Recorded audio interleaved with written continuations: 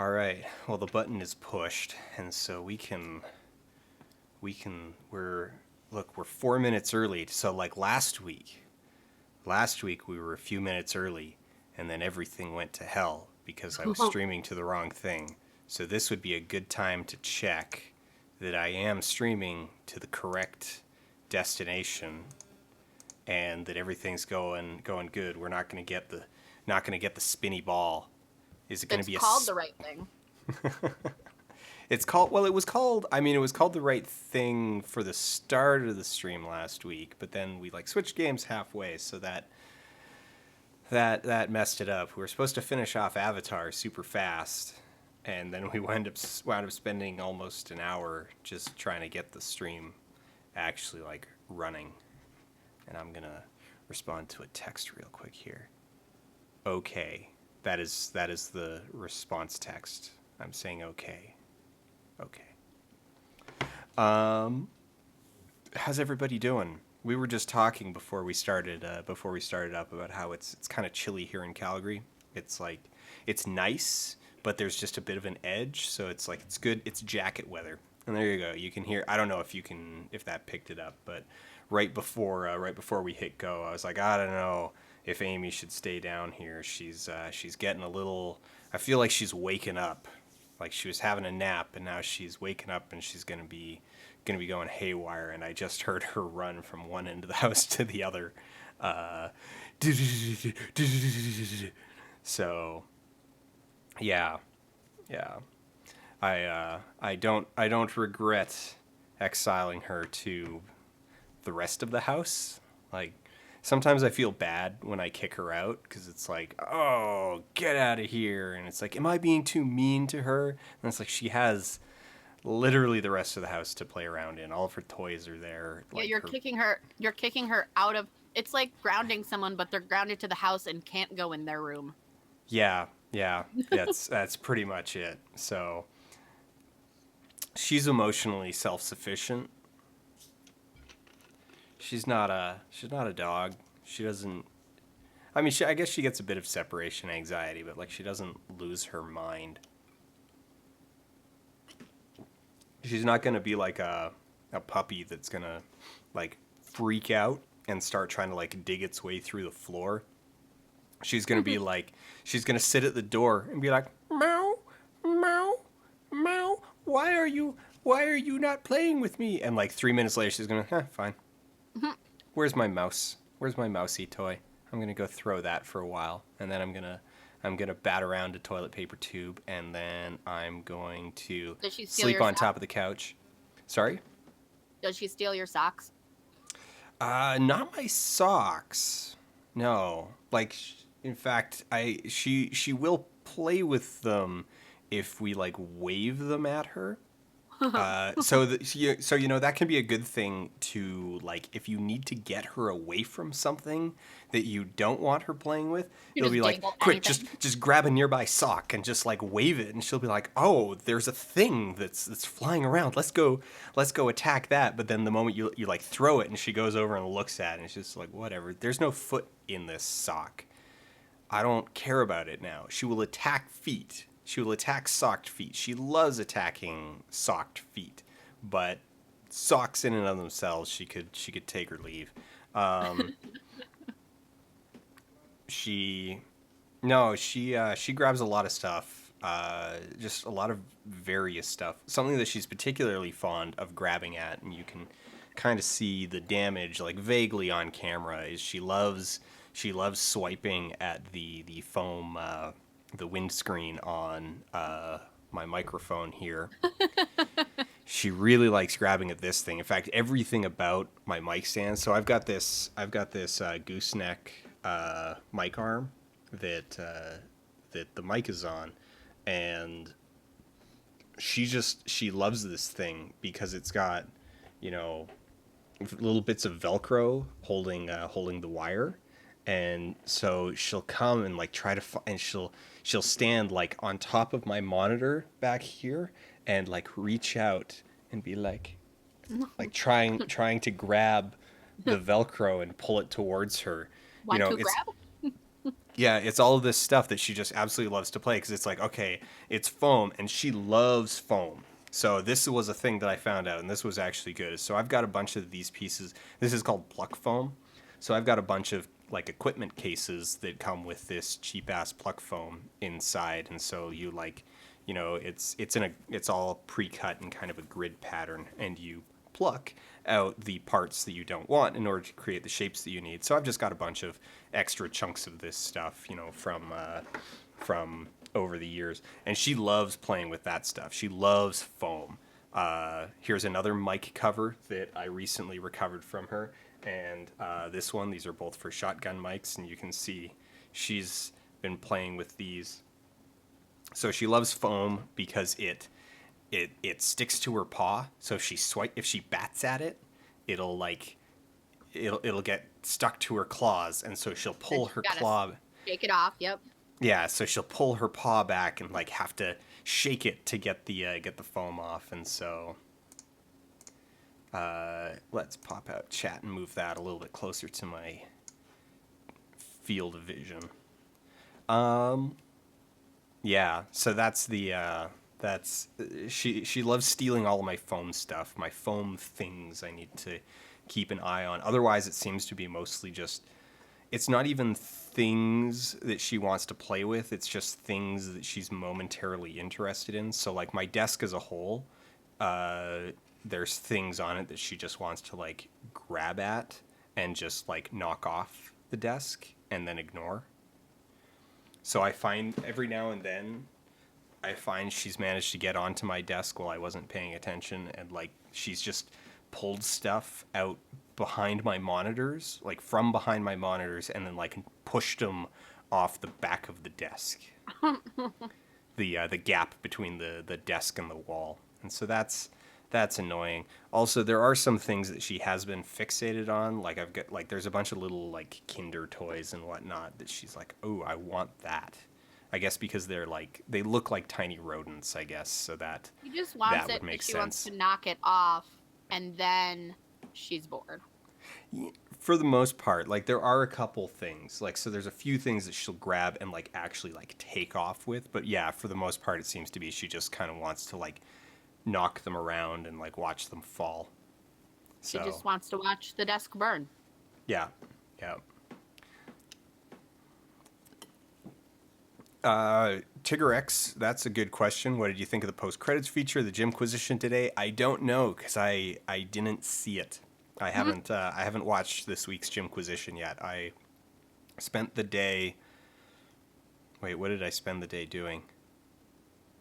I was working on Expo. I was working on cutting the dock, and my time today basically evaporated. I have no idea where it went. I didn't make nearly as much progress as I was like hoping to. So it's one of those days where you spend all day on a project and don't go anywhere, and at the end you're like, what happened? Like that took me 4 hours, but I didn't 4, 5, 6, 7 hours, and I don't feel like I made the progress that I necessarily should have. So excuse Gotta me. love that. Yeah, yeah, gotta love that. So we had a subject lined up for last week that we weren't able to talk about last week because you were out of town. Yes. Do you remember what it was? Vocal fry, probably some uptalk, Yes. VPN stuff. Yeah. We were going to talk about that whole thing and how teenage Vocal girls are swelling. getting crapped on. Teenage girls get like the internet just likes to take a crap on teenage girls. It hates teenage girls. It hates everything it hates everything that they like and everything that they do. And so if they like or do something, then the internet is going to write 1,001 think pieces about how like they're doing everything wrong and bad and they need to stop. Honestly, I think there is something to be said though about getting rid of these irritating vocal tics, but they do frequently jump on that particular demographic, to use as an example, as if guys never have vocal fry or Well, something. like I mean, I've been talking in vocal fry for the last 5 minutes. Yep. Yeah. There's quite a bit of it coming out of there.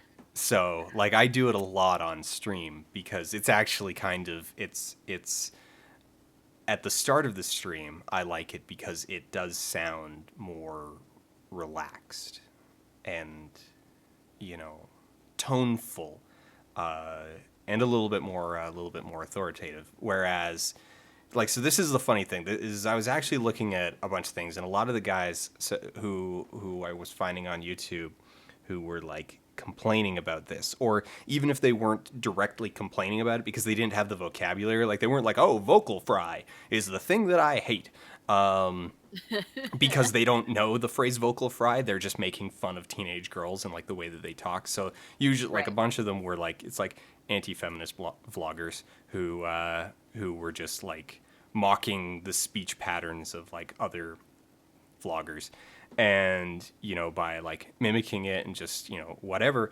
And the thing is that every single one of these guys, like almost, I shouldn't say every single one of them, almost every single one of them is doing the opposite thing. So you've got a lot of these girls. You got a lot of these girls on YouTube and just all over the place. Like there's a lot of hypotheses about why people will go into fry. Maybe we should back up just a second and explain what we're talking about. Uh, Do you want to explain so what fry is? yeah, so vocal fry it's essentially, and I was gonna say this too. You were saying you like to do it at the beginning of your stream a lot. I doubt you're doing vocal fry as a conscious decision. You're just speaking lower, Yeah. with less up and down inflection. So honestly, vocal fry a lot of time comes out of you're not warmed up yet, like your voice hasn't been in use a whole lot. So if you have been sitting there for 6 straight hours not talking to anyone and just editing film, And it's then you went and likely took a when you start to 45-minute nap yeah, because yeah, you're tired yeah. and you've got a stream coming up. Exactly. So vocal fry is like when you talk kind of at the bottom of your vocal ability and you hear those little vocal fry is the sound from The Grudge.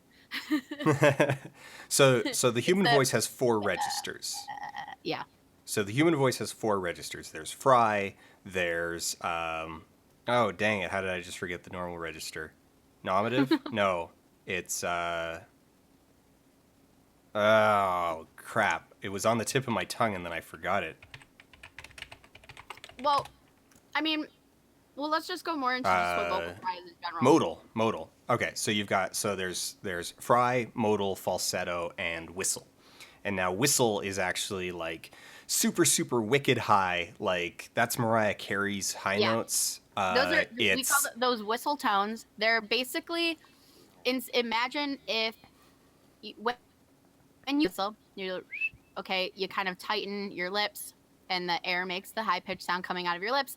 Just imagine if you were doing that though way back in your throat Yeah. by tensing your vocal cords and whistling the air through your actual vocal cords instead of your lips. So it's tones that that most adults can only make by whistling, but little kids and a very few select singers can make those tones just with their vocal cords. Exactly. Then you've got modal. That's your normal speaking voice. So this is my modal voice right now.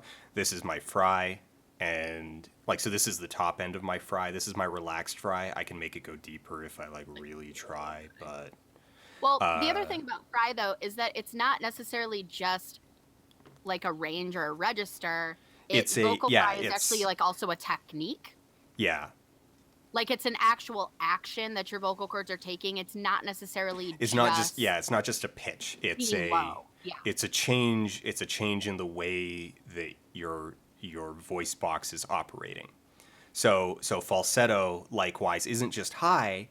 It's actually it. I can't do a good falsetto. I feel really subconscious when I do it. But like you're actually changing the way that you're like processing sound out of your voice. Falsetto uses a lot more air rather than resonance, your falsetto resonates up in your head mostly. So the vocal resonant chambers in your head are what's used when you're using your falsetto, whereas when you're using your modal voice or when you're belting or like kind of normal rock singing or something, Yeah. you're using also your chest cavity as a resonator.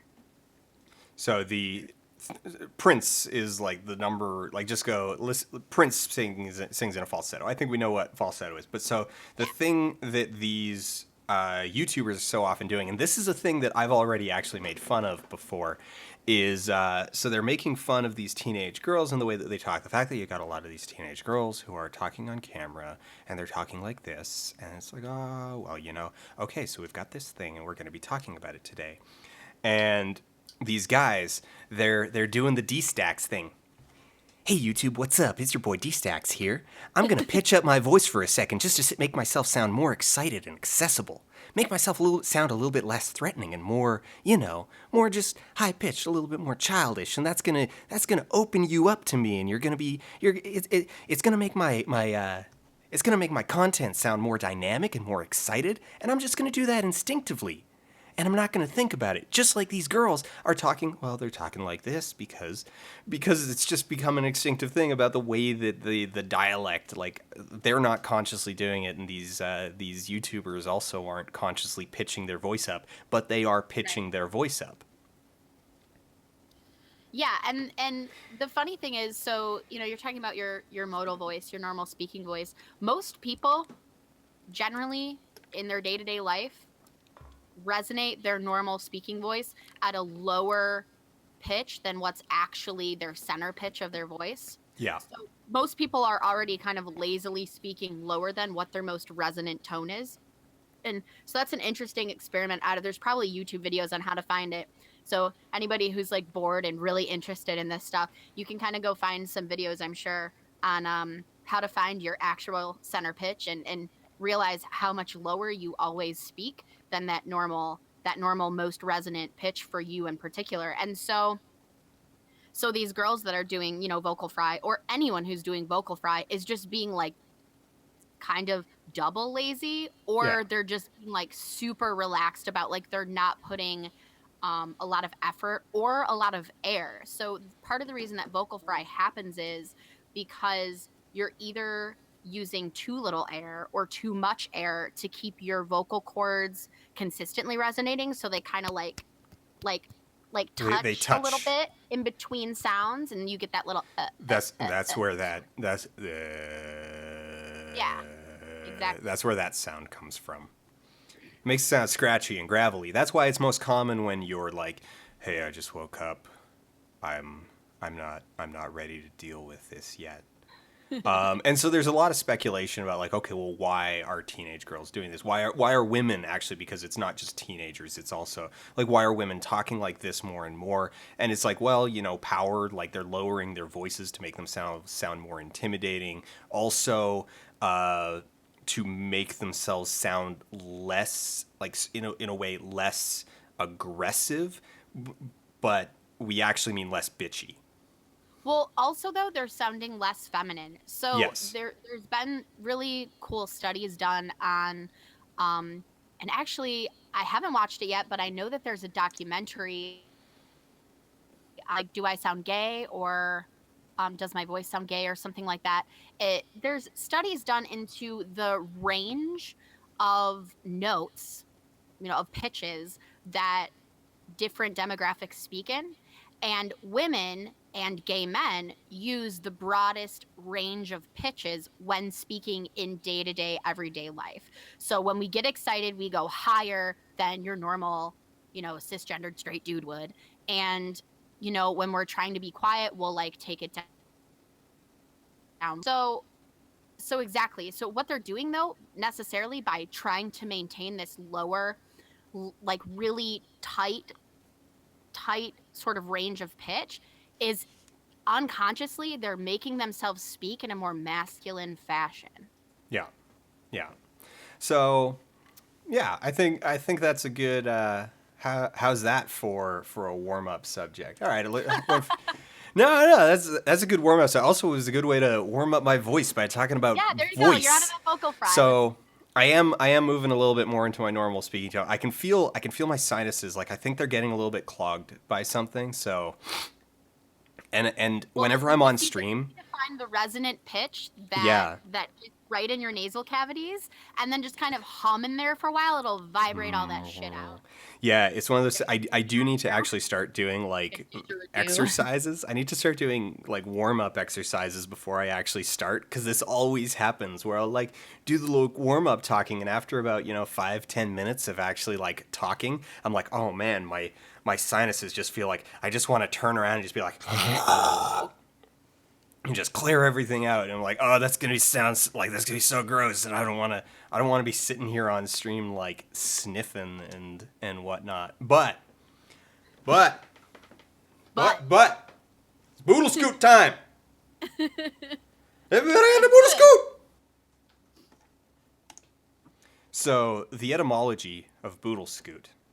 yes, please explain because I was not around for that. You weren't here for the etymology of It was Bootlescoot. not. So this is Battleship. This is Battleship, the board game, the movie, the video game, The stream. the stream. And as we were playing last week, there's a weapon in the game. So all of the opponents use a weapon called a flak, and so I was running around with it because my character, we decided, is the flak daddy. and just through the process of like mutative language, Zach, at one point, who was with us last week, spit out the word Bootlescoot instead of Battleship, and we decided on the spot that this is Bootlescoot. Now, some more things that we learned about this game last week is that it's actually not awful. Really? Really, it's Did you watch the film? Did you watch the movie? the I'm film. sorry, I didn't even mean to call it a film. That hurts my. It is a film. sensibility. It is a film. It is a It's a movie. movie. It's It's a a movie. very.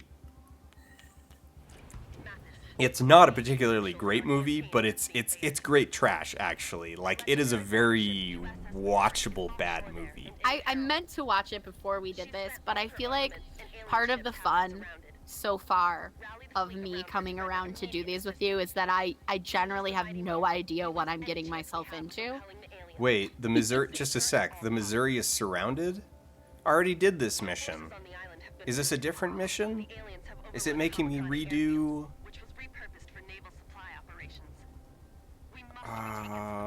No, Kamakani Airfield. What's going on?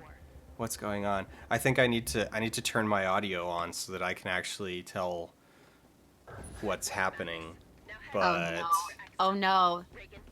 That doesn't ever go well for us. let me figure out real quick though if let me, one, remind myself what my controls are, and two, oh wait, no, it just sent me back to the end. Okay, it was that mission, but it just put me back to the end of the mission. Okay, so I'm gonna come up to this like glowing door here, and it's gonna be like, what? It's closed, and then there'll be one more rush of enemies, and then they'll die, and it'll be like, oh, okay, well, yeah, it's these spinning things.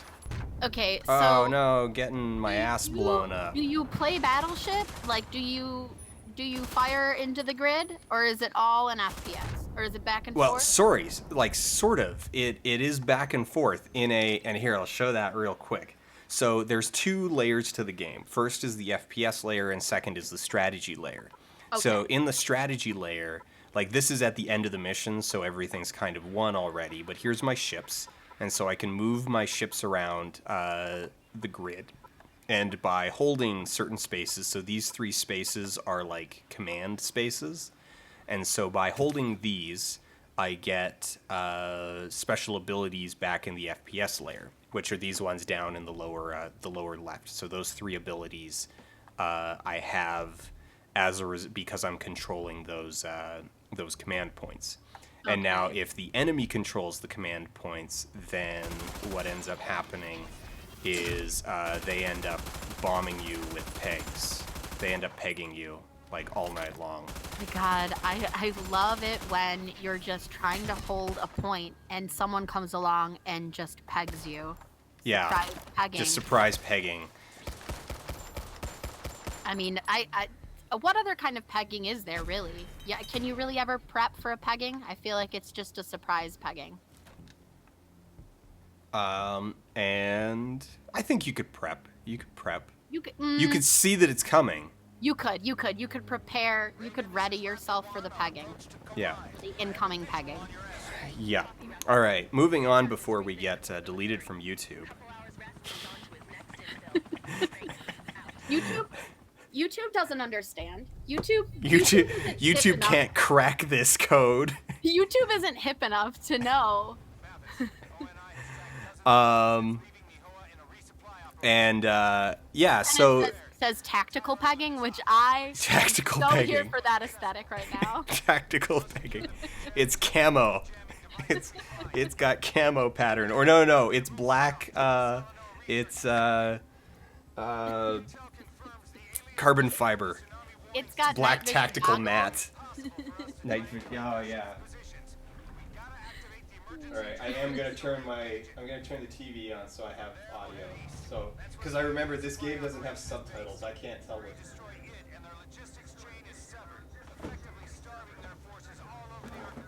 All right. Oh, Red Mage Ultra came on the stream and surprise pegging was the first thing they heard. That's perfect. You're welcome, Red Mage Ultra. You're welcome. Oh no, vehicle section. Please tell me I don't need to actually like steer this thing and this is just a landing. I don't. This game has been pretty good by virtue of being well constrained. Like that it's not bloated with like constantly throwing. Oh, shotgun time. Yeah. Like, yeah, no, this game actually has been fairly good by being actually, actually focused in its design. And, alright, the Missouri, go there. The JQ Adams, go there. You only really move your ships around kind of like when you want to, or to pick up like where you want to move them to specific points and stuff. You don't actually play like levels of ship. No, correct. You do end up bouncing back and forth between the two layers pretty frequently. So it's not just like, oh well, yeah, there's this strategy layer, but like, you know, there's this strategy mini game, and you can completely ignore it. Like, you are going to want to like zip back and forth between the two. Because so there's this wild card system. You can see like it's like, oh, triangle for wild cards, and I don't have any right now because they reset at the beginning of every mission. But as you're running around in the first person shooter layer, you'll kill enemies and they'll drop cards, and then you use those cards to power up your ships. Okay. Is that what those little like pseudo chevron-y flag things are under the ship? Yeah. So different ships have different can have different loadouts. Like you can. So there's a card right there. So that one gives us direct control over. I don't remember how to crouch. Here's where my suspension of disbelief ends already with this game, though. You're standing in the middle of a beach, in the middle of gunfire, and you're looking at your Apple iPad. And time freezes. Around. And time freezes, and also you're never shot. Oh, I've been like while I'm looking. Yeah, time freezes. Like that's what happens when you look at your iPad. Time stops. I pull out my iPad on the subway to get to work. It does freeze time, and I never get to work on time. I know, so I guess that's exactly how iPads work. All right, circle is crouch.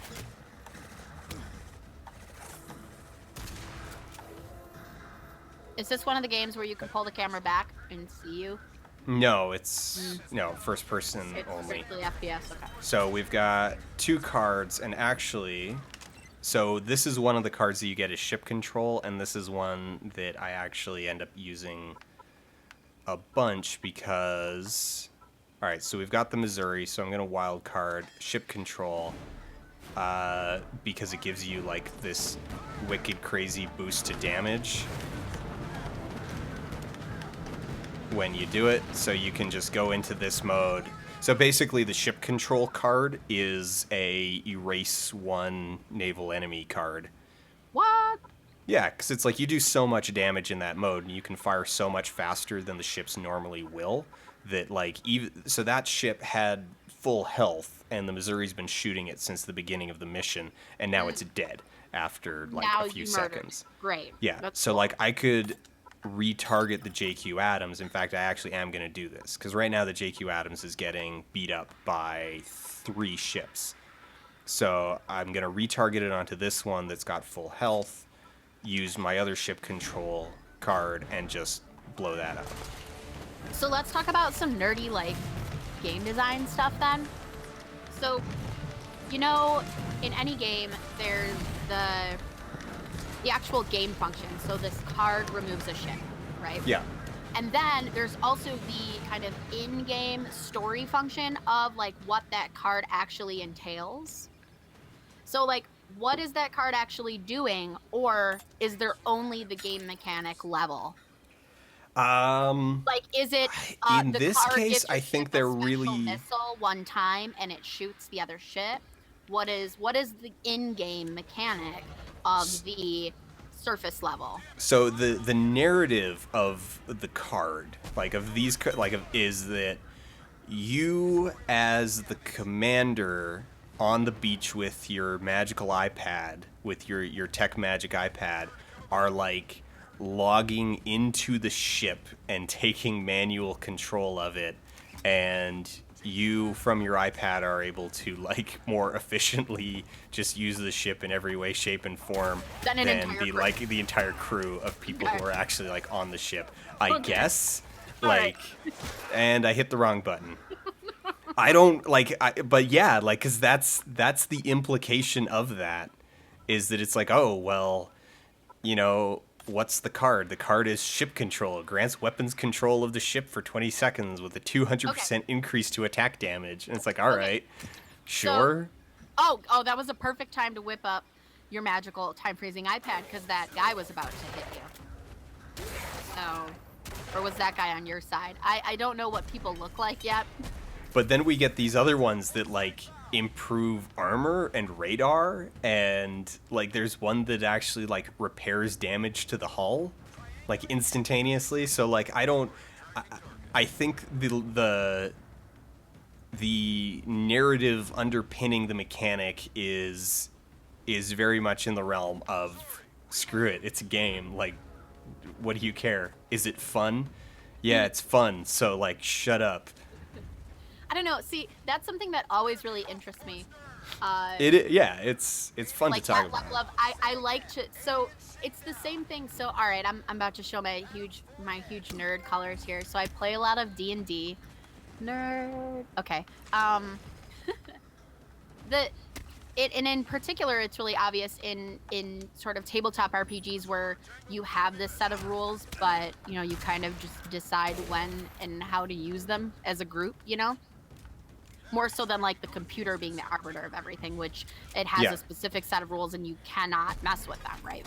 Yes, as a group, you can collectively just decide to bypass something. Right, Like this like is something I spend a lot of time on, like forums, trying to hammer that home to people. That it's like, no, you as a group playing this role-playing game can simply decide that something happens. If you're tired of a fight and it's going poorly, you can just all be like, look, we're not having fun and this is going to take another hour to resolve. Let's just move on. And you can all go, okay, everybody knock off one healing surge and you're back in town. Right, exactly. Like, so that, and it's obvious in a lot of things in D&D, most specifically in, the rules mechanics for like combat and magic, in the sense of like, okay, so flanking, right, in D&D, is you have to be standing in these specific spots. Like that's the game mechanics. But what's the narrative? Like why does it work in the story? And it's because, okay, well, if attacks are coming from 2 disparate angles, you're gonna have a harder time blocking any of them. Yeah, you can't defend yourself as well. That aspect of game design is probably the most interesting thing to me, which is why I'll probably ask you dumb questions like that, because they make me laugh when the game doesn't think about it.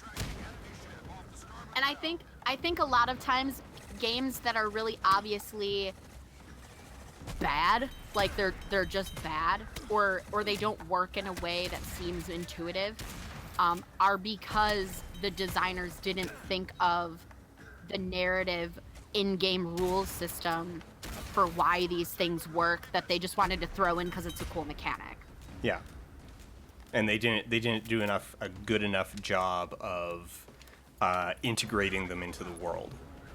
That it's like you can have a good mechanic, but if it doesn't have a good myth to go along with it. Exactly. Like it needs to be like I need the diegetic and the non-diegetic reasoning for why the mechanics work. Yeah. All right. Do we have too many cards? All right, we've got too many cards, so now's a chance to go burn them. I bet some more ships showed up. Oh, do I have a repair? Yeah, so here we go. Repair 10K. Just straight up, like, repair that ship. We're going to give this one... You know what? Yeah, let's give it radar. And the JQ Adams gets beat up a lot, so let's give it missiles. Are you picking up these cards by walking into these symbols? Yes. Okay. Is the symbol working like a checkpoint, or is it just a marker for like something you're grabbing off the ground?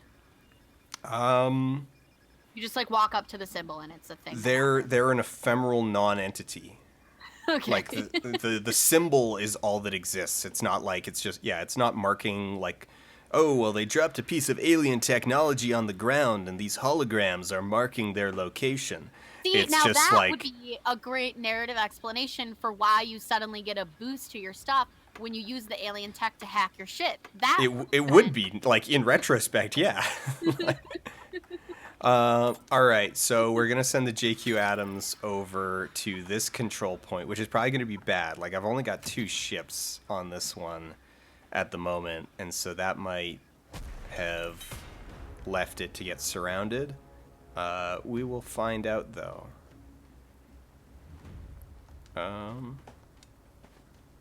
Oh, is this not the direction I need to go? Okay.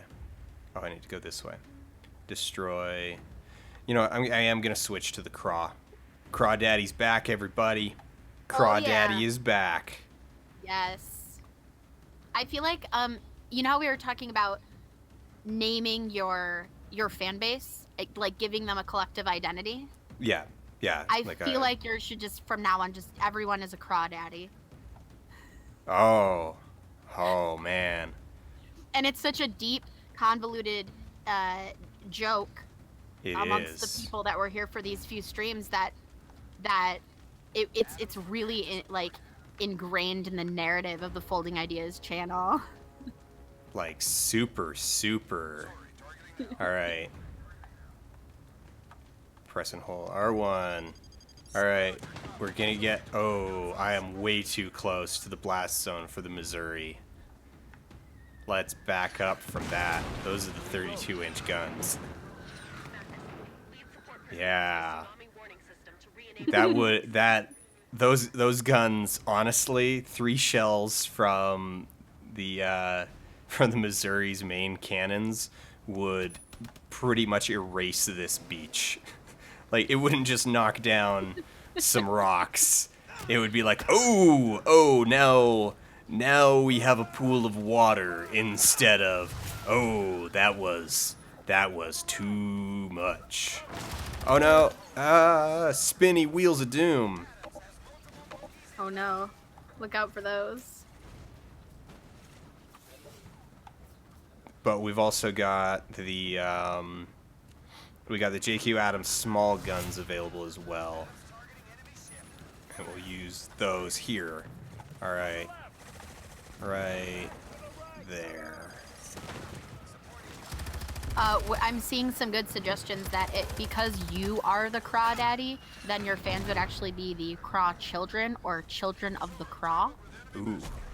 These are all or Craw Kids. I like the alliteration of that one, but two reasons I'm gonna nix Craw Kids. It sounds like a bad Disney Channel show from the 90s, and also you're 1K away from a really dangerous acronym. Yes. Yes, I can. Oh no, get back. Crossins and Oh. Children of the Craw. I like Children of the Craw. Someone who's good at Photoshop, make us a Children of the Craw, Children of the Corn mashup poster, please. See, because yeah, it was the Snuggie cult of like, share, and subscribe. But like, I suggested that entirely ironically, but because actually that was the whole thing. I mean, that was the whole point of that video, was to stress the fact that even if you are doing something, like if you're self-marketing like that, even if it's ironically, it's still not entirely unironic, because you are at the end of the day still self-marketing, like, with intent. Right. You benefit from the self-marketing, even if you're like, ha ha ha, self-marketing is stupid. Well, also at the same time, like... Oh man. I got wasted there. That did not go well. Yeah, you kind of got... I'm gonna have to duck into cover and just wait for, like, these cooldowns to come off cooldowns so I can just nuke Do you remember the old... I don't know if you had to watch these in, like, elementary school or whenever you started learning about the war. Do you remember the duck and cover? The little, like, turtle cartoon that taught you how to, like, hide under your desk if they fired a nuclear bomb or an atom bomb? So I never saw the originals of those until I was actually an adult. I only ever saw the, like, cultural replications of the duck and cover cartoons. Okay. Yeah, we had to watch the original ones in school. Now that I think about it, I probably was in early high school or middle school when we had to watch them, because it was probably when we were learning about World War II. Alright, cards are full. 20,000. Okay, let's use another repair card on the JQ. And use a direct control. Oh, I should have switched her target.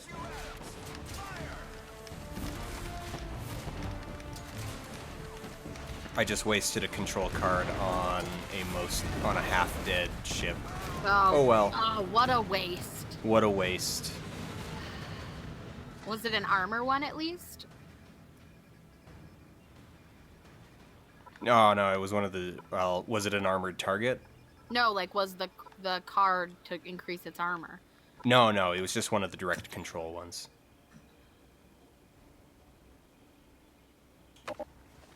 The Craw gun doesn't suck. That was actually one of their, like, armored berserker enemies. Actually, there's another one. These are just their, like... These are their advanced... Kick your ass, guys. Kick his ass, Seabass. This is bad. Am I getting attacked from behind? Oh no, I was stuck against the, like... Stuck against the wall. Alright.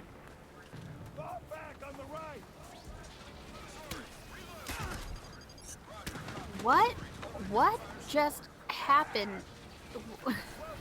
Why is the gun ammo, like, glowing and then not glowing? I'm very confused. Maybe it's just the lighting is just, like, badly reflecting, like they just did bad. Did they do a bad? Wait, sorry, I don't know what you're saying. Why is what reflecting? When you're firing, you see the little chambers and the circles in the ends of them? Yeah. Sometimes they turn red and stay that way even when you're not, firing and it's lighting up. And then sometimes they're dark. I think it's just Oh, because this one has a heat. This one has a heat meter, so it has. Oh, it overheats. Check Yeah. that out. Thank you, chat. And by demonstrating that, I am now out of ammo. Also, my There it is. There it is. Oh my gosh. my shots from the Missouri missed because I wasn't actually targeting any terrain, so they just fired out into the skybox. Thanks, JQ, for. All right, let's hold square to replace my craw. There we go. All right, my cards are full again. All right, well, let's just level up the Missouri. Radar, naturally. Missiles, naturally. And torpedoes, since I don't have any room for torpedoes on the JQ 25 to 36. I could use a 10. I could use a 10K, but not quite yet.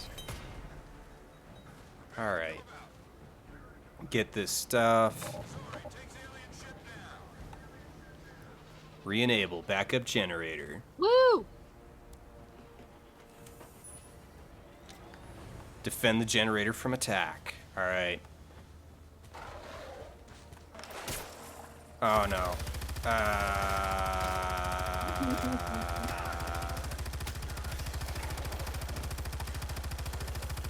So are you literally you're just fighting things to keep the world from being murdered by aliens? Like, is there any deeper narrative happening that I am or am not privy to? So we were out in Hawaii doing war games. Okay. And then during our war games, a bunch of aliens it's the plot of the movie. Which which you did not watch. I did not watch, yeah. So aliens show up to join in. They're like, "Oh, hey, we see you guys shooting stuff around. We're going to test you." And so yes. Perfect.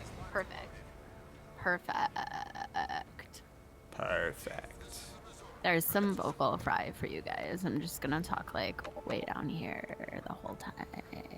It's perfect, or as the French would say, parfait. Everybody loves parfait, Dan.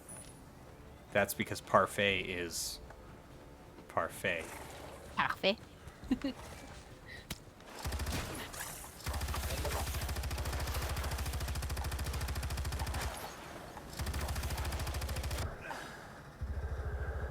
These bruiser guys are kind of they're not very good. Like I'm gonna say they're a bad addition to the game. They're not very fun. The craw, however, that's some good stuff. That's the good stuff. All right. I feel like after we're done, I am gonna have to go find this. It is. Watch it. It is totally worth watching. Should we do? Should we do an illegal live watch, a together watch of Battleship? Oh, that. I'm not gonna say I'm not tempted. I mean, you don't have to like save it, right? It'll be only for people who see it right when it happens. Well, I do have that other channel, the burner one, and the Megatron channel. Technically, it's not illegal because you're still screening it within your own home and not profiting off of the showing. Just saying. Just saying. All right, what's this one? They're actually giving me so many cards. I feel like it's like, okay, this is gonna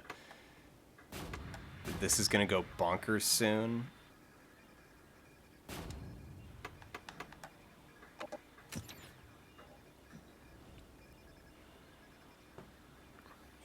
Yes, Jonal, a burner channel. It's a channel that if it gets deleted, it's not actually connected to any of my accounts.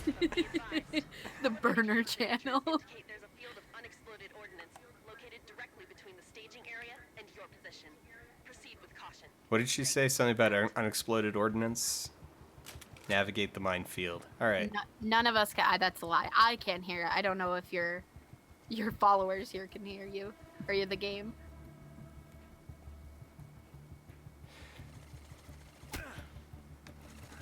Well, so like live watch. So okay, so I live tweet stuff all the time, and when I do that, I do screen grabs. What I'm actually looking to do as kind of an in between is a like 1 second, like basically 1 frame per second or 1 frame every 2 seconds. What you could do is, I mean, or you just do the thing where it's like, okay, you need to have your own copy, and I'll have the, like, yeah, because it's like, all right, well, I'll have 1 frame every, like, 2 seconds or 1 frame every second, and then, like, you basically need to have your own copy if you're going to follow along in any meaningful way. In which case, you're basically, like, then creating, like, a commentary track. yeah. Well, like you could watch it and tell people when to go, right, with their own copy, and then just only have the camera show your face most of the time. Yeah. And then only, like, you could, like, show clips from it, like as, you know, as if you were switching back and forth from your face cam to your video game cam.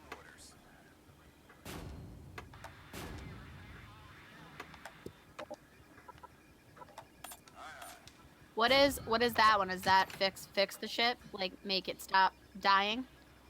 I don't know what I just used. So one of those was a repair, and what was the other one? I think that might have been 2 repairs. I thought one of them was different, but... Mathis, be advised. Ships near Kauai report an enemy vessel capable of firing shredder mines. They appear inert, but if you get too close, they activate and pursue. Be careful. They're firing shredder mines. Got it. They appear inert, but they're not. They're just not.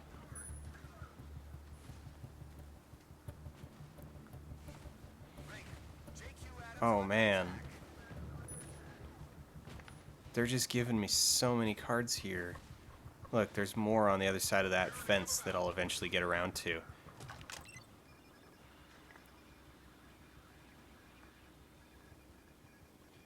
Oh, the JQ's getting... Alright, JQ. Target that one. And then we'll do a direct control. Do it. I mean, I know I'm playing on easy, but I feel like this is, like, almost absurdly easy. The game up to this point has actually presented a, like, fairly, you know, decent, nice bit of challenge. Like, it has had, I guess I should just say, it has had challenge to it. Alright, well, I can target that one, and I've got so many of these ship control ones, I might as well just, like, annihilate all of these. No reason not to. Free up space for the cards that are inevitably going to drop. Unless this is it luring me into a false sense of complacency. They're like, oh, you are drowning in resources. Here comes a drought. And you'd be like, no! Why did I use all those at one time? So, when you're doing the ship part, though, you're not, like, aiming or anything, you're just hitting the buttons. Well, you are aiming, but you really you don't, like, aiming just isn't difficult. Oh, okay. Like, you just kind of have to move the reticle down so that it overlaps the enemy ship. Like, it doesn't keep drifting or anything, so once you've got it in position, you just have it in position, and you're fine. Got it. Got it. Oh, man. Okay, apparently the... Oh, okay, I don't actually know what killed me there.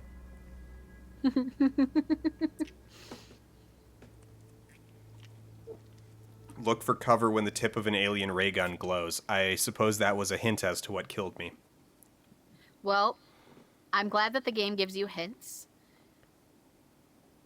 when you're on easy.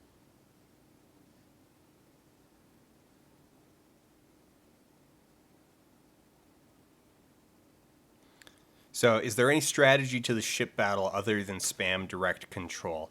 I guess this is kind of what we were talking about. Like, so in the actual ship-to-ship battle, like when you take direct control, no, there is no real strategy that I've found. Like, there's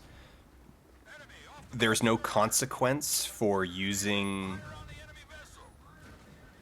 your different weapons.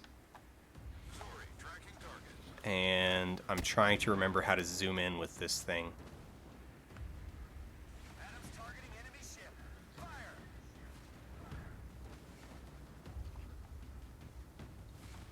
Oh, there's the guy, but I still don't remember how to zoom in with it.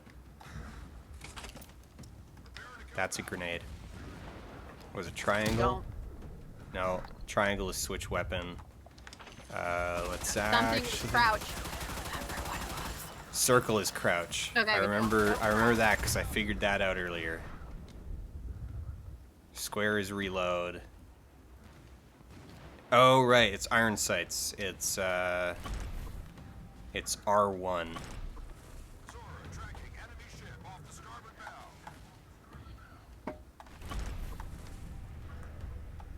Well, now you figured it out.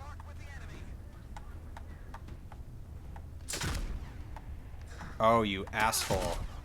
He knew I was about to shoot, and so he dodged sideways like a smart person. Ah.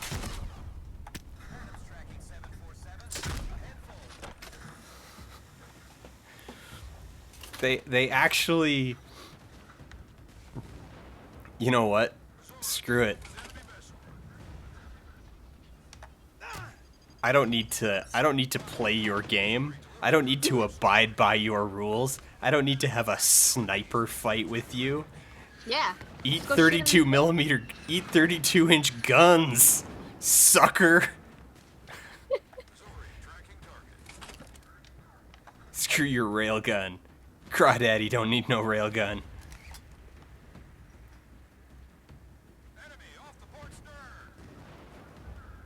I feel like you should just only use that one weapon just all the time. We were doing that to start, but they like change your weapons at the beginning of each mission.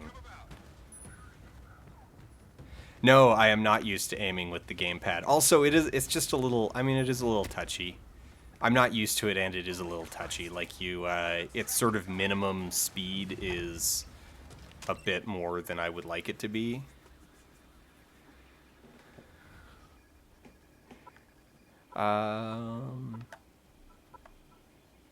Things are going fine out here.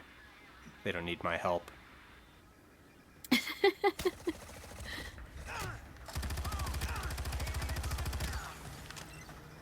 Oh, wrong button. I wanted to throw a grenade.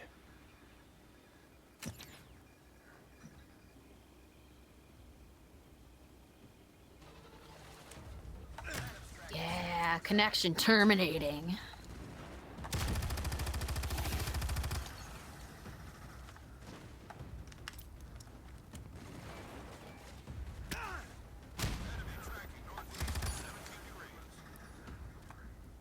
So we've got some postmodernist debate happening in chat right now. Oh yeah? Yeah. What's the gist of it? Is it about how postmodernism is a surprisingly flexible and constantly applicable line of thought despite its impracticality? It's not, but I think you just shut it down. That's perfect. If we could just keep talking about that. Because postmodern is one of those fascinating things. Like it's It's like millennial, where millennials are like everyone. Like, what are we now? We're like 35 and everything under still. Like they've just like they named that generation and then they just kept calling everything else millennials. after like, yeah. Yeah, That it was I'm a millennial, but so is like my youngest little sister. Well, it started with me that it's like, oh, like Dan's generation are millennials because they're going to, because I graduated in the year 2000, so it was like, yeah, they're coming of age at the turn of the millennium, and then it just kept expanding and expanding, and now it's like, anyone younger than MTV. They're all millennials.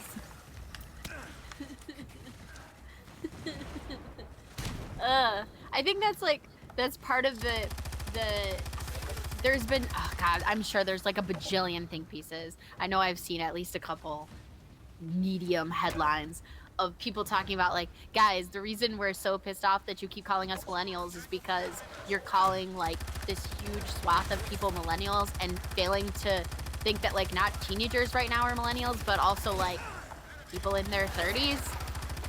Like, we're not the same. Yeah, that my life experience and a 15-year-old's are pretty wide, like far apart at this point. So vastly different, right? Even if that 15-year-old had the same experiences as we did at 15, like we're still not like those extra years are quite a vast like chasm between the ends of what they call millennial.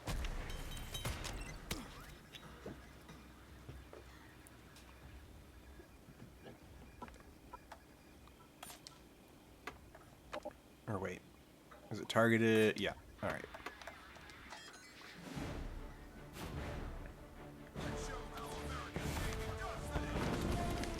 So yeah, so oh man, the Missouri does so much damage. It's so hard. I annihilated that thing so fast. All right.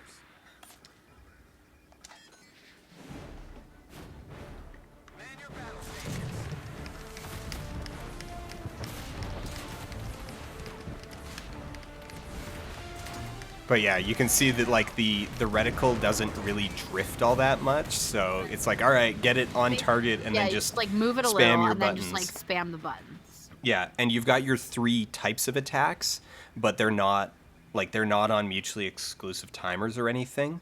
So you don't need to pick which one you use when. You just use all of them as fast as you can. Like as soon as something comes off cooldown, use it again. Even if it's like the less optimal attack. Like, so it's like, okay, the main guns are less good against submarines than the torpedoes, but it doesn't matter because you're not picking between the main guns and the torpedoes.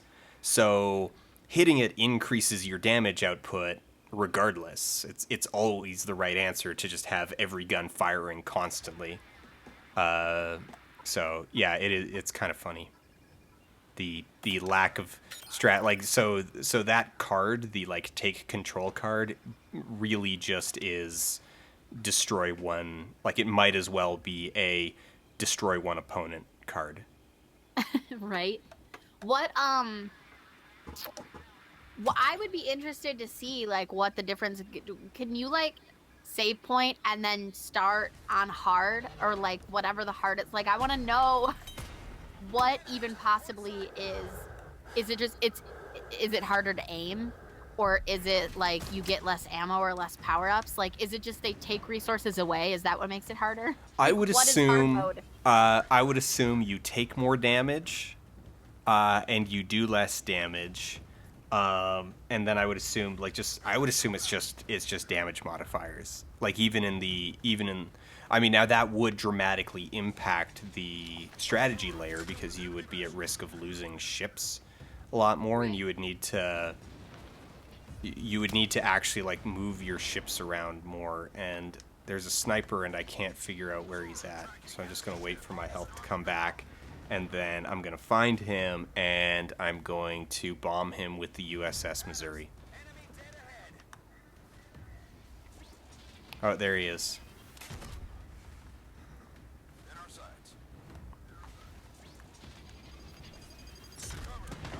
Hey man, have you ever seen a 32-inch shell? Have you? Well, you're gonna get... It's gonna be the last thing you're gonna see. I feel like... We're not going to touch that one. Head east to the cargo staging area. Disrupt the alien logistics chain and destroy any cargo you encounter. Reagan, out. Are you, like, collecting anything other than these power-ups? Like, what is the end of the mission? Just kill everybody? Oh, the end of the mission is... Wait, I actually lost track of what this specific mission was. But no, like you've got goals that you're trying to accomplish. All right, if those shells could, there we go. Thanks. Wait, did that not get him?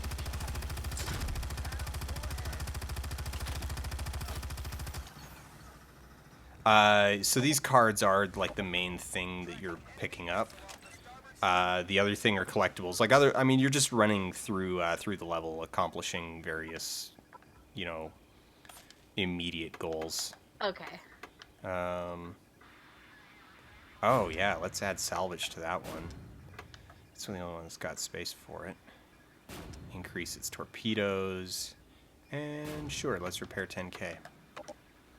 And then how's the JQ doing? Fix it. Yeah, we'll repair 10K on the JQ, and we'll boost its missiles.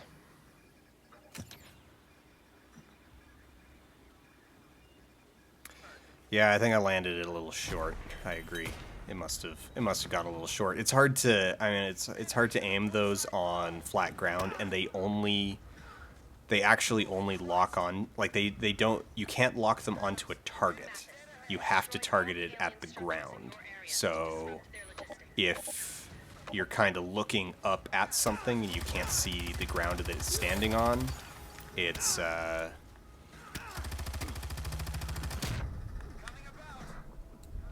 Did you play actual Battleship?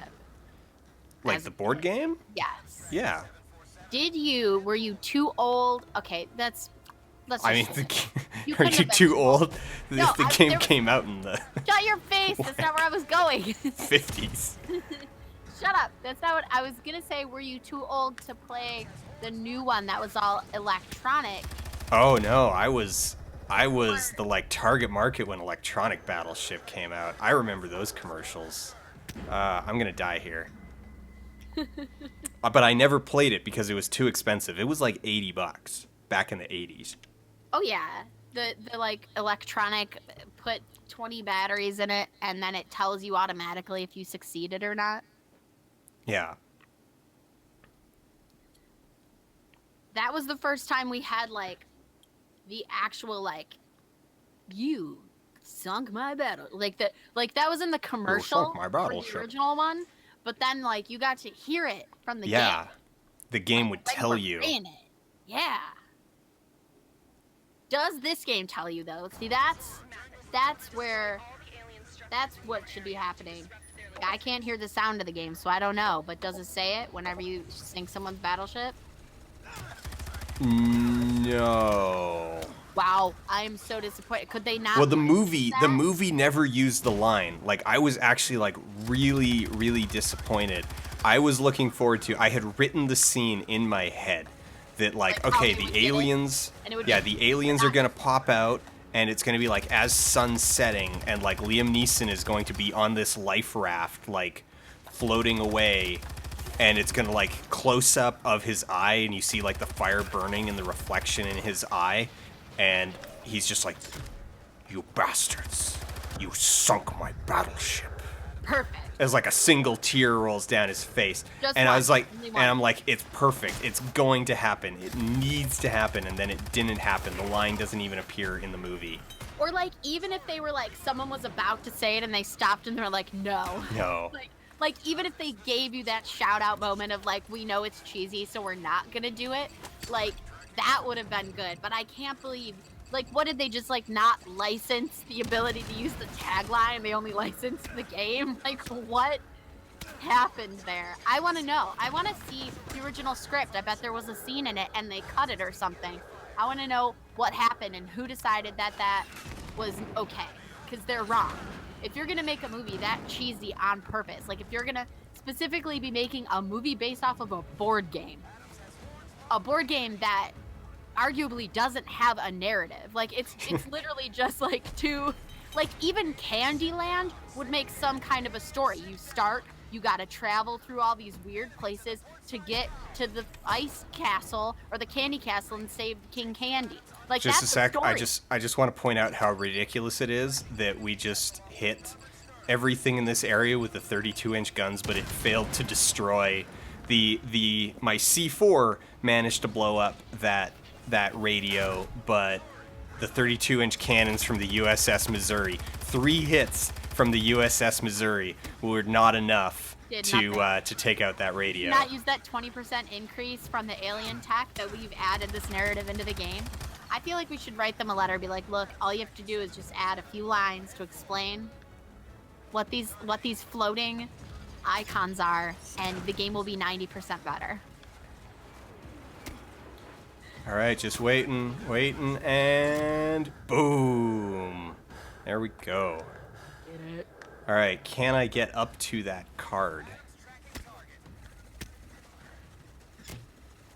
Who's shooting me where?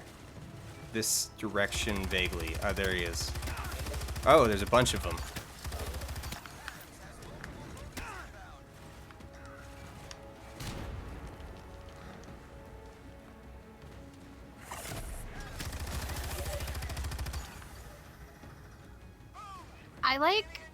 Oh, my ships are getting... I like this sort of beat like up again. nondescript tropical place you're in. Like, It's Hawaii. It is explicitly Hawaii. it is definitely Hawaii. Yes. Okay. All right. I guess I didn't notice the names when it was showing you like the big maps. Yeah, that part's explicit at the beginning of the game. The beach for exfil. We've got to get you to Nihao for a priority ONI mission. Do you feel Head like to the there's beach some, for like, exfil. Do you feel like there's some like veiled Vietnam metaphors going on here with like the like guerrilla warfare of the two, and then like one side's more militant and you're like invading like a tropically like wooded area and stuff. It's also the beaches, but I mean, the thing is that we're the ones being invaded. right. So if anything, it's a Pearl Harbor, like it's reliving Pearl Harbor. Yes. Okay. But like so it's revisionist Much- Pearl Harbor. much It's like more- Pearl Harbor, Yes. but this time we like immediately crush their empire. That's such a I can't believe I missed the Pearl Harbor reference and went straight for Vietnam like a total noob. But that is perfect. That's actually it is. That it's a fantasy reenactment Reenacting of like, of Pearl Harbor, where like Emperor Hirohito just like was like there at Pearl Harbor, and so we were able to just roll up to his boat and be like, "Yo, all right, get next filled." schooled.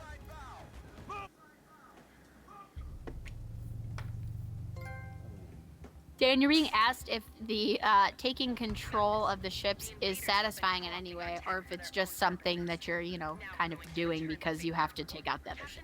It is kind of satisfying. Wait, the Iowa classes have six. Wait, is the Missouri an Iowa class? Yeah, I guess it would. Missouri, Iowa. It's only a 16-inch cannon. It's a 3 16-inch cannons. Not. It doesn't have the 32 inchers. Oh, okay. Wow. Is I think what they're. I think is that correct? Sean, being pedant, that the USS Missouri has a triple 16-inch cannon, not the 32-inch cannon. So I briefly lived out in Dahlgren, Virginia, where they had the U.S. Navy's Naval Research Center, Naval Weapons Research Center, is just outside of Dahlgren. And so every now and then, and by every now and then I mean every single weekend, regardless of where you were in the county, you could hear, like, it's like no matter where you were in the county, it sounded like a crane had dropped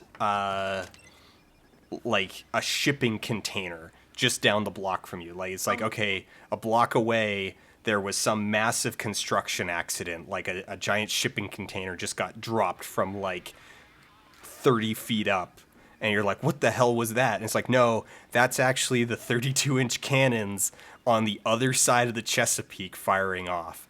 Oh my goodness. It's like, holy crap. Like, they are absurd.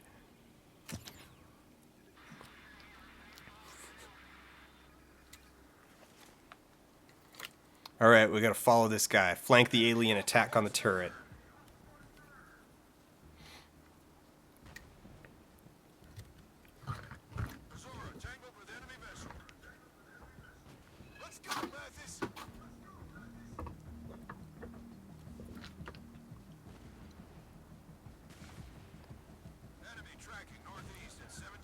I can't even imagine what they sounded like up close. Like, it would be, like, it would be literally unimaginable.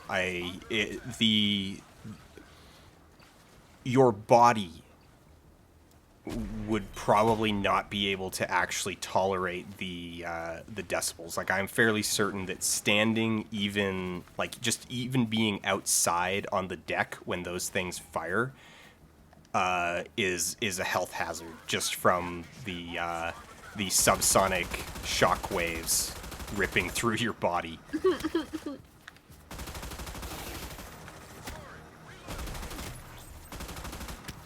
I like that your ship controller thingy is like kind of wanting to be the board game. Like when you flip it up, there's like the double grid. Oh yeah. Your little like iPad.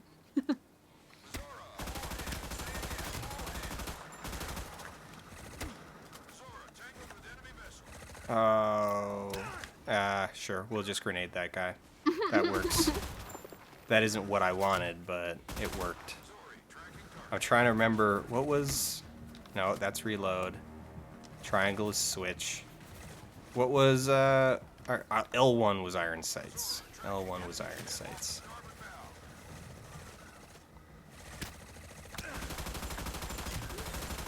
It's really hard to tell the difference between what the aliens you're supposed to shoot at are and like other dudes on your side. Yes, they Like they look really similar. they both look like soldiers. Yes, yes, that was one of the first things we noticed about this game. Was it just like, oh, like it's fine when you're alone. Yeah, because you know But- everything but you. It's like everything but me. But yeah, then the moment you've got to. I mean, I don't know if that's like a thing that's like movie reference, like they were coming to test us or whatever, so they like took our form, but still. I think in large measure it's just the game being cheap.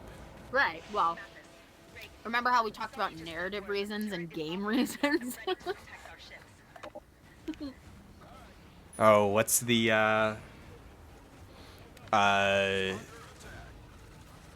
Doyleist versus Watsonist reasons?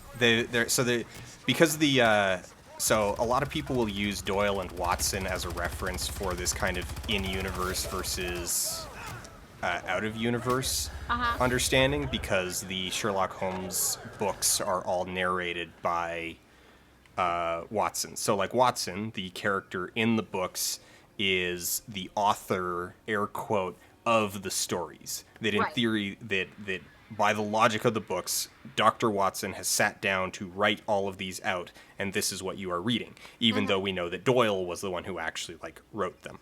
Right. So, Okay. That's cool. I like that. 29. Yeah, sure, repair it some more. And since looks like it's our only ship for this mission. Let's just give it everything.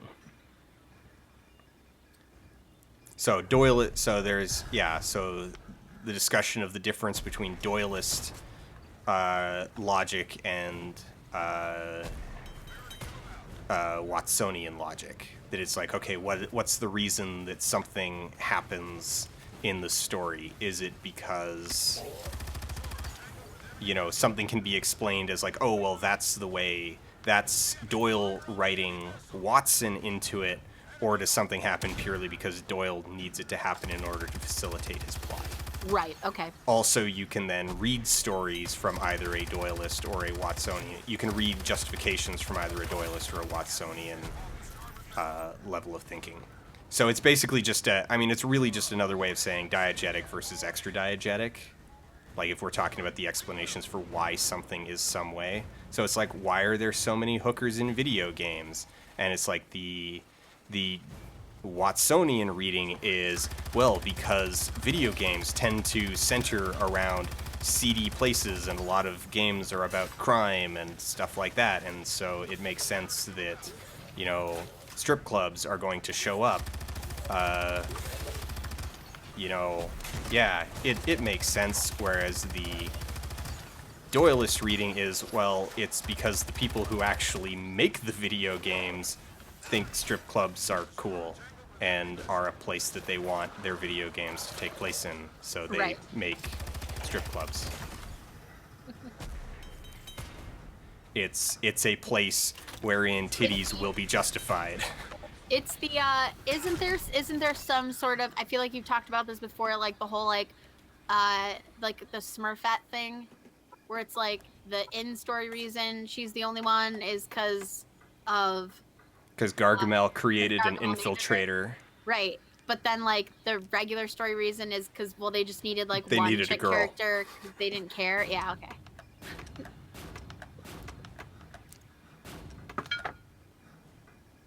Oh, I should have put salvage on it instead of... I wasn't paying attention.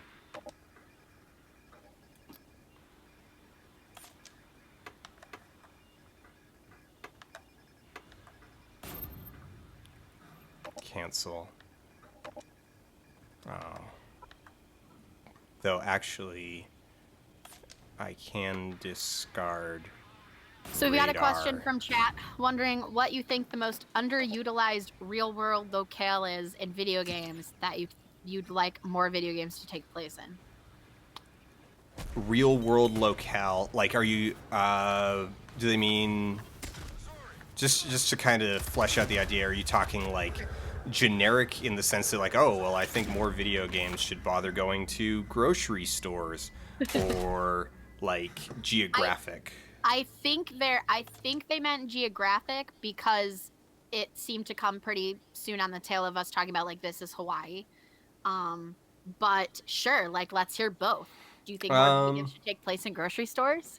I think geographically, I think more video games should visit Central and South America and the Middle East and Africa in a friendly way, like a non-colonialist way. Yeah. Mm-hmm. Like, hey, we're going to these places because they're cool places where interesting things are happening, as Not opposed to like fight an enemy or not because we're a bunch of CIA agents who need to like exfil a foreign national from the favelas of Brasilia. Right. Oh, hey, I get a chance to redo those cards. Okay, so the first one I want to put on... All right, well, let's put on radar. Let's put on missiles, torpedoes. Let's repair. If you could... We can boost radar. We can add armor. If you could pick 2 board games to have movies made of, what ones would you want made, and like conceptually what would they be? Like, is there a specific director you'd want in on it? What part of the story would you want told? Like, how would you turn the game into a story? Oh, Oh, that's a weird question. I don't Let's know. do this. I don't know. A board game. What board game to make into a movie? I don't know. Part of me is like, I don't think board games should be made into No, movies. if you have to pick. If I have to pick, I feel like I need to just like within myself narrow that down some more. Like, are we talking old abstract American video games or post Euro games, video or board games? Okay, we're talking like before everyone Pre-Settlers decided of board games were cool Catan. again. So Yeah. pre-Settlers. Like Pre-Settlers. Monopoly is like I want old school board games. Like how they've done, like Clue did well. Okay, Clue did well. Then yeah. we got Battleship, and we got what was the other one they did? Oh my god, what was it? Now I'm blanking on it. There was another one. Oh, there's like not a board game, but they made like the whole Angry Birds movie. Which wound up being like this ultra right wing, like really weird. That it's a really weird movie.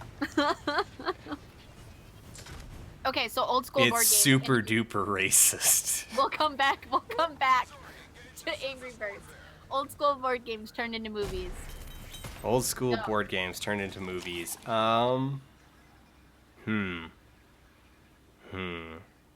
Like, how would you turn Jenga or Kerplunk into a movie?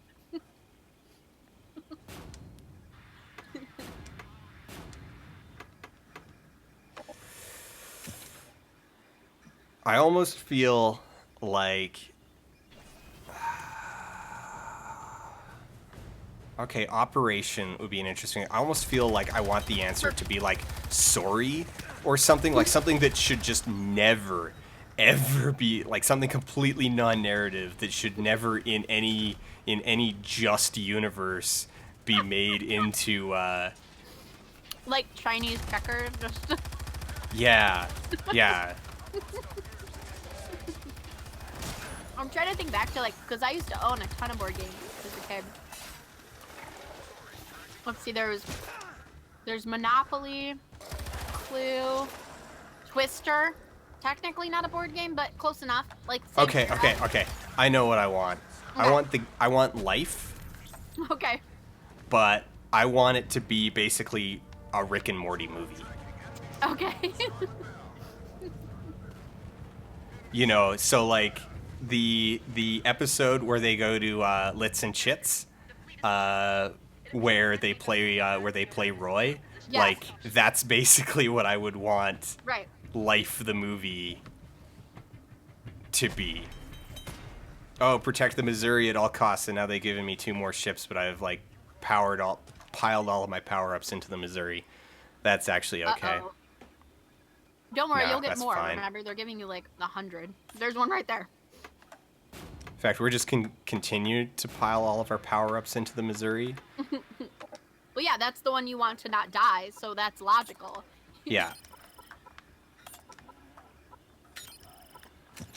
I'm seeing some votes for you should do a Folding Ideas breakdown of the Angry Birds movie, both as a app to movie concept and its internal messages. Oh, I wanted to throw a. I wanted to throw a grenade, but I didn't. I went into my strategy layer, but that's okay because the strategy layer actually revealed that one of my dudes wasn't moving where I told him to. And now we'll throw a grenade. Throw it.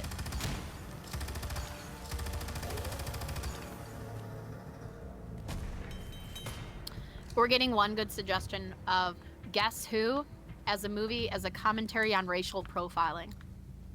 Yeah. Oh, you know what? Yeah, we're inside. Let's go for the shotgun.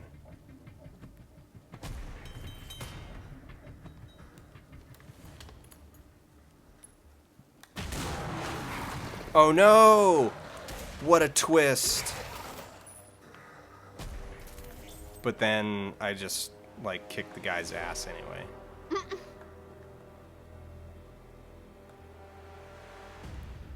A folding ideas on Angry Birds would actually be like that. That's actually a really good idea. I should do that.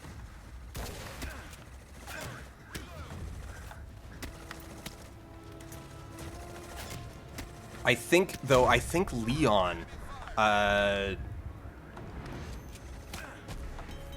Renegade Cut, I think he did one on Angry Birds. Let's find out.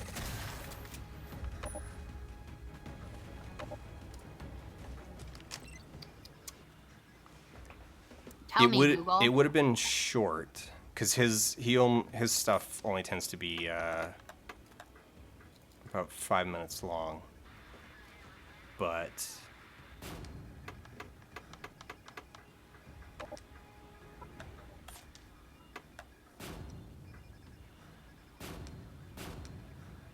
Renegade Cut. All of the links say that they're missing the search terms Angry Birds, so I don't think so. okay.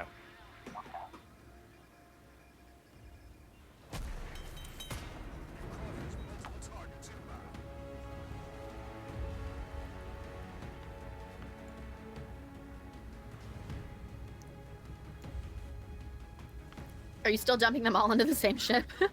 No, I'm dumping them into another ship now. Because that ship is... So, my first ship is basically maxed out, except for a couple power-ups, which I didn't have duplicates of. So I'm waiting to get duplicates of those power-ups before I can further pump up the Missouri. But otherwise, I'm pumping up the JQ Adams. We're seeing mentions again of why don't you have a Patreon, of which I am in that camp. So I will always. I increasingly don't know. when I'm given the opportunity, I will always bring that up. And I think part of it is I'm scared of failure. Oh, let's get deep. Let's go into our vocal fry and okay. Just talk about why Patreon makes you afraid of failure, Daniel. I don't know, I feel like that's self-evident. Like, there's just the terror of, like, what if I put myself out there and, like, no one responds? And it's like, that's ultimately not actually relevant, in the sense that, like, any response at all is good or, valuable, helpful. Right.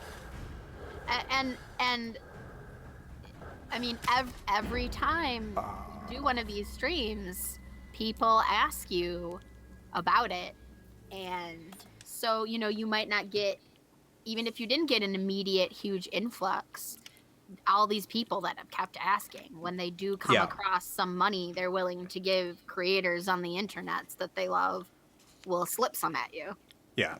So on the slightly more granular level, part of it just comes down to the planning. Like, I haven't come up with a good sort of paradigm of how I want to approach it in a way that I find satisfying. And I think because of the promotional nature of the stuff, like the order that you do things in matters. Like, you do want to kind of have things ready to go at the start, because then when you're first going like, hey, this thing is out now, you want it to be in a state that is essentially acceptable for what you want people to see. You don't want to end up being like, oh, hey, I launched my Patreon, but it's basically like half finished and I don't actually have any of the tiers set up, and it doesn't look like the kind of thing that anyone would want to contribute to it all. And then like 4 weeks later being like, hey, I overhauled it all, it doesn't suck anymore. But it's too late. But now, like, you've then lost the chance to you've lost your like initial approach. There's two ways to not have that be a thing. One is, if you start thinking about actually doing it, before you start it, think about it and come up with how you're going to set it up when you set it up. Yeah, and that's the thing, is I have been thinking about it. Have it exist, but don't push it until you're ready to push it. So I have been thinking about it, but I haven't quite settled on an approach. Gotcha. So that's a little bit more of a granular thing. Like one of the things in particular, and this isn't a criticism of my peers who have done this. This is just a statement of like my personal comfort level. Is I am reticent to have Be careful. Reagan, out. tiers that essentially allow people to pay for access. Like, So you mean like putting stuff out that's like, hey, you can chat in my live stream if you do this, like how Twitch does that, you mean? yeah, you know that like that's actually a really good example. That it's like, oh well, you know, patrons above this tier like get. Okay, here's a more extreme example that I have seen is that patrons above a certain tier like get the person's personal Skype, and it's like, yeah, you can just kind of call me up and like chat, and it's like no. Right. Now, so the thing, I'm using that as an intentionally extreme example to like highlight the kind of thing That you don't want.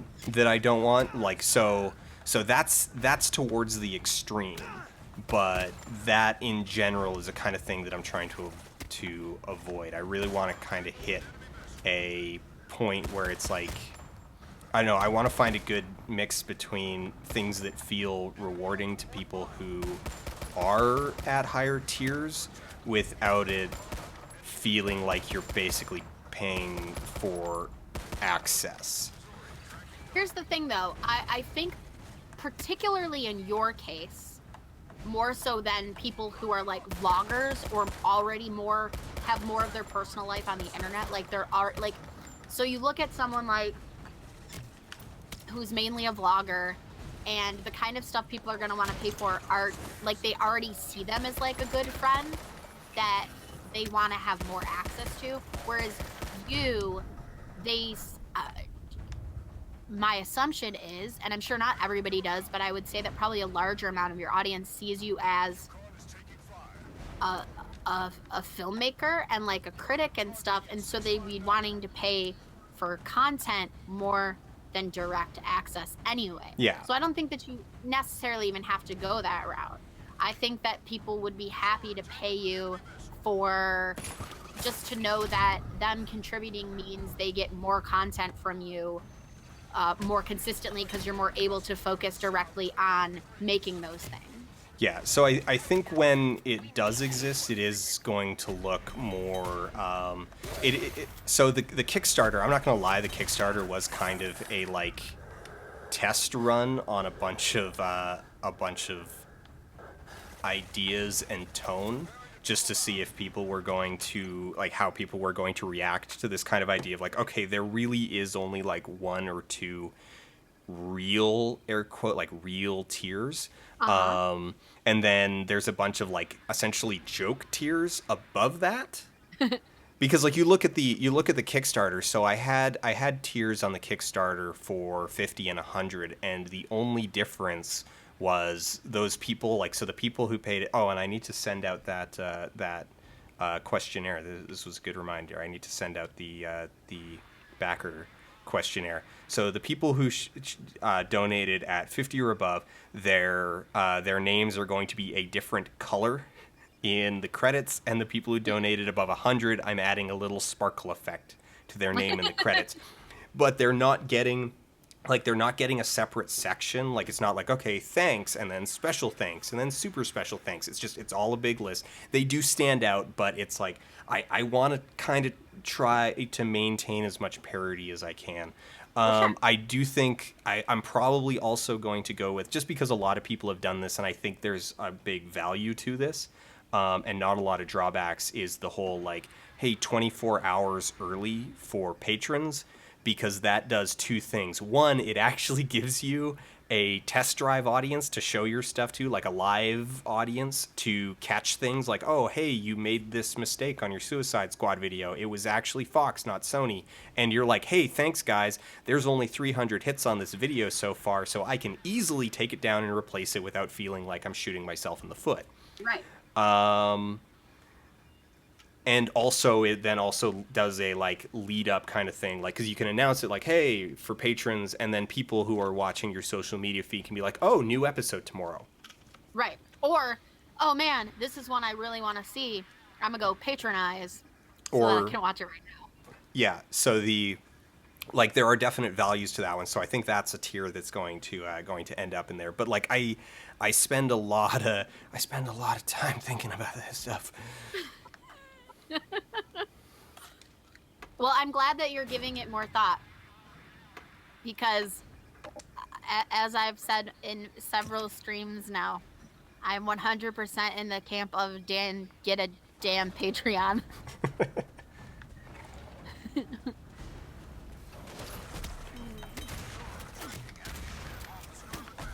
All right, catch us up on the game. That's where we're really There's here. not a whole lot to really catch up on. There's just a bunch of ships slowly feeding into the meat grinder that I've set up here.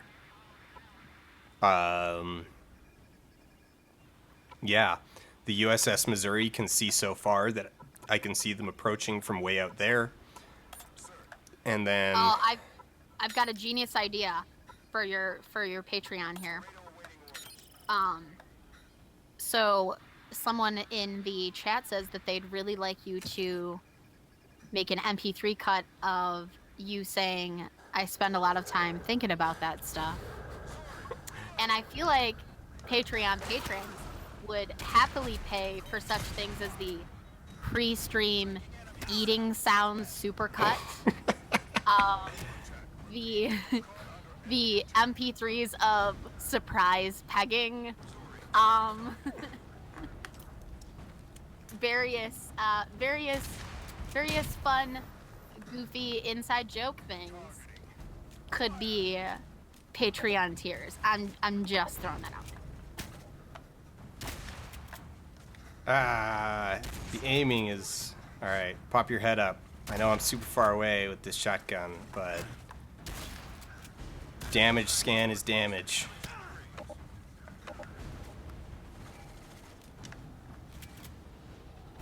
Oh, I'm full on cards again. Full on cards again. Alright. Give you torpedoes, give you armor.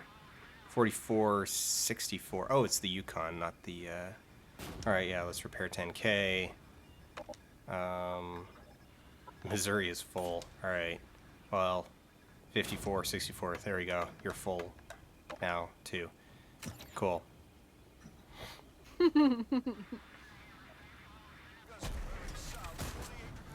Alright.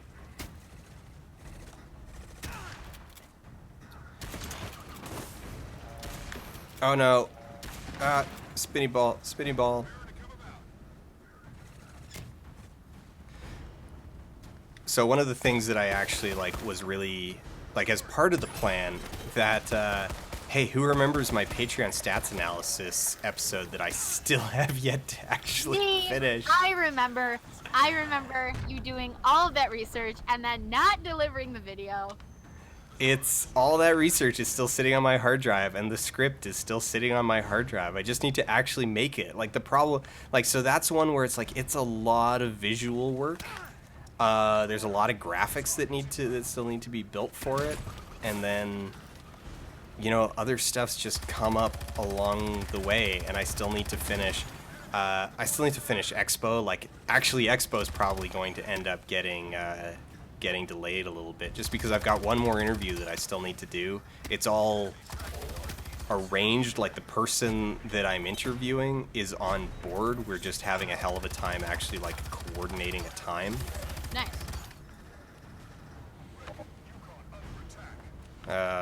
Full on cards again.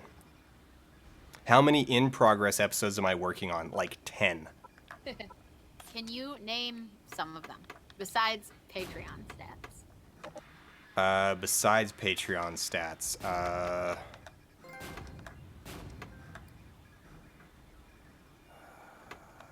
what are some of the ones aside? I would need to look at my docs because I suddenly went just like completely blank. I can. That'll happen when you're also trying to play a video game. That's part of the fun of pseudo interviewing you / having conversations with you while you play a game, because sometimes you'll be really on it, and then sometimes something will happen in the game and everything goes out the window. Let's see. Okay, payoff I did. Shadow of the I've got a bunch of cut stuff from Shadow of the Colossus. Film language basic cuts. So I did basic cuts. Like morality or ethics or whatever it was of Shadow. So you did do something from the Shadow stream. Yes. And then I've got a bunch of stuff that was cut from that. Fair use issues on internet. What makes a good edit? Perverse incentives. Pseudonyms. Just going down and looking at cyberpunk and here, let me pull this one up. The realist critique cyberpunk ever brought to the table is the idea that no matter how awful things get, we will, on the whole, normalize to our own doom. This is, to me, the thing that really defines cyberpunk, the line that separates it from general dystopic speculative fiction. It is the critical flavor that truly sets the mood for great cyberpunk. When we talk about cyberpunk as a critique of the modern, it is usually in the chrome, the surface plating. It's the extrapolation of technology, of communication systems, of corporatism, the breakdown of federalism, the resurgence of robber baronies in the form of franchulates and corporate stores. These are all good critiques of the modern and are real commentaries and prognostications on the direction we seem to be collectively headed. There is a lot of meat there, but the realist critique cyberpunk ever brought to the table is the idea that no matter how awful things get, we will normalize it to our own doom. There you go. The world is awful, but to the characters who experience it, it's normal.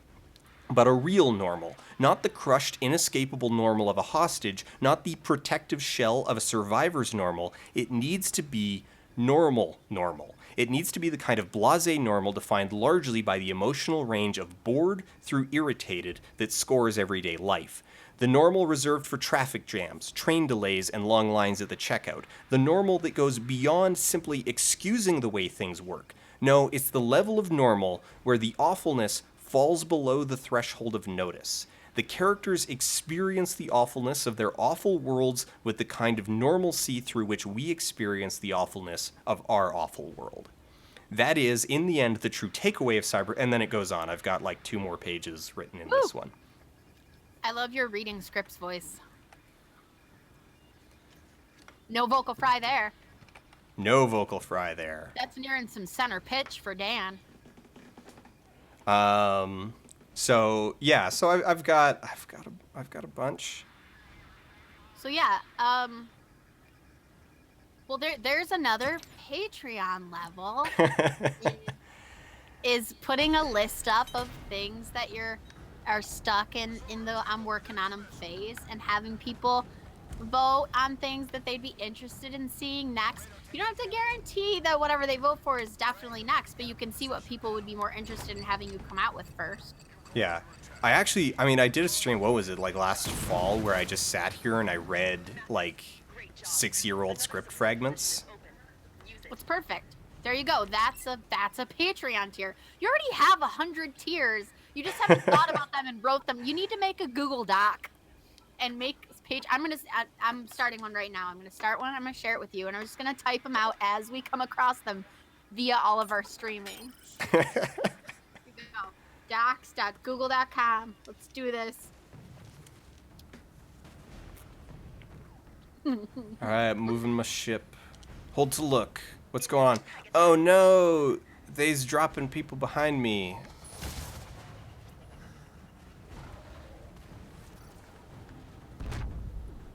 Oh, see, look, I'm getting surprised pegged here. Here's what's going on. Oh no. Because they control the zone, but I think my ships all killed the guy, so. Oh no. Well, so did the surprise pegging stop, or you continuously? I just got pegged once. Oh, only one pegging. That.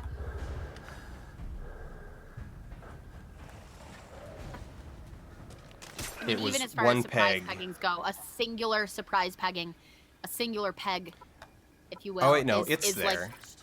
not the worst you could do. What is going on? Why is it not letting me?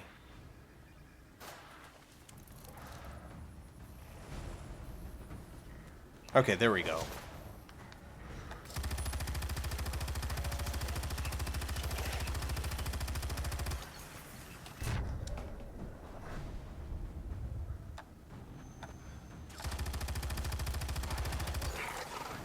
Ah. Ah. You okay there? No. No. This You get is worn not out from good. all that surprise pegging? Yeah. All right. All right. I'm fine. I'm fine. I got my feet back under me.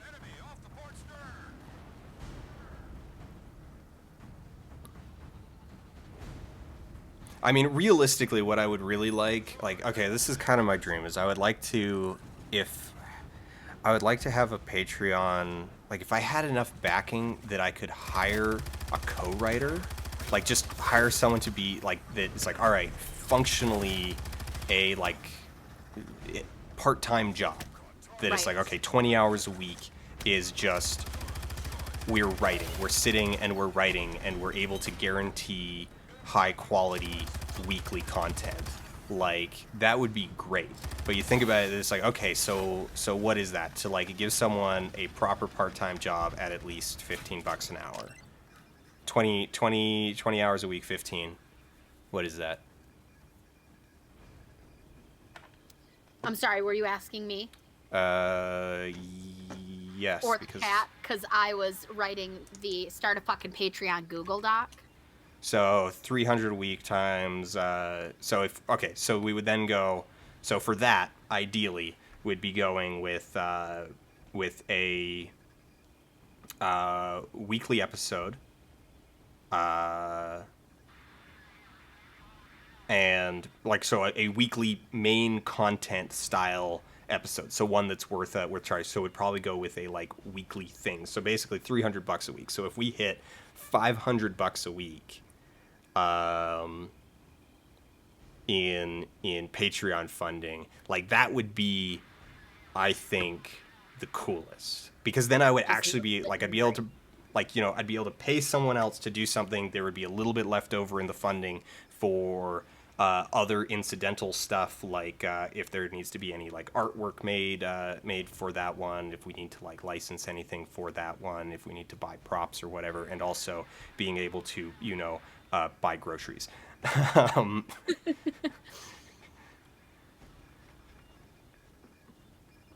So, yeah. So someone's pointing out that's like $1,400 a month. But like if because the one of the things that I guess worries me is the understanding that I have. Like I know enough about the way that the systems work out, or the way that the math works out, that it's like $200 a month is cool. Like, don't get me wrong, I'm good. I would love having an extra $200 a month, but it wouldn't change anything. Right. It's not enough to actually like change the way that I approach life and that I partition my time. But $200 a month from that, that's consistent, does still give you, when you start the Patreon, you don't necessarily have to have like the life-changing tiers of like, okay, I'm gonna up to, like, you set it up so that way, you're not saying I'm committed to doing an episode every single week or 2 a week or whatever until I hit X amount of dollars. Yeah, I mean, and you're right. Like Patreon is in fact already set up for that, Yeah, where it's like, okay, here's the funding goals, and here's kind of how things change at those various right. And so with the tiers. $200 a month, basically what you're promising is that, hell, even if you didn't necessarily use that for, that's like, some upkeep costs, or a year of that lets you make another side doc, Yeah. Wait, where do they actually want me to go? I don't know. I have actually we've been talking about this so intensely, I've actually lost track of where I need to be, and at the moment, it does not seem to be giving me... The last thing I remember was you were supposed to protect your one specific ship. Yeah, and then we came along the beach here, like we worked our way along the cliffs until we got down to the bottom.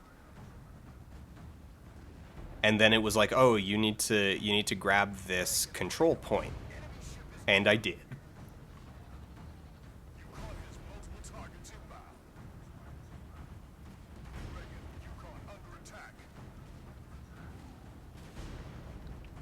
All right. Well, I'll refrain from asking any deep questions until you figure out what the hell you're doing. Maybe, I don't remember, no, select doesn't pull anything up. Direct to the Missouri. Oh, they specifically want the Missouri on that spot. There you go. So you need to move, and you need to move.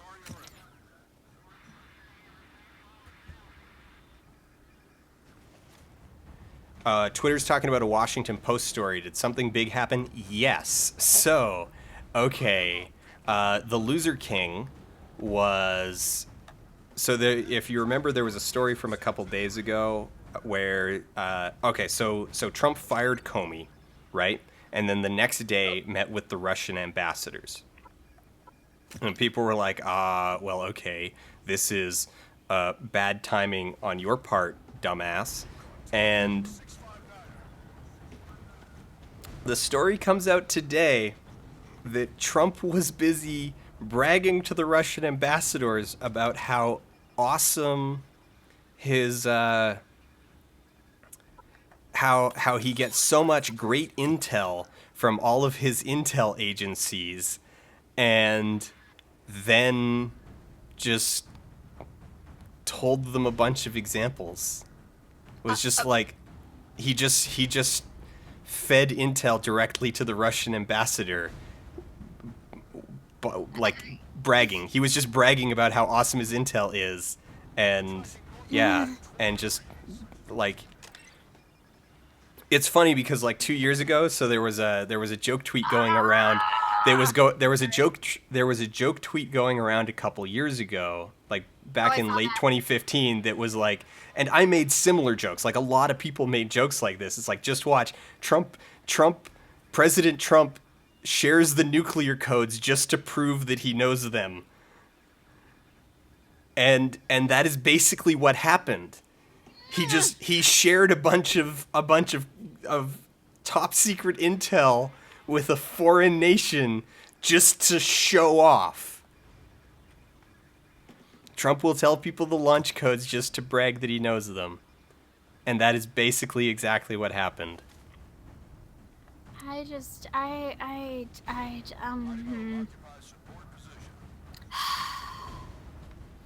All right, move into position to spot for the Missouri. Yeah. I'm sorry, rest of the world. Like, I apologize for all of the idiotic people who live in my country that started this mess. I'm doing my best to counter it, but I'm only one lady, so... Someone quoted, Trump thinks he's doing a deal with the Russians, but he's so dumb he's not. Yeah, he thinks he's making, like, that he's... So his idea of deal making is basically impress people with his brand. Like, that's literally his only saleable asset, is his personal brand. And so he thinks that that by showing off, he's selling his personal brand, and he doesn't realize that no, he's not. That no foreign nation gives a crap about Trump as a brand. Call in artillery strike on the weather. Oh wait, on the weather dome. What?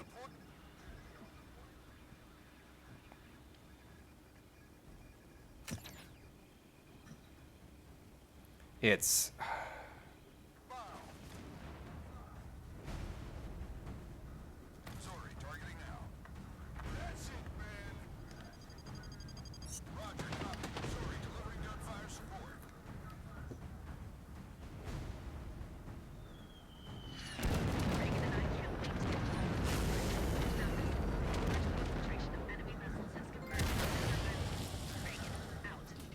It's so absurd.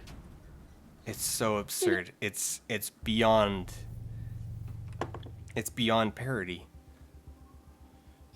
It's A large concentration let Okay, like so here's the thing too. Like it's that way for us too. Like you know, everybody's looking at us to be like, what the hell is going on over there? What are you thinking? And we're over here like, we don't know. We're trying to fix it too. Like, However, it appears to be So like Fear Death I'm says that he glad that doesn't think it's strictly true. I think they care about it insofar as they can leverage it. I mean, yes, in a sense they do, like in the absolute sense they care because it is a thing that they can use, but they don't care about it in the fact, like in the way that it's like, oh well, they're not like, hey, oh wow, they're not actually impressed. They're more like, wow, this is a thing this is a huge lever that we can crank on this. This guy's ego is a huge lever we can crank on, and so we will. tree buff. It's just it's. Watch the flank! Watch the flank. Get off the card. Get off the cards, man. Get off the cards. Oh, right. I also forgot. This one's got snap targeting. Oh, nice. So you don't even have to try at all now. No, so if you, so when you're using the carbine, if you pop in and out of iron sights, it'll snap to your target. Perfect. It's super useful. It's actually, I honestly really like it when console shooters have that, because I just kind of like playing them. I don't like trying. Right. Like you just want to like succeed at things and do the mission, but you don't necessarily want to have a challenge every time you try to shoot a thing. Yeah, yeah.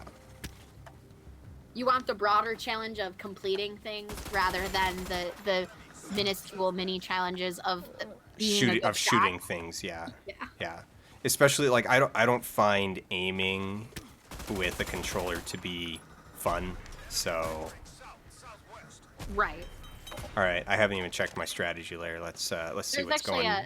There was actually a really interesting article I read several months ago about a lot of those kind of things in games allowing people who aren't necessarily, you know, like hardcore gamers or normally wouldn't be able to play certain games, like allowing them to participate in these games and narratives that, you know, we don't necessarily think of as like oh well that's not hard, or like I'm good at shooters or whatever. Yeah, it's But an there might be other accessibility people issue. who would like the game, but just they're not good at that specific minor, you know, like motor skills sort of thing.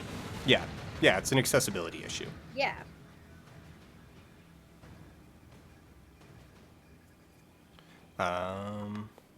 Things are pretty hairy around here, so let's.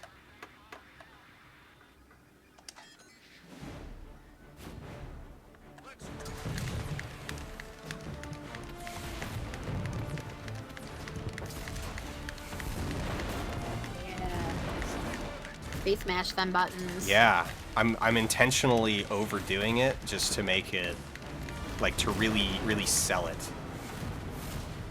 Okay, so that's the closest that it's got. Like, you've actually got a time limit. But even if you don't make the time limit, like, you don't suffer any consequences. Like, it still does a lot of damage to the opponent.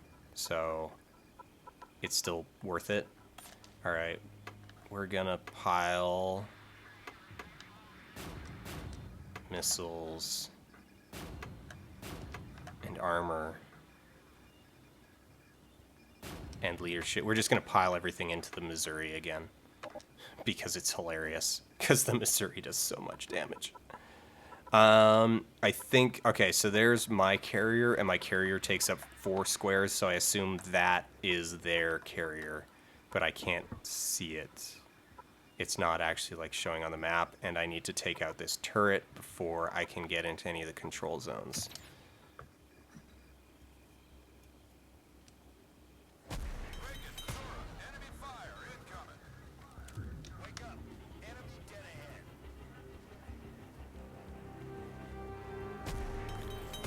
All right, Crawdaddy.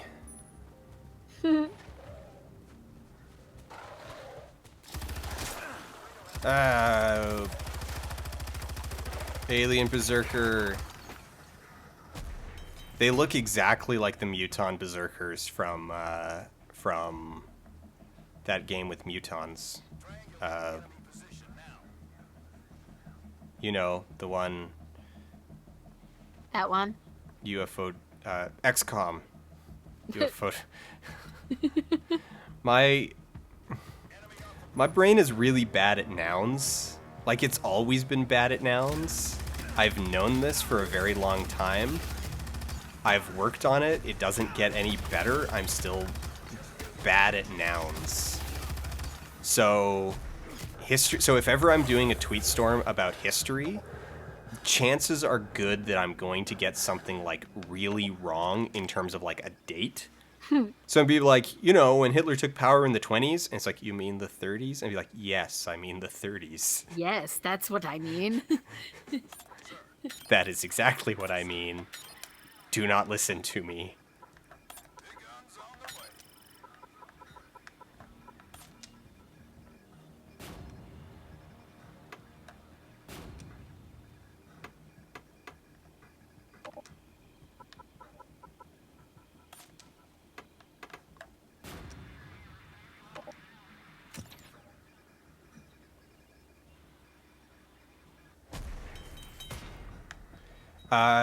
Do I ever forget the noun? I probably have at some point. Like, okay, so the funniest, like, I feel okay sharing this story in like wide public because this was like 17 years ago at this point. This one time, I'm driving down the road with my high school girlfriend, and I'm trying to remember the exact conversation. So we're driving, and I'm like, hey, we should go by Tim's place later. And she's like, what was that pause? I'm like, nothing. You forgot my name, didn't you? Oh no. No. You forgot my name. And then she starts hitting me because I totally did forget her name. That's exactly what the pause was, is instead of saying, hey, Brenda, I said, hey, we should go by Tim's place later.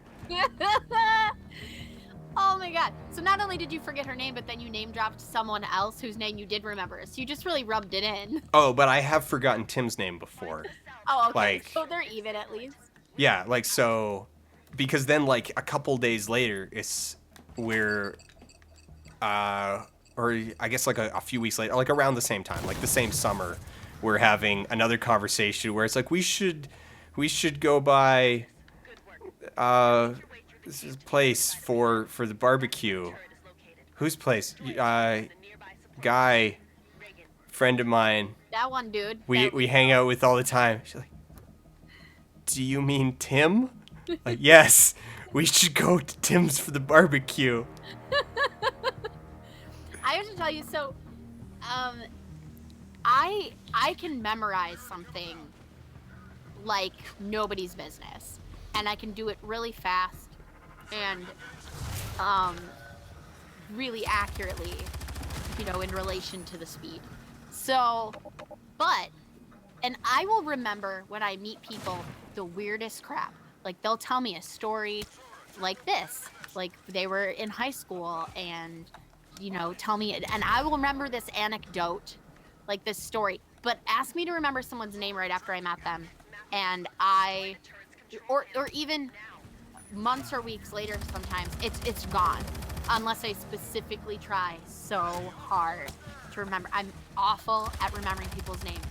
It's like the worst thing too when you're in kind of a face-to-face sort of networking-y business and field, and you meet people constantly, and you're just like desperately like doing all the tricks, like, okay, think of a rhyme with their name, or like say their name multiple times in your first conversation with them. Like, you're doing everything you can, and sometimes they work, and sometimes they don't. They just really and don't. You panic. Or it's the worst when you like incidentally meet someone, and so you don't think anything of it, but then they Right. turn out to be like really important. Like you end up then spending a lot with them a more lot. time with them Yeah. than you were expecting. But then it's But too late.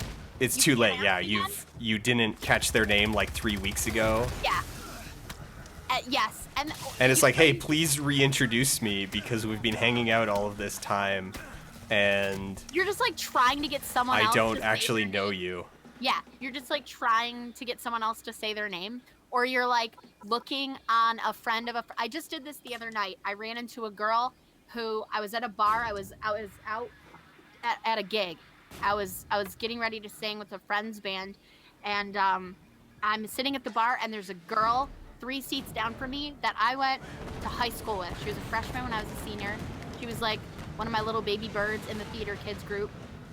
And she's sitting there, and I'm staring at her, and I could tell you everything about her except her name. Like, she has a little sister who was good friends with my little sister, and I All knew the social connections and Yeah, the actual like yeah. information, but not. I can not remember name. 5 of our mutual friends' names. So what did I do? I whipped out my phone. Thank God for Facebook. I went to a friend of a friend, like someone I knew would be friends with her.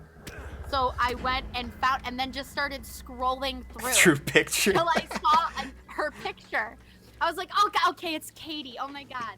Like it drove me crazy because I also knew like I could start. It was like, I was like, it's like, first of all, I know it's a total white girl name. Like it's Jessica or like Jennifer or Ashley or Katie or something. I knew it, but I just I could not remember to save my life.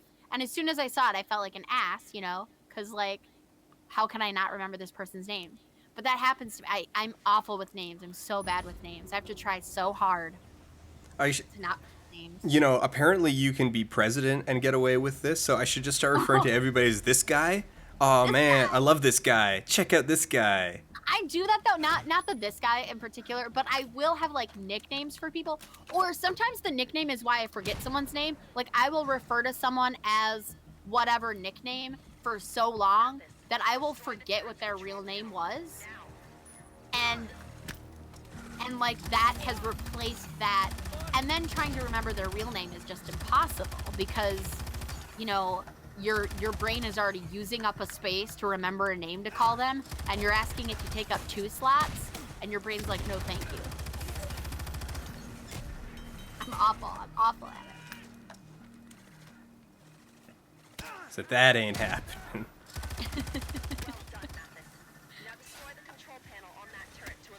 Look, you can either remember your best friend's name or the theme song to the Gummy Bears, but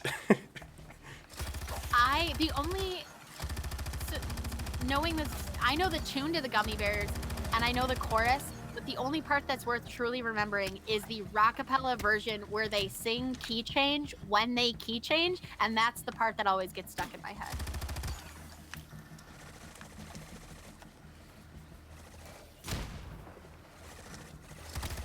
oh man, the AI is actually smart enough to move away from grenades.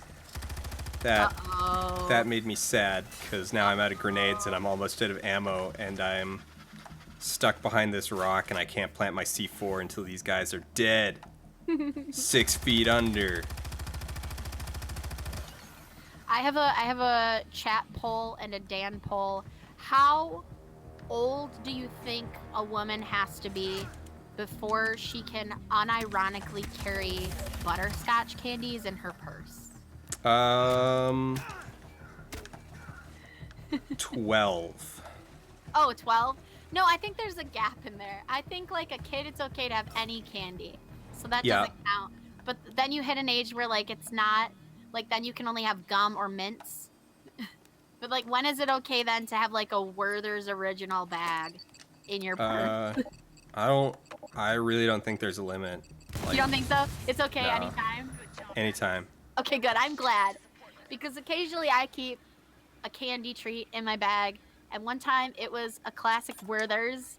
And I got so much crap because I'm not a grandma for having Werther's in my bag. I was like, yeah, but you're going to eat some, so you don't get to make fun of me because you're gonna want some. So many cards. All right, I meant to do the cards, but I hit circle because sometimes circle will only take you like up one layer within this, and sometimes it'll take you. Oh damn it! I was saving that spot for salvage. Whatever.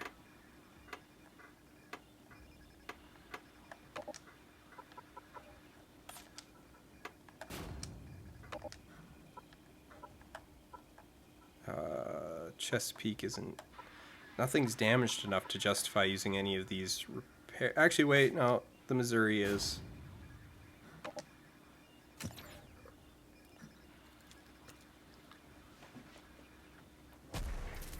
All right. All right, I need a beverage refill, so you're on your Radar. own. You're gonna have to talk about the game for a minute or two. Salvage. Missiles. And I think I'm full again. Yeah, I'm full again. All right.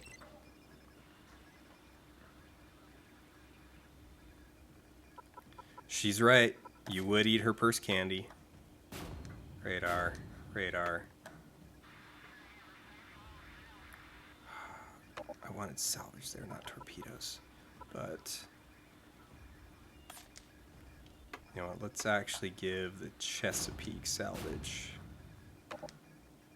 Since we got it. I got no more blues to hand out. What's the worst aspect of this game so far? Well, there would be the generic stuff. Like, that's just like, oh, well, you know, it suffers from many, like, basically all of the same problems as console shooters in general. So I don't feel like that's something really super worth mentioning. Aside from that, I would say it's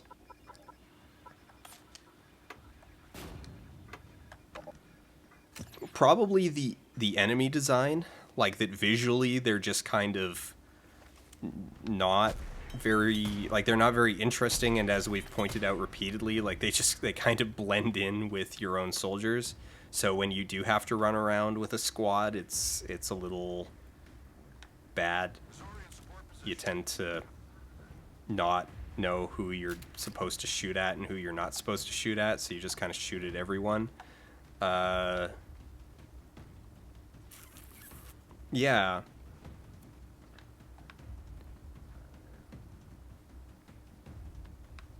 I would say that's probably it, is the enemy design. Oh, there's a peg. There's a peg down on the beach. Gonna wade out into the water. No. Oh wait, that's not a peg. That's a post. No. I cheated myself. I played myself, sucker.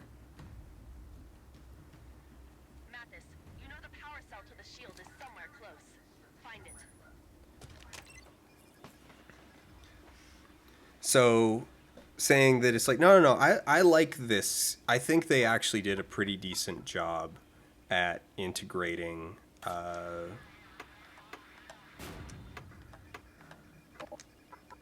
the strategy layer with the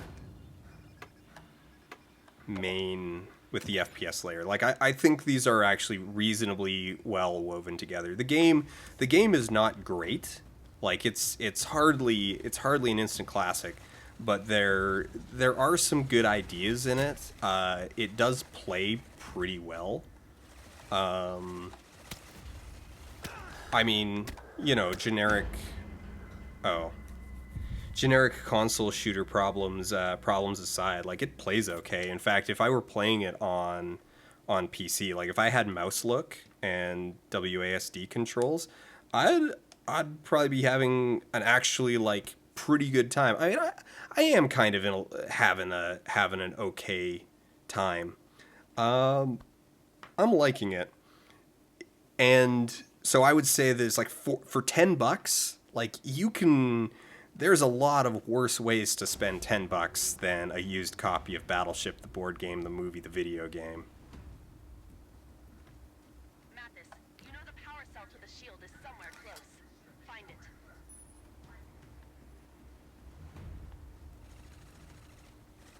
And so I'm gonna... I know they're all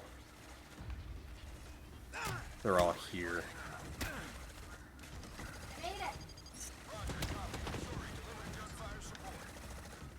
Oh, I'm in the blast zone. I'm in the blast zone. You didn't answer right away when I yelled at you, and I thought that you took a pee break while I was gone.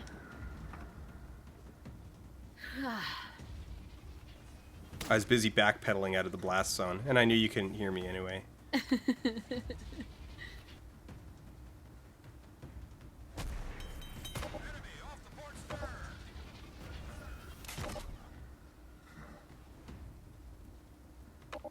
Okay, so Oh man, what are- so what are many the cards. Views, what are the general views on this game? Good or bad? Like I was saying earlier, like I think my general views on it are ultimately positive. Really? Like just in the fact that it's like, all right, like if you find a copy these days, it's only going to cost you like $10. You know, you're not going to be breaking the bank, and it's not an awful game. Like it's got some decent ideas. It doesn't play horribly. You know, it's playable. It's pretty like, you know, put it on easy and it's not frustrating. It's not stupid. It's not insulting. It's not racist. You know, like Right. you could throw, well, I mean, it's not exceptionally racist above and beyond the way that like most things are. You know what I'm saying? I do. Like it's not offensive. It's not Call of Duty Ghosts. Well, okay, so if we were doing like the playoff bracket of Dan's stream games, this versus Avatar, who wins? Oh, this by a mile. Oh, really? Okay. Oh, Avatar was awful. It was objectively a bad game. Like Yeah. Like you can't argue that it was good on any level of like legitimacy. Yeah, it was so bad. It was damn it. So if okay, so then Avatar versus Dante. Dante. Okay, so then Dante this versus played Dante, like though. this. Still, Yeah.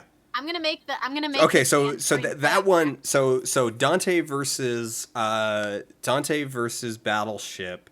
I'm gonna lean towards Battleship just because Battleship is actually a more polished product, even Okay. if Dante has more like sheer what the hell moments. I feel like even though Dante is such like a bad game, it's one of those so bad it's like funny to play. Yeah, I mean the problem there is that it is also like for a lot of its playtime like really really just insufferably bad. Like even on easiest, like it's boring Dante, though, and it's a slog. Instead of here's the thing where they do differ though. Dante had a lot of the cinematic action, whereas this, instead of any cinematics, you're just swap and you play a different game. You play the shooting the ships game. What the hell? Where?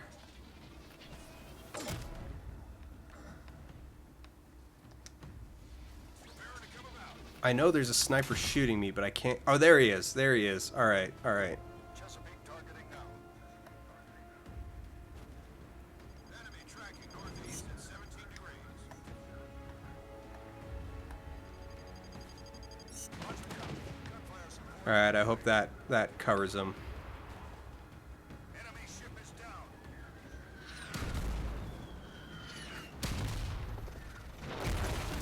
All right. Hopefully that got that guy. Wait. I'm getting pegged. Surprise pegging. Yeah, so the thing, like, so Dante's just not very fun for the most part. Like, it has some really just, like, great WTF moments, but the thing is that most of those are actually in like the cinematics. Right, okay.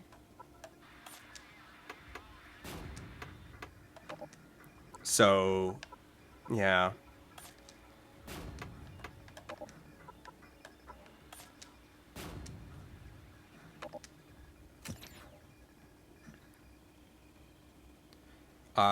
So my ranking right now of all of these like bad console games would probably be, well, would definitely be Blood on the Sand, top, Avatar, or no, sorry, Blood on the Sand, Battleship, Dante, Avatar. That would be my ranking. So Dante just below Battleship. Yeah. And then obviously in a completely different realm is Shadow of the Colossus, because that's actually legit a good game. Shadow of the Colossus is a amazing game. Shadow of the Colossus Like- is a classic. Like that is like the top. But it's that's like the one that fucks up the grading curve, so we can't count it. It's the outlier. It's a legit masterpiece. Right. So you can't like put that on the same bracket. Obviously it's gonna win, but everything else is just gonna look even worse in comparison. So we'll just hold that as an outlier on its own little pedestal of gaming nostalgia greatness. Yeah. I mean, I have played other good games. All right. I've got too many cards. Use them.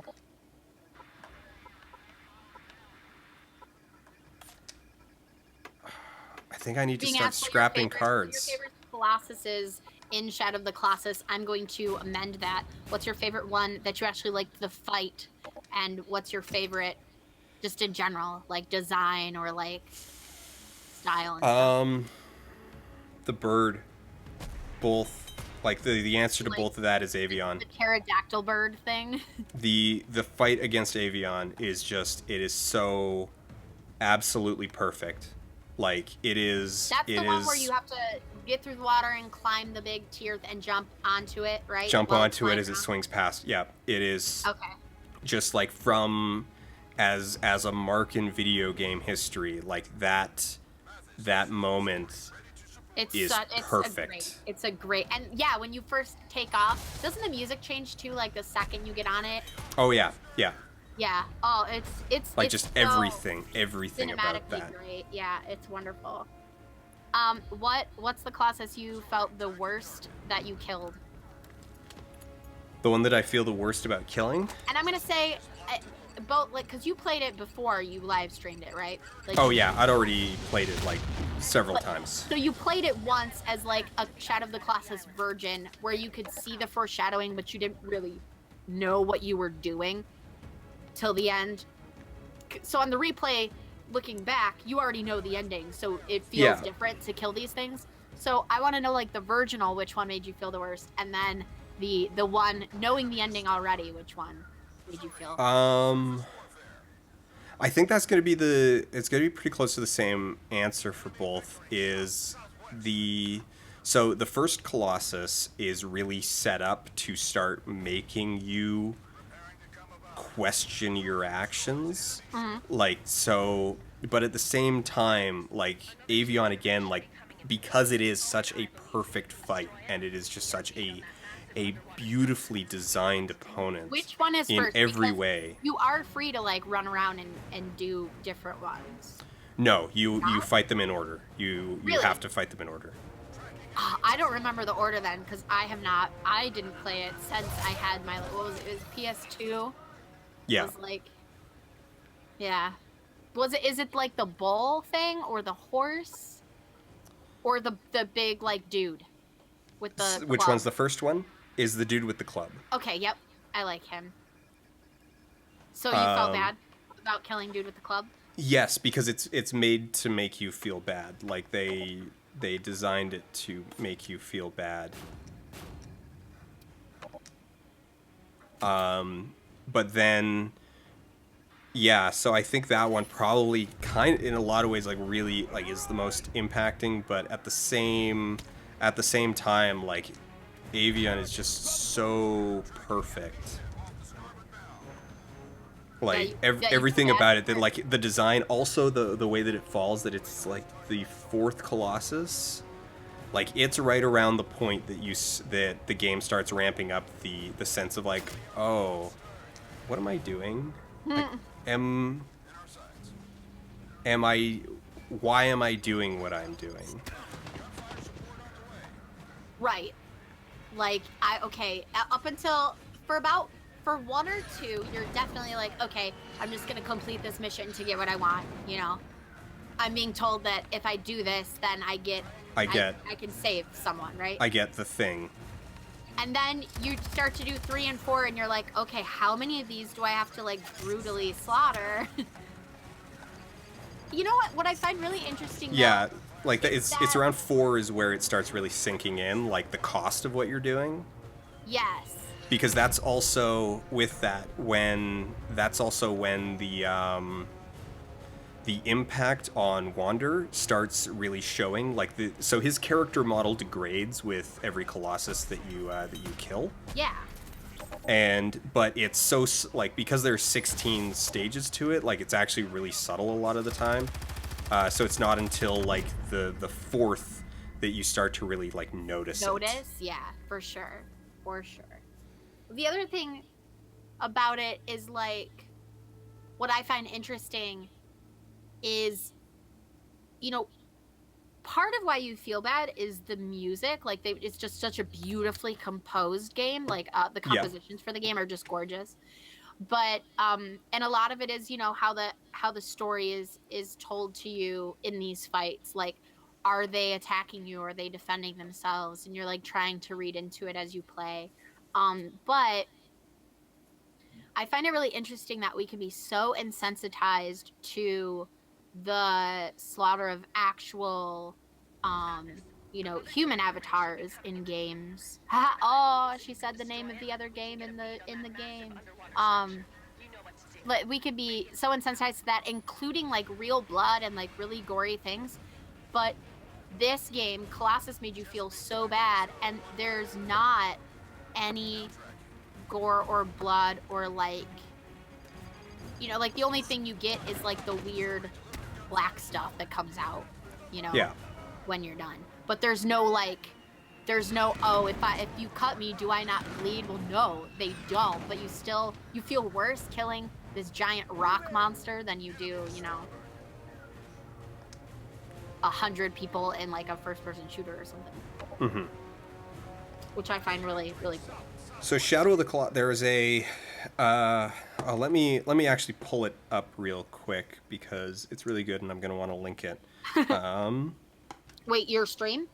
I'm gonna put it in chat. I'm just gonna pull up. I was gonna say I could go get links for you while you keep playing.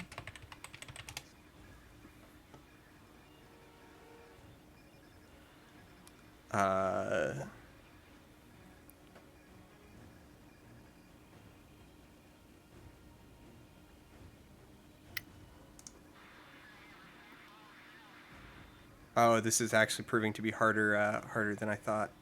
Where is...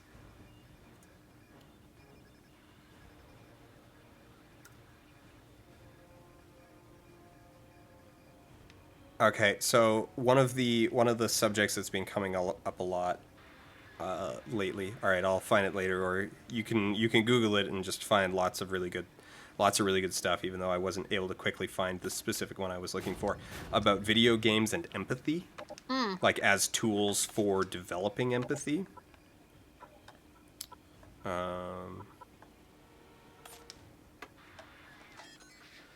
And Shadow of the Colossus in these discussions often features, heavily because of that. Like, that it is a game that in many ways is designed to evoke empathy.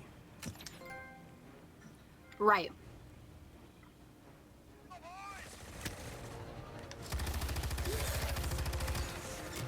Did you ever do is it Ico? Yes, we did that right before Shadow of the Colossus. Oh, actually. you did. Okay. I wasn't sure if you did both of them or not. What's the other game Yes, Extra Credits also has an episode on video games and empathy. What's the newer game that was everybody made a big deal about? That had a similar feel. You were like a younger kid, and you had like this big like Falcor creature as like Oh, a it's companion. that's the new game from the team. It's Is that from them? Okay, because as soon as I saw it, I was like, I bet that's from that company. The Last Guardian. yeah. Thank you, TJ Chef. Now you have to play that one. When are you gonna get that one and do that?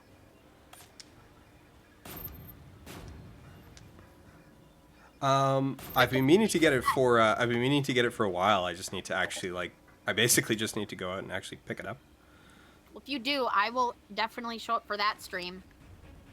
You can at least invite me to play a game that isn't horrible movie franchises turned into video games. But that's gonna be like the rest of. I got so many of these left. No, please stop. You're killing me. Wait, someone's asking. So, do you have a hot take on Spec Ops: The Line now that it's been super long while since it came out, dude? I have streamed Spec Ops: The Line at least once a year, for the last like 4 years. So I don't think I've got a hot take on Spec Ops: The Line, but I've got some like really cold takes on. Do it. On Do Spec the cool Ops. thing. But I've got like 4 streams worth of takes on Spec Ops. I really like Spec Ops. Like I think it's I don't think it's like beyond criticism, and especially like as time passes, like obviously people like we live in a post Spec Ops world, so. No, so it's one of those things. Like, okay, so going back to an old episode that I did about The Simpsons, how The Simpsons eventually had to evolve to exist in a media environment wherein The Simpsons exists.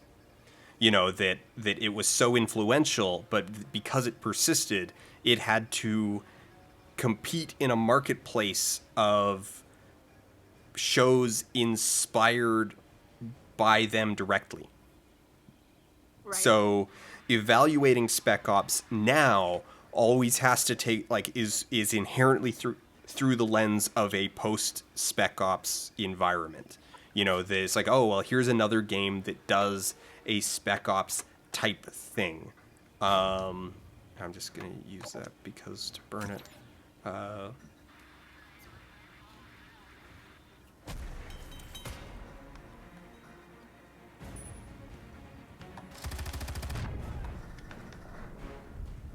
So yeah, like I that's a thing that needs to be considered. And destroy. How do I get there?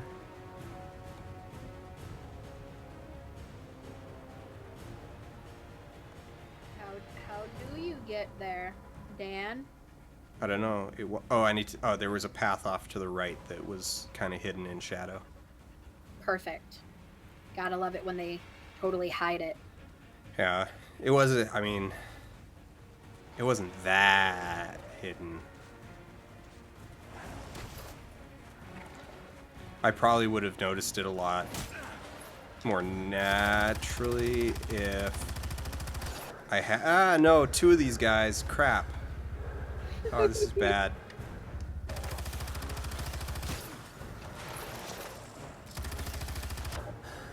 This is gonna go south real fast, especially now that my gun's overheating. Yeah.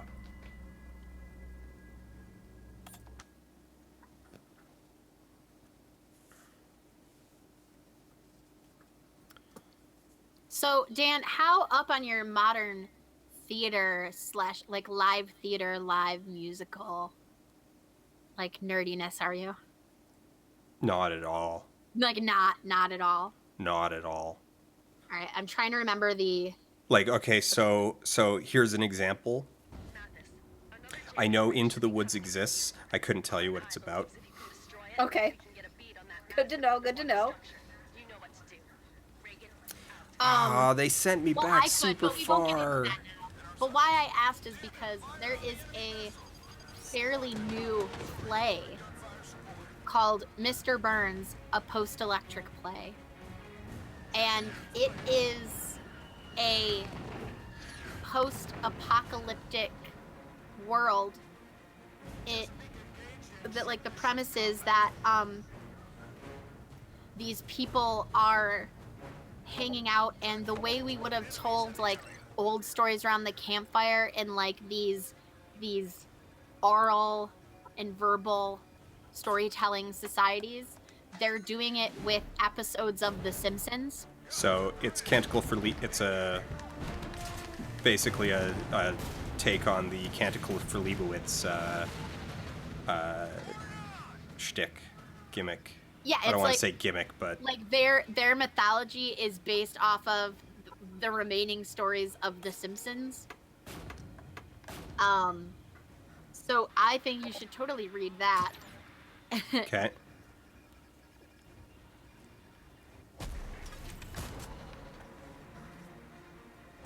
World and video games in a post-Spec Ops world.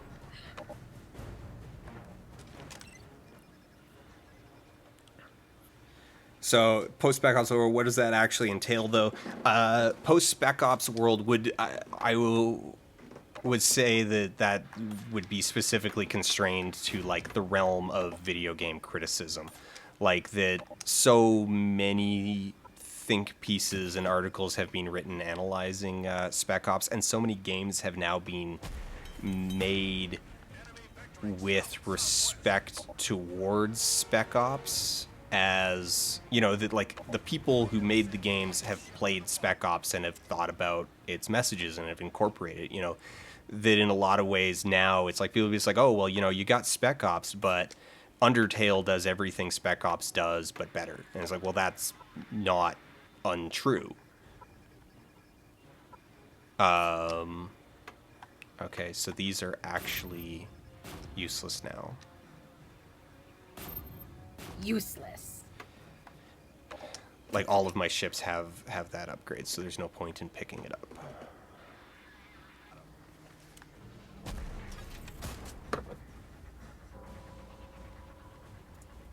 So I think that's the that's kind of the thing that needs to be considered, is that, you know, because it does become like, I have seen people like that has been their take on Spec Ops. Ah, damn it! These frickin' berserkers. Kicking your butt. See, now I need to go all the frick. I need to just come around the corner and like bomb them. This is starting to feel this is starting to bug me, specifically because I end up redoing this card crap every single time. I haven't played Lisa yet. How dare you not have played all of the games and watched all of the movies? We can get a beat on that massive underwater structure. You know what to do. Reagan, out. That's what you should do. You should have Thanks, a Reagan. tier in your Patreon that's like, if you pay me this much, I will watch whatever movie you suggest.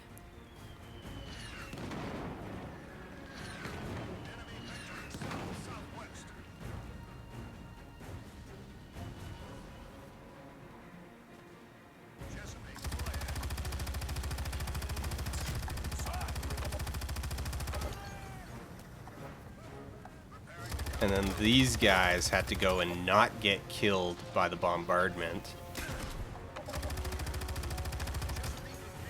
And now I'm gonna get myself killed again because my gun's overheating.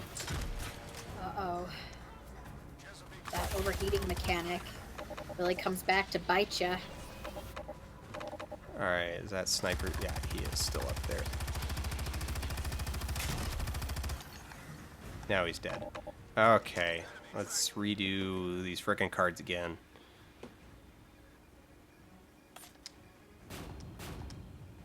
Radar, torpedoes. Okay.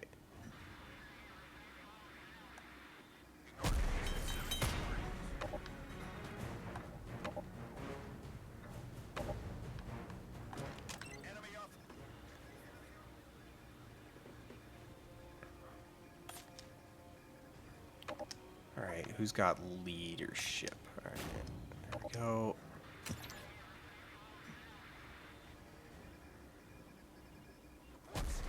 Tiggerix, that would actually be a good way of putting it. That Spec Ops has become the reference point for player critical games. Does anyone have a free spot in radar, or do they all have maxed out radar? They all have maxed out radar. Do you find the game has gotten any more challenging? That this game has gotten any more challenging? Yes. Yeah, like, I mean, it's up to the challenge. It's, varied the challenge. Alright, none of these actually matter. I can't pick them up, so I'm not even gonna bother trying. But I think... Okay, what am I actually looking for? What can I pick up? Leadership, shields... Leadership and shields is about it. Oh, wait. And I just picked up an armor, so... Do the boosts run out at any point? Like, so the blue ones last until the end of the mission. The yellow ones are just used up instantly. Okay, so basically you can pick up as many yellow ones as you want, but the other ones, once you've maxed it out, there's no point in even There's no going point in... to find them. Yeah. Gotcha.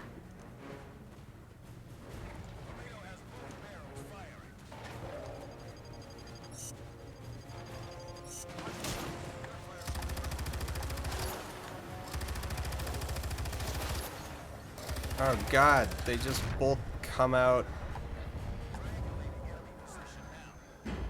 Well, my frick!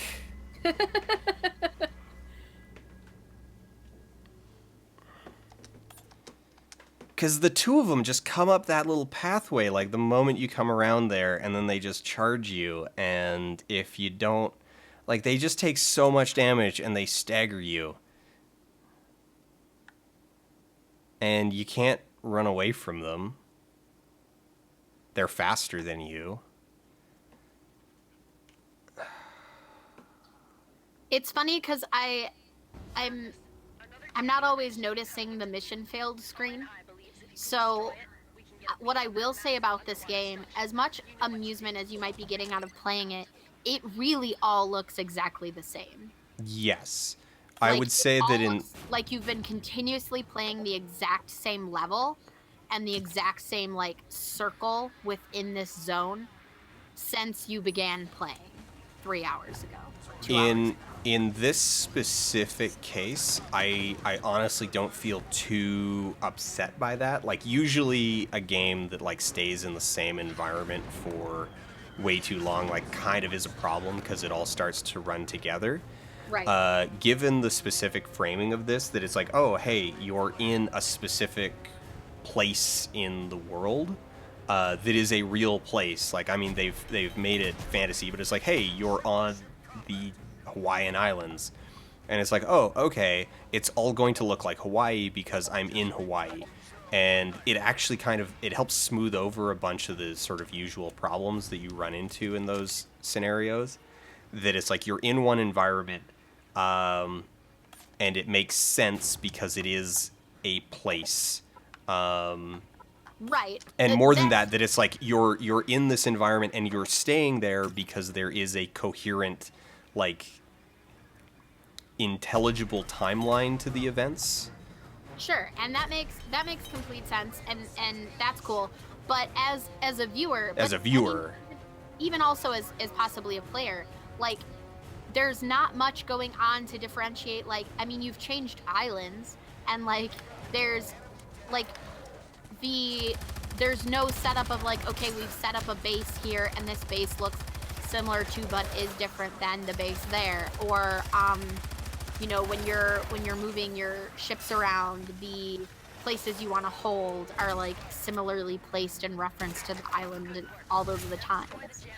Like and you're going through the exact same, like that. It's like you can't tell the difference between like one pass between rocks and another. Like if I was hiking in the woods, I would be able to tell the difference of, you know, if I came down one side of the mountain and up the other side, I'm gonna notice differences in what's around me, and I'm not seeing much of that at all Yeah. in the game. I mean, obviously some of that is gonna be limits of, you know, what they had to create the game. Mm-hmm. Like they've only got so many assets, and they were working on a limited budget and timeline. Right. Okay, so something from chat here. I don't know if you've already talked about this, but I know that this is within your realm of internet discourse. What are your feels on the killer of Pepe killing him off on the Free Comic Book Day comic panel? I think it was a sensible choice. Like I feel for the dude, like having his stuff co-opted like that, but you know, I totally get his response that it's like at a certain point you're just like, you know what? It is not worth my effort to try to reclaim this from you know, from literal neo-Nazis. So, you know what? They can have it. Dead to me. I mean, and that's unfortunate, but I think it's also a bit of a unique position to end up in. I also feel like I understand it, and it's obviously clearly a metaphorical thing. Like, even though he is gonna take it as a narrative constant of like, okay, I'm not gonna use him anymore, but Yeah. like, it's not actually doing anything to stop the usage of it. Like, it was very much like for him personally. Yeah. Whereas I think a lot of people are kind of reading into it as like he's trying to like end it. And obviously, like, that's not going to stop anybody from continuing to use it the way they want to use it, you know? Yeah. Like, he didn't do anything to sort of destroy the vision of the character as that use, because how could he possibly have done that?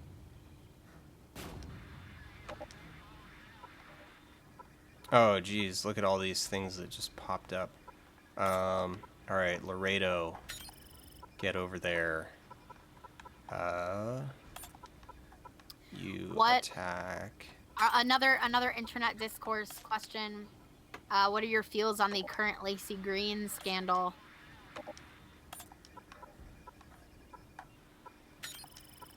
Let you finish your tactical pegging, and Yeah. then we'll get to Lacey Green. On topic. Get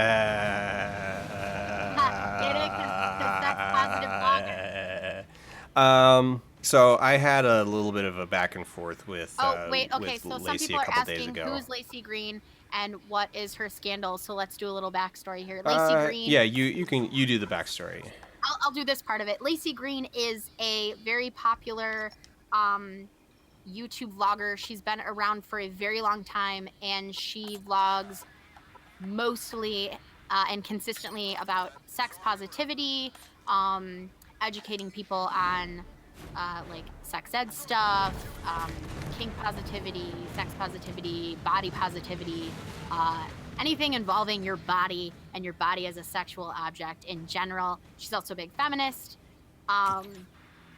And so she's been around for quite some time doing this since she was in college, studying. She eventually decided she does want to go into being some sort of like sex therapist or like sex educator sort of thing. So she started doing these videos way back in the day.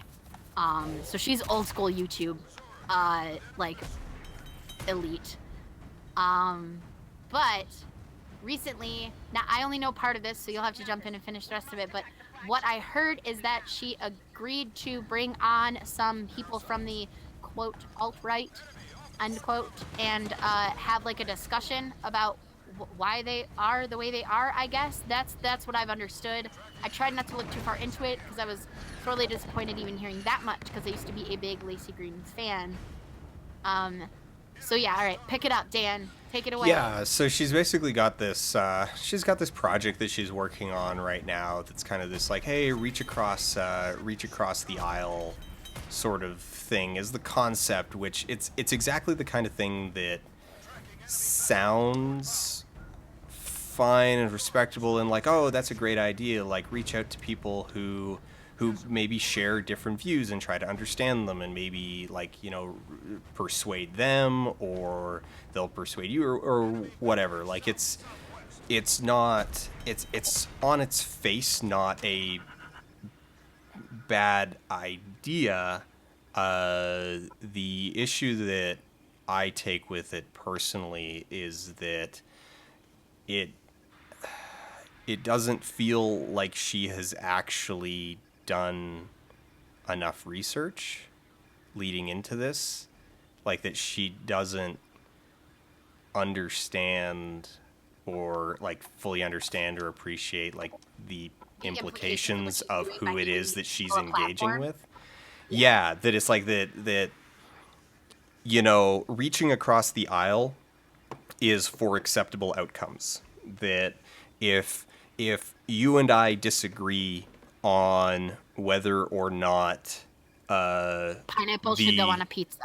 Pineapple should go on a pizza, or whether or not the vacant lot should be turned into a community garden, or if it should be sold to a developer to become low-income housing. Or even, hell, just regular housing, like whatever. Like, these discussions, because it's like, okay, another apartment complex is an acceptable outcome. A community garden is an acceptable outcome. Should we pave the roads? Like, should we do a complete repaving of the city, or should we build a library? These are both acceptable outcomes. Right. You can even get into stuff of like, okay, well, should we increase the size of our police force, or should we build a addiction counseling center? And from many people's standpoint, like, increasing the size of our police force is a really bad idea, but it's still an acceptable outcome. Like, you may think it's a waste of money, but that's exactly why you would have a debate on it. Is right. Because at the end of the day, increasing the size of the police force is it's a thing. Like, your functioning society is going to want a functional police force because they do a job. You just also want a ethical, moral police force that is not militarized, and you want there's various complexities that surround it. Right. And so you would want to reach across the aisle, and you would want to debate it, and you would want to try to persuade people to that point of view. Genocide is not an acceptable outcome. No, it is not. And that's not a thing that you just debate.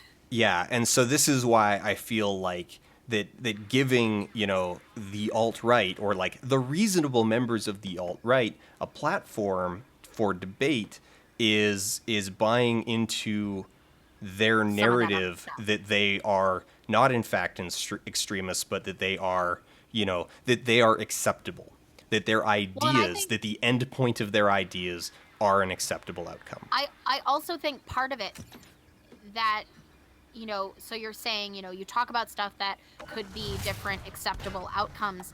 They're not just coming right out and saying, let's debate genocide. Not all of them, Yeah, that's the thing, is that they're hiding. They might be saying, let's debate cutting off all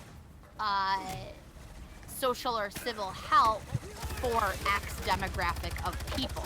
So we're not saying kill them off. So we're saying something that is debatable. We're saying they're not worth. Let's talk about money and how it's used, but it's veiled, and it's like you're talking about symptoms instead of the actual disease. But in putting the root of it is that they don't think these people are fully human. Exactly. And that guy. This got really hairy really fast.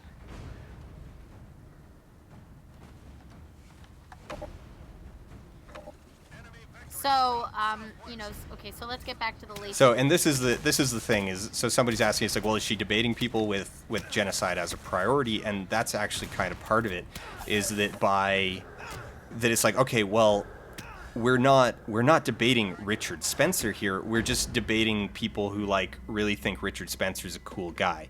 So they're not going to take the platform and talk about like Spencer's ideas of, peaceful ethnic cleansing because they're not morons. Well, they are morons, but they know they are intentionally managing their public image. That is the whole point of what they're doing, is that they have useful idiots like Carl who exist to manage their public image and make them feel less extreme than they are, because you're going to have Carl going out there and stumping for them and being like, we need to listen to these people. We need to give them airtime. We need to not censor them. We need to, pay attention to them. We need to care about their concerns. And all of that is part of it, so that people go, oh, Richard Spencer got punched. That's a bad thing. And you go, no, it's not a bad thing, because he's a fucking monster. But people then hand-wring over whether or not we're giving if we're appropriately giving actual neo-Nazis enough airtime. And that's their plan. That's what they are intentionally gaming people's sense of fairness in order to make themselves look more respectable and more acceptable, right, so that their actual extreme ideas only feel a little extreme. Like, it's a process called shifting the Overton window, and it's deliberate. It is 100% deliberate. Like, they know what they're doing. And so when you go, oh, we're going to reach across the aisle with a bunch of alt-right dudes, and we're going to debate them, and the thing is that it's just going to get mired down in all sorts of, non-language. It's going to be about, It's like, oh, well, we're just having a disagreement, and we're tired of people disagreeing with us. And, if you criticize the narrative, then people just, they call you a racist. And it's all in this veiled language that is spoken as though everybody is on the same page, but they're not. Right. When you have to actually ask these alt-right dudes, like, what do you mean the narrative? It's like, well, the race narrative or the gender narrative. And it's like, well, what do you actually mean? Like, what's an example of disagreeing with the race narrative? Oh, well, identity politics. It's like, no, I don't know what you mean. Explain it. You just keep using other phrases. They just keep using other phrases. And if you dig down, they're talking about things that's like, well, maybe black people are actually just genetically lazy. Like, that's the root of it. That's what. So they're circling the drain around these kind of core messages. And so by humoring them with debates and public discourse, you're really just letting them reframe their horrifying core beliefs as disagreement about the narrative. And part of what's hard about some of this, especially in a case like where Lacey Green is saying something like she just wants to figure out what they're saying and why they mean it and what do they really believe and stuff like that. That's why I say this, she's not doing enough research, because it's like, come on, they have their own literature. Like, I've been reading Stormfront for way more years than I ever wanted to. I know what they're saying. On some level too, you have people who, one half of my being wants to be like, well, maybe you can get through to somebody and it, by having a reasonable discussion, get them to realize that their logic is flawed, or that this is not an okay way to talk about or treat people. But the problem is that in these cases, most of the time that's completely not true, particularly if they're fully ingrained in the movement. Yeah, and that's more a thing about individuals. Like the Oatmeal's post, everybody's been passing that around of the the cognitive disagreement. Cognitive dissonance. No, it's not cognitive dissonance. He's talking about the phenomenon where if someone presents facts to you in certain strongly held beliefs, you will be angry. You will actually, presented with facts that are against what you thought was true. And it will, in fact, actually make you believe more strongly that. Exactly. So a lot of times you're running up against that, that mental block, and you're running up. If you're talking to these people who are hardcore, fully ingrained in these movements, it's really difficult to convince them that anything that you say, because they're immediately in their brain, discounting what you say as like, well, this is your propaganda. So. Yeah. So, part of it, the people that want to be on Lacey's side are the people being like, well, maybe she can like change someone's mind. Like, she's a really reasonable person. She's really intelligent. She can have like a normal conversation with these people. It's like, yeah, sure.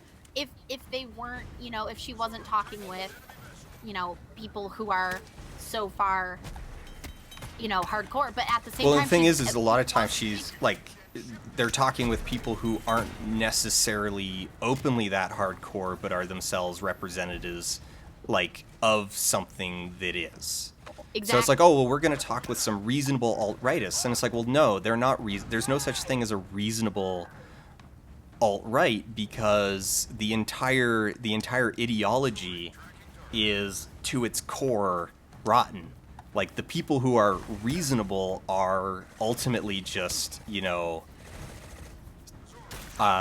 just smokes. Like, they're what's the word that I'm looking for? They're just spokespeople who exist to make it feel reasonable. Right. Right. They're a promotional tool. Mathis, this is Missouri. Ready to support.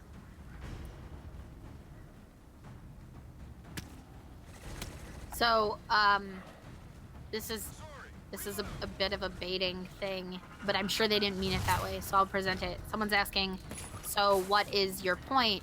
Is your point that people shouldn't debate anyone who identifies as alt-right? Actually, yes. I don't think anyone should debate people who identify as alt-right. I think they should punch them.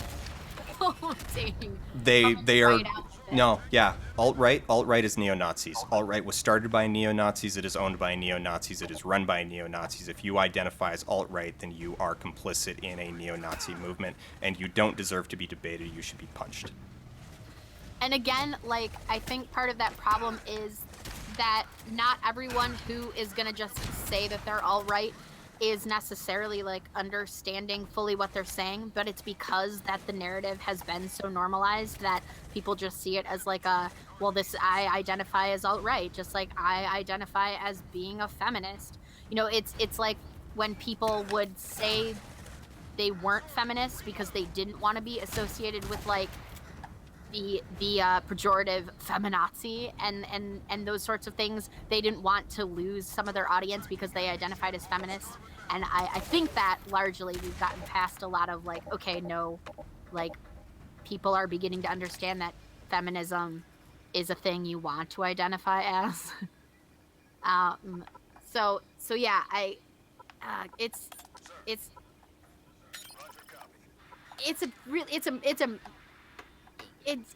a hard thing to explain to funnily enough, it's a hard thing to really talk about with reasonable people, because they're like, okay, well, reasonably we should be able to just have a discussion, right? You're like, Yeah. Sure. And if you want to talk they were about... willing to have a discussion and willing to change their minds. A debate is only a debate.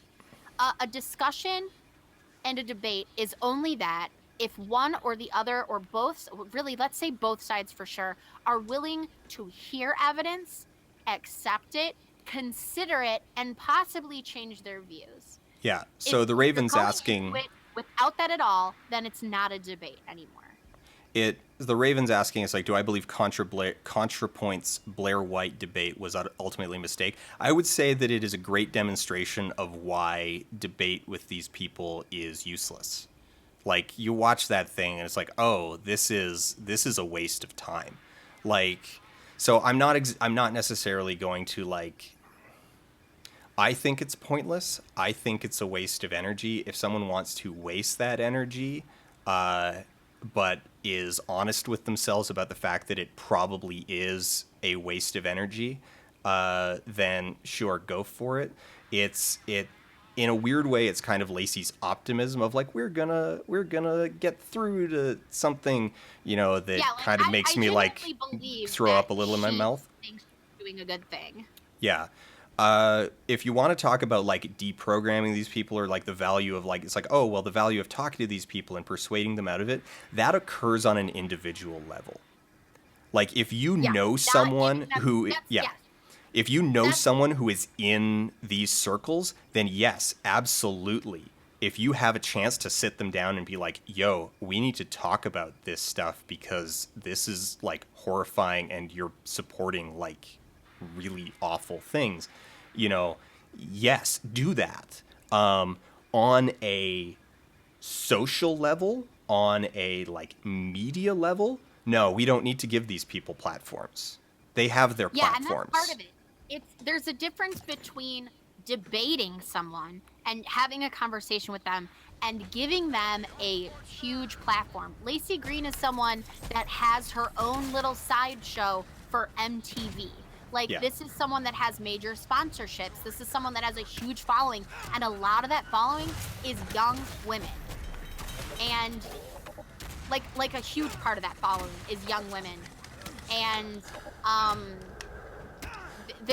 there is a huge difference between, like what you were saying, Dan, just talking to someone at an individual level and seeing where they're coming from and calmly and reasonably having a conversation and, and saying, look, I don't agree with you. And also here are the places where you're wrong. And maybe this will change your mind. And getting them on a web series, putting them on your channel with a huge platform and letting them openly talk about this.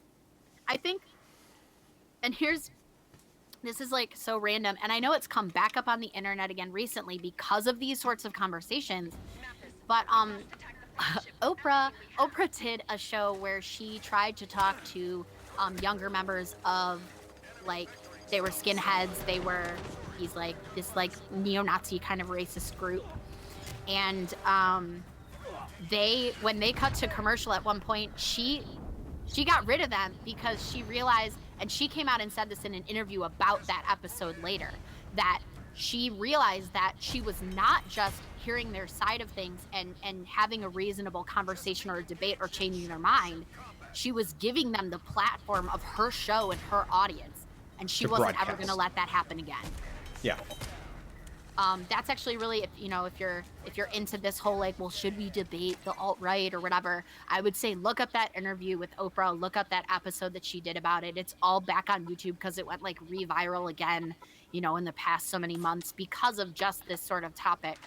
She just really got an interesting interview about that.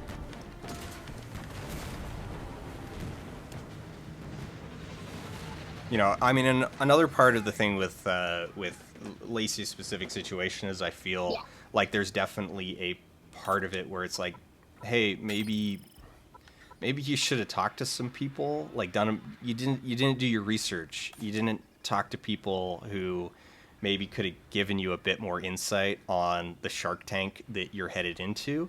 And when you got that feedback, you didn't listen, and you said, "No, it'll be okay. It's fine. We need to listen to these." It's like, no, you're not appreciating the severity of the people that you're dealing with. Also, even if she decided to go through with it and do it, she really should, much like Oprah did, going back. But like, you should bring someone else on with you, and to my knowledge, she's not, who can talk on the same level of the opposite side. Like, she's gonna sit there and listen to them and ask like why questions and say, this is why I disagree, what are your views?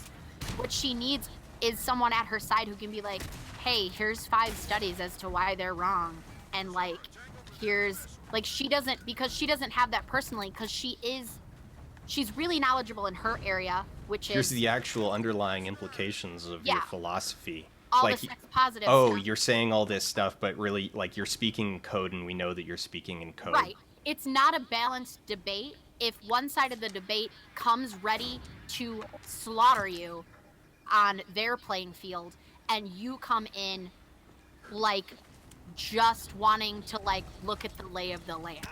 Like that's not an even debate, even if you wanted to call that a debate or a discussion. You're going in and just asking them questions and letting them have this platform without being able to counter or like express in terminology and facts and data the why you have the feels that you feel that this is wrong, you know? So there's not an even playing field, which I think makes it even worse.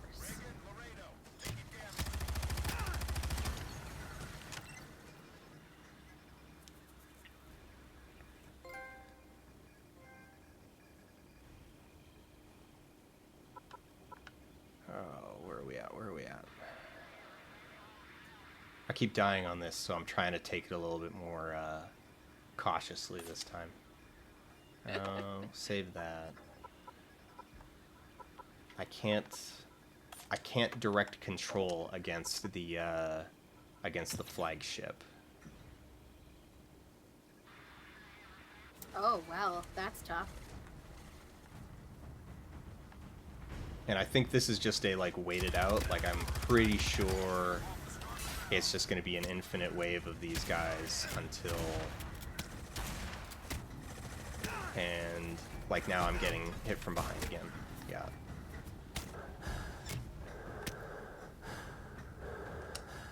All right. Sit near these bros who are not doing nearly enough to help me here. Chesapeake targeting now. Enemy tracking northeast. Copy. Fire support on the way. Check your front. Tracking enemy southwest. All right, my tiny little skipper is getting. All right. Yeah, got some repair left. Tiny little Chesapeake. Actually, you know what? I'm gonna move the Laredo closer. I think it's attacking based on distance. So I'll move the Laredo's got like twice the hit points of the Chesapeake.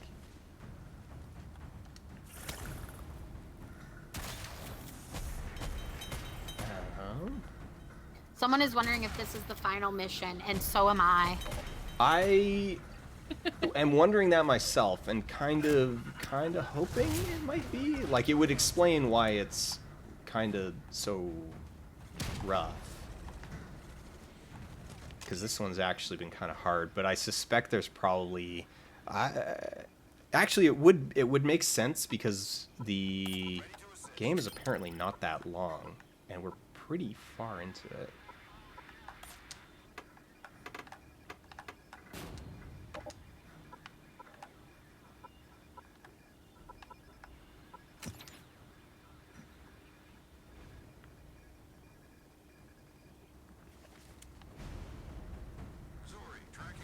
So flagship shields, 19%, 17%. Where is it? All right.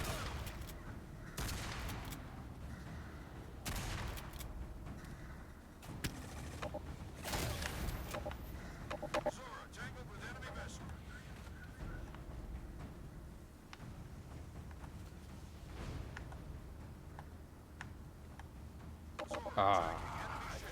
An attack location opened near the flagship. All right. Like Move the frustrated Missouri. gamer noises when you're trying to figure stuff out is extremely amusing to me. Move the Missouri into position. All right. USS Missouri, move there. Chesapeake, get... Oh, a whole bunch more stuff just showed up.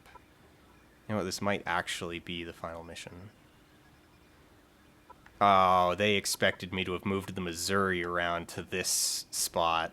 It's got to go so far. All right, and the Chesapeake's still getting nailed, so I'm probably going to lose the Chesapeake.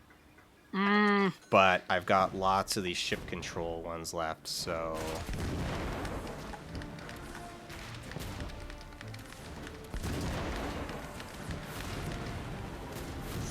So I can knock out pretty much all of these as they as they popped up. Score. Oh.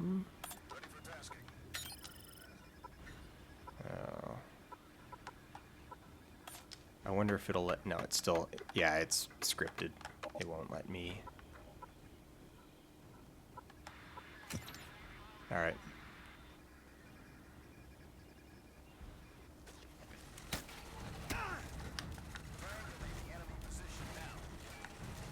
Contact! Take cover!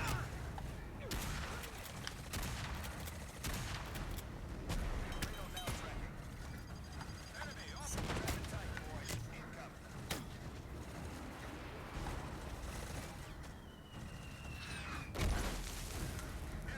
But yes, I am starting to think that this might actually be the final mission. Nice. Well, let's push through. Oh, Do a oh nuke crap, attack. oh Wait. crap. Oh no, oh no.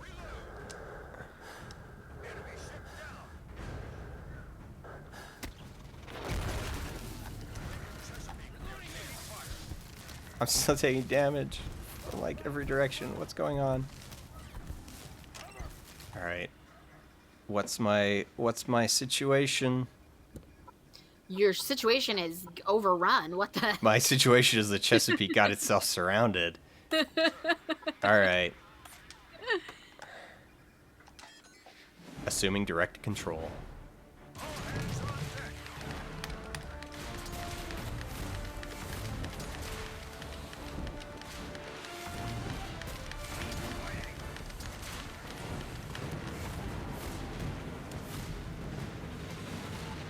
Assume that control. Get in there and do some direct pegging.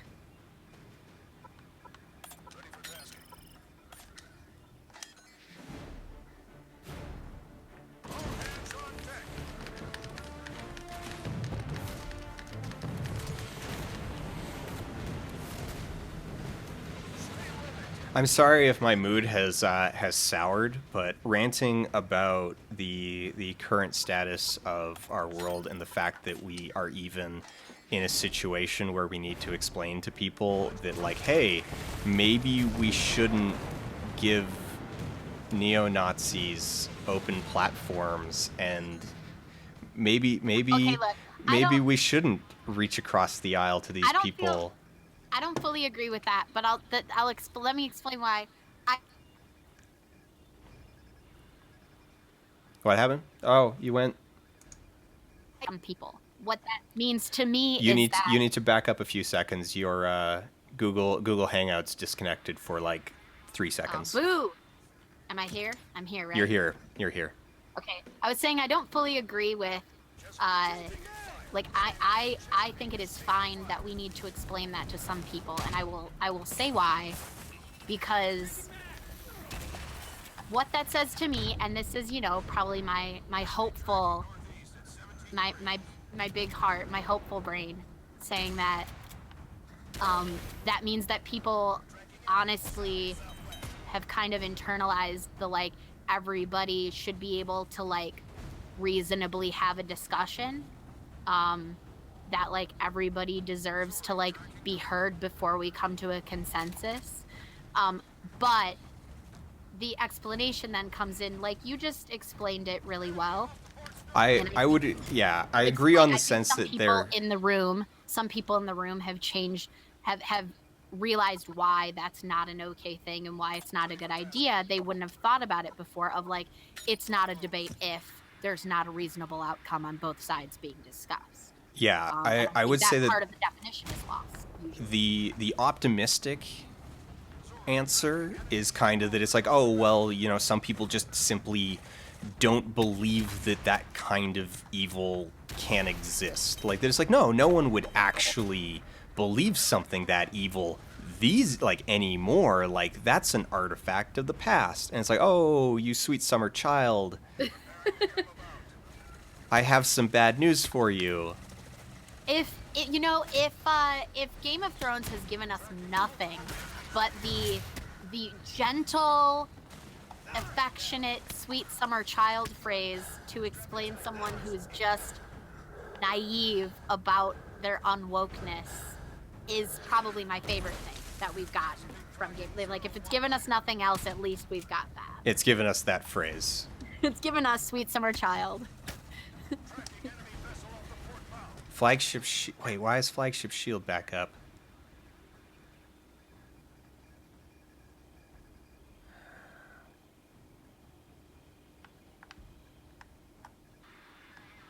Flagship shields have come back up again. Focus your fire to bring it back down. Oh, okay. So they're just straight up telling me that it's back up. Also... Oh, wait. No. I want them to stay there, and I want them to not move. Cancel. Undo orders. There we go.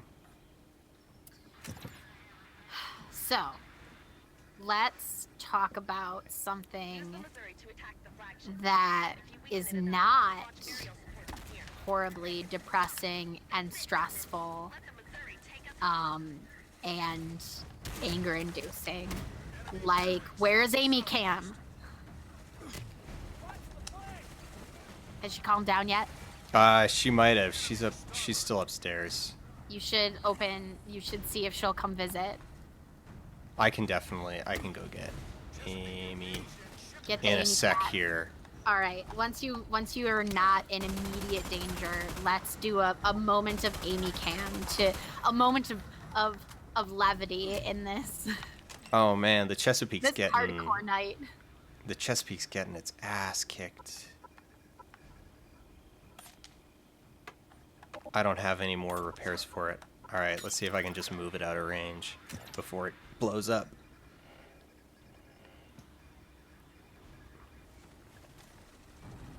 Reagan, the Chesapeake is 32%. Do I see any repairs down there in the field of... Chesapeake tracking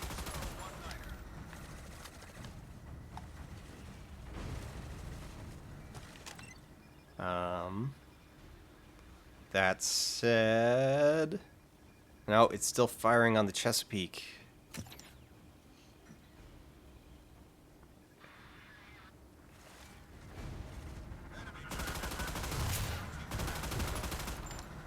Mayday! The Chesapeake is in situation critical. Yeah, I know the Chesapeake's in situation critical. Someone brought up the Mummy, and I want to talk about this trailer that did you see There the we new go. Mummy trailer? No. Oh, okay. Well, God, just ruining all of my topics. All right, wait. So you probably don't have to have seen it to really know what I'm talking about. Have you watched the other Mummy films in the franchise? Most Like, of at them. least the original. Yeah. And maybe the second one. Okay. The new trailer for the new Mummy is legitimately like wanting to be, I say wanting to be because it'll likely fail, but it wants to be like a monster horror movie, like a scary, thrillery horror movie, right? But that completely just like screws up the whole feel of the Mummy franchise. Like, the whole fun of the fact was that, yes, it was kind of a monster movie with this, like, ancient Egypt, like, motif, but it was, like, a goofy, like, comedy version of that, which is what made it a really fun block. Like, I unashamedly love the original Mummy movie, and it's not just because I'm in love with Rachel Weisz, but like, it's just so fun and stupid and a good time.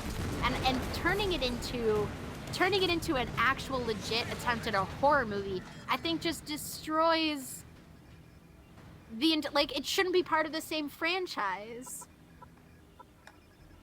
Ready for task. So the Chesapeake just saved itself because it has 3 ranks of salvage, so it gets like 15. It gets like half its hit points back every time it sinks a ship. So by assuming direct control, we were able to save the Chesapeake. I was afraid I was going to lose it, but it's alive now. And in fact, I know for certain that I have a bunch of direct control modules sitting down there on the ground that I can just run and pick up, and then I can take the Chesapeake and nuke these other two ships. We're good. Hopefully this is.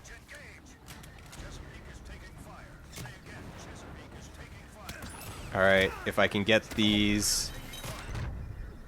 I'm gonna die though. I think there's a. No, don't I think kill there's a him spinny again. grenade right behind me. I took a risk that I didn't need to. Okay, I have a second new revisiting, reboot, remake movie rant to go on, a minor one, since we're playing video games, but we're playing video games with nerdy movie people.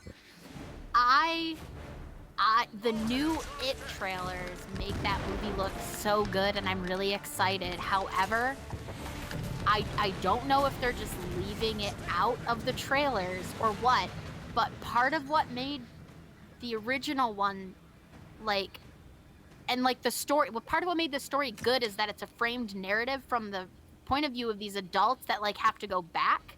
And I like that we're getting more of the kids' story and it's not just the adults, but by removing the framed narrative, I think you really change a great deal of what that story is supposed to be. And I'm disappointed that I don't think that they're doing that. I just really hope they don't have the kids all having a gangbang in the sewer. Yeah, I don't want that either. I'm hoping that part's not in it. I really, honestly, I hope they just change the ending. Because let's be real. Stephen King is a brilliant writer, but he cannot write an ending. True. He can't write an ending. That's why part of his like best endings are all just like, The end. a bomb goes off and everybody. Like, he can. I remember reading the novel to it when I was early teens, like probably like 8th or 9th grade maybe, and reading that novel book makes you want to look over your shoulder, like you're hearing stuff. Like his writing is great. His suspense and his horror and his like weaving of tales is phenomenal. But when he gets to the end, he does not know how to take care of it. There's my hot take. Someone in chat is saying, spilling my tea. Like that is it right there. Stephen King is one of the best horror suspense writers ever. Cannot write an ending. Love him to death. Cannot write an ending. I feel like a Stephen King drinking game in context is a little insensitive. Just a little bit. Although maybe I mean, because the real answer of like, why does Stephen King suck so much at writing endings? It's like, the actual answer, cocaine and booze. I don't think Why do the endings of so many of these books suck? Huh? I don't think that's true because he wrote the rest of the book like that also. So Yeah, but he wrote half of these books in like 4 days, like 4-day long benders, fine. and so the endings came at the end of those benders. Okay, so you're saying That's- that the endings are that the product process of coming out are of, product of the process, yes. but he still had to go back and edit. So why couldn't he have fixed it then? He didn't though. That's the thing. Like, haven't you heard the stories about like how his editor basically just let him do like just took his stuff, essentially just spell checked it and then like signed off? I did not. I have not heard about this in his editing. Yeah, like for years his editor was just like, just took the stuff and like didn't actually like edit any of it. Well, then. Or would occasionally like submit edits that were basically just like, maybe we should drop like this chapter. Like, yeah, And, because he was basically like printing money. Like, it didn't matter what was actually in the book or if it was any good. Right. Well, and part of it is like by the time someone gets to the end of the book and decides the end sucks, like you've already bought in to the rest of the book and like been telling people as you read it, oh, it's so good so far. Yeah. So like if the ending sucks, it doesn't always destroy stuff. You know, it takes some time for the ending to get people later. He can't write an ending. I love him. I'm assuming everyone has seen the original It, and like just like the weird. Why does that? I can't. I just want them to have rewritten the ending, and hopefully with his blessing. I would assume Stephen King knows that the big spider creature Is it's not that thing satisfying. is not a good ending. I would assume by now he knows. Like, he's got to know. He has been willing to be fairly self-critical about his work, so Yeah, like he's got to know. He's got to know that he's bad at endings. And the funny thing is, like, you'd think that knowing that you would try to work on it. Or maybe he thinks that some of the endings are good. Like, it's like a twist. So it's a surprise. So that makes it good, but it doesn't, Steven. I love you to death, but it doesn't. So yeah, I'm simultaneous. I'm excited for the movie because it looks like a great, like, kids stuck in like a horror genre, like a boogeyman scenario, and I'm excited for it. But at the same time, I'm wary of the fact that they've left it out of all of the previews and teasers and stuff so far, that there is no framed narrative.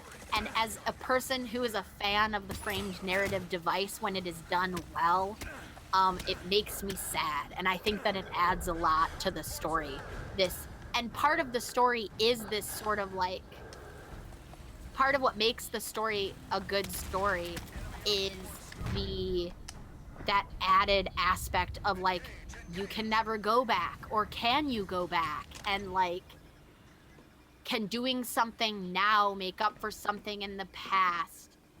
You know, that sort of question that a lot of action heroes are asked. Like, ooh, when you were a kid, you couldn't save your mom from drinking herself to death. So now that you're dating an alcoholic, you have an alcoholic girlfriend, if you can get her to stop drinking, it's like you saved your mom. You know, like that question's asked in a lot of our stories, which I think says a lot about Western storytelling in general. But who's got to get blocked? Who's got to get banned? I think I'm there's some sorry. moderation that's got to. Oh, my bad. I was like really into our chat. Yeah. Hey, chat, give me a heads up. I will get someone out of here. My bad. Okay. I see. Okay. I will... nope. I'm hitting the wrong person. It was probably going to be the dude who's, like, complaining about, who's already busy going, like, oh, yeah, this just proves my point. If you block Nazis, you just prove that they're right. It's like, really? If you block Nazis on Twitter, you're proving that, like, that Okay. there are, in fact, that genocide is a success, is a... I'm gonna need you, because all I can do is put on timeout and also delete messages, but not remove someone from chat. So when you get a second. Timeout will work for a bit. Okay. I will But keep I up think, with timeout.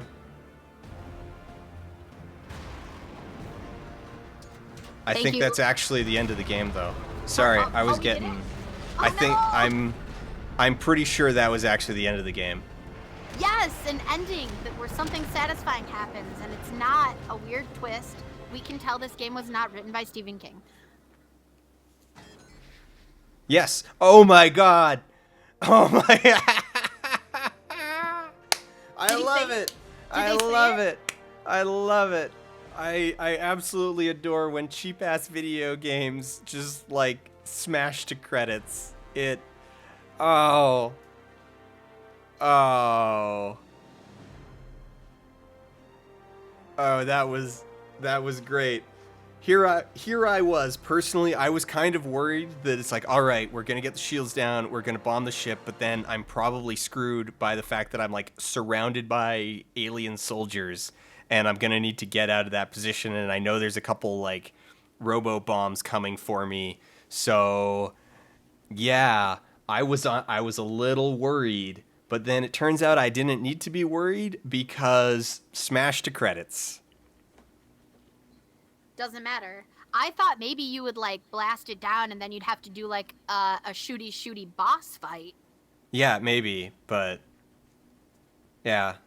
Yeah, no. No, not at all. Not at all. Not at all. Yeah. Yeah. All right, I'm going to go get Amy. I'm going to go get Amy. Yes. Show us the cat. Okay, everyone, he's gone. Quick. Now's your chance to ask me personal questions about Dan.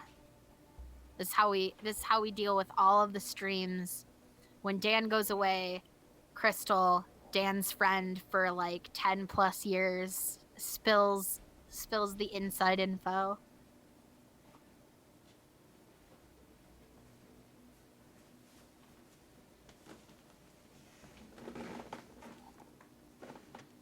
How soft is his beard? It is a combination of super soft and There we go. a soft kind of wiry. It's like a conditioned Brillo pad.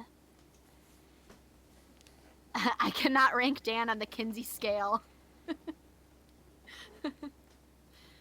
Dan is probably not good at sports. I've never seen him try. He's good at like small sports that involve like details. Like he'd probably be really good at billiards or like a table hockey. Dan uses the same knife for the jelly and the peanut butter. I do, yeah. So he doesn't put one on necessarily before the other. I'm pretty sure he goes No, peanut butter first. Peanut butter butter on first. Yeah. Amy doesn't want to be, Okay, guys, Dan's back. We can't... Shh. Stop asking questions about Dan. We can't answer questions about Dan when he's here. Amy. She heard Oh me my God, coming, you made and an I heard her Amy hop Cam down. graphic frame. Oh, when did you make that? That's so cute. A while ago. I made it a while ago. Oh, I Amy. love it. That's Come on. adorable. You want to come up? Do you want to come up? Come up.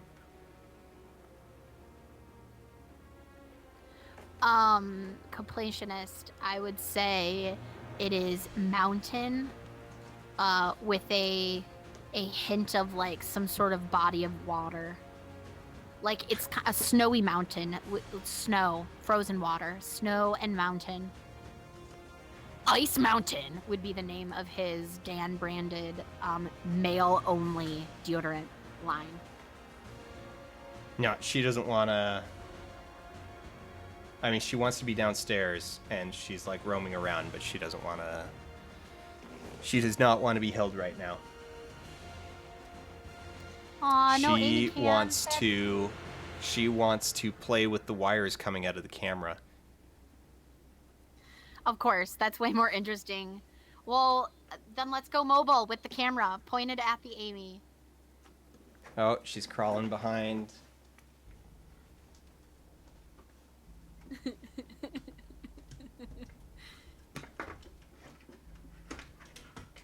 All right, Dan. I'm enjoying our streaming time, but you're gonna need to let me pick a couple for the future because I can't keep doing this movie game franchised game back into a game, then a movie and another game thing that we've been doing.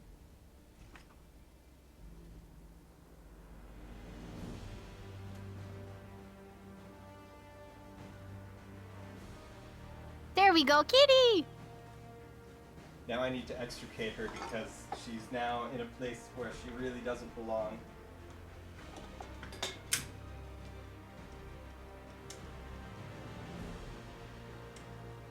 Look at that Fuzzy.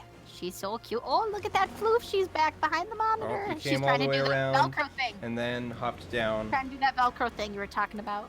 All right, she's doing laps. Amy, do you want to come up?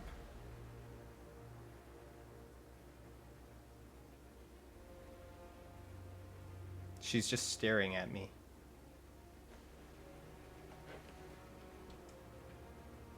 Did you hit a button or did the credits on the game just fast forward themselves for no reason? I might have hit a button. She might have stepped on a button. Okay.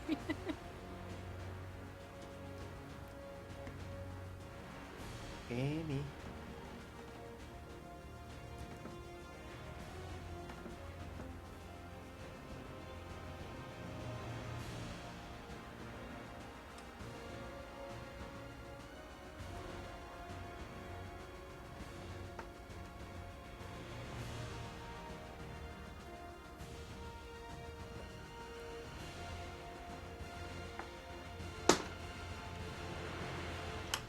See, there you go. Now she's decided to like knock stuff off the desk so that she can Look bat at them her around on the staring. floor. She wants to see the camera.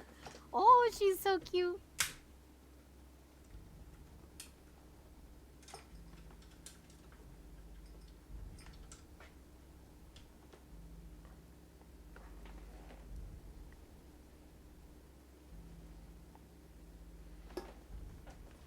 Put it up.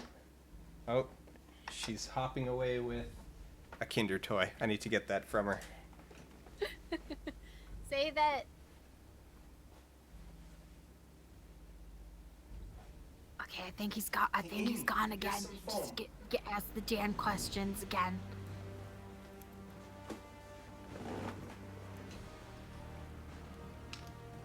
I don't know if you heard that squeak that she made. Dang it, you guys took too long. What? Huh? So I she don't made know a if you heard squeak? that squeak that she made. When I'm I like, did hey, not Amy, really here's hear some foam. And she's like, meh. I couldn't replicate it. It was too perfect. You had to be there. Yeah. That was not the greatest squeak in the world. That was just a tribute. This is just a tribute. Okay, now she's playing with the pluck foam. What's Dan's favorite 90s cartoon? These are questions for me about you, okay? You're not supposed to see those. Oh, okay. But you can answer that one because I don't know that one. So, I don't know. What do you think my favorite 90s cartoon was? your favorite 90s cartoon? All right, let me think. This is hard though because you're Canadian, so like you may have had different ones. Have you ever heard of the Raccoons? Nope. We Now, had that was Angry 80s. Birds. That was 80s, but like yeah, so we got a bunch from like Deacon Nelvana Productions up here in Canada. In fact, so the animators, like the people who animated Rocket Robin Hood and He-Man are actually like Canadian. Like it was a Canadian animation studio, and so they did more stuff than just that. But I think most of my stuff would probably technically be the 80s. Yeah, like your cartoon era was like I would have caught the tail end of the cartoons you would have been like watching most of the time. Yeah, and the thing. Oh, there we go. He's back.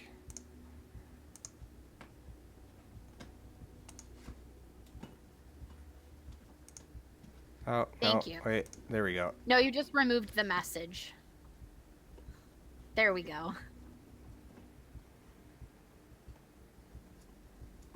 Yeah, There we go. So chat, I have the ability to time out people for several minutes, but I can't actually remove them. YouTube is bad at moderation tools for people that aren't the actual channel owner. So I do my best. But if we really want somebody gone because they won't stop it, we need a Dan. So one of the things, like this is actually a great, a good discussion in its own right. One of the things that sort of complicates the question of like what were Dan's favorite 90s cartoons is that into the 90s there was still a plague of syndication. So for example, even up to the mid 90s, there was this. There was this Hercules cartoon from like the 50s. That let's see if I can find.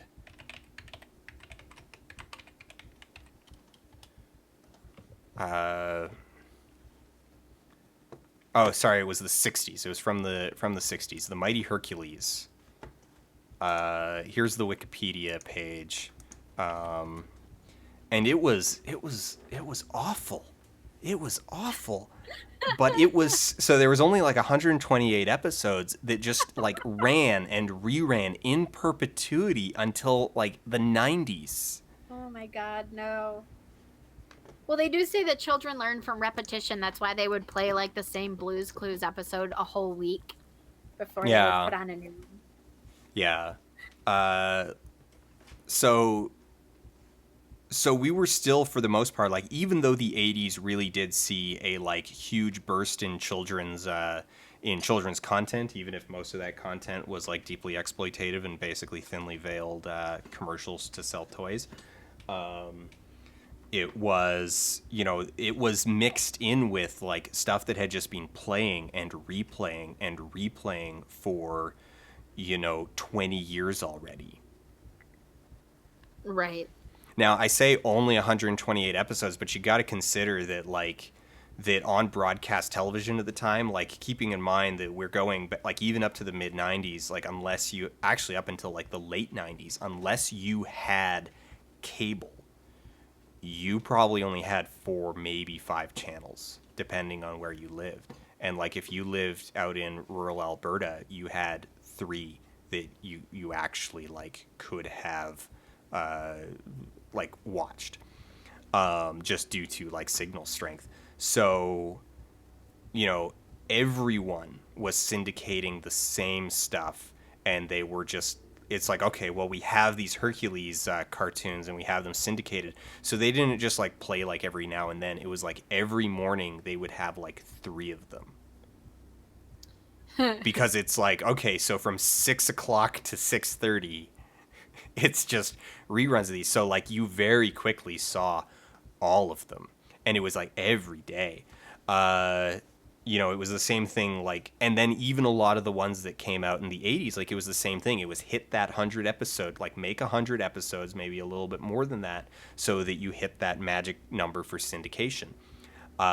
So like Teddy Ruxpin, there's only like I had a Teddy 103. The original Transformers, there's like 120. Like, you see these numbers come up over and over again, and it's because of that, like, 100 episodes is what it takes to qualify for syndication. So yeah, so you would over the course of a childhood, you would see these over and over and over and over again. So what was then your favorite cartoon? Childhood, Dan would probably say Teddy Ruxpin. Like, that was definitely my jam. I still think that's 80s though. That is 80s, like, but like, that would have been your era, so we'll say 80s then. Yeah, because the thing is that, the point of this story is that it's hard for me to really parse what's an 80s cartoon and what's a 90s cartoon, because you have to keep in mind that, like, even in the 90s, they were still playing cartoons from the 60s. Because I had broadcast TV, like, I had terrestrial broadcast until 1997. So, like, yeah, I was, God. So I would actually need to go and look up, like, okay, which of these actually came out in the 90s, and chances are good that, it was not many that I actually remember. I mean, so things like I've never actually watched the X-Men cartoon because it didn't broadcast where I lived. It never aired. I've never seen it. By the time I actually had a channel that it aired on, YTV, like, by the time we actually had cable, it wasn't really in rotation anymore because the new Spider-Man.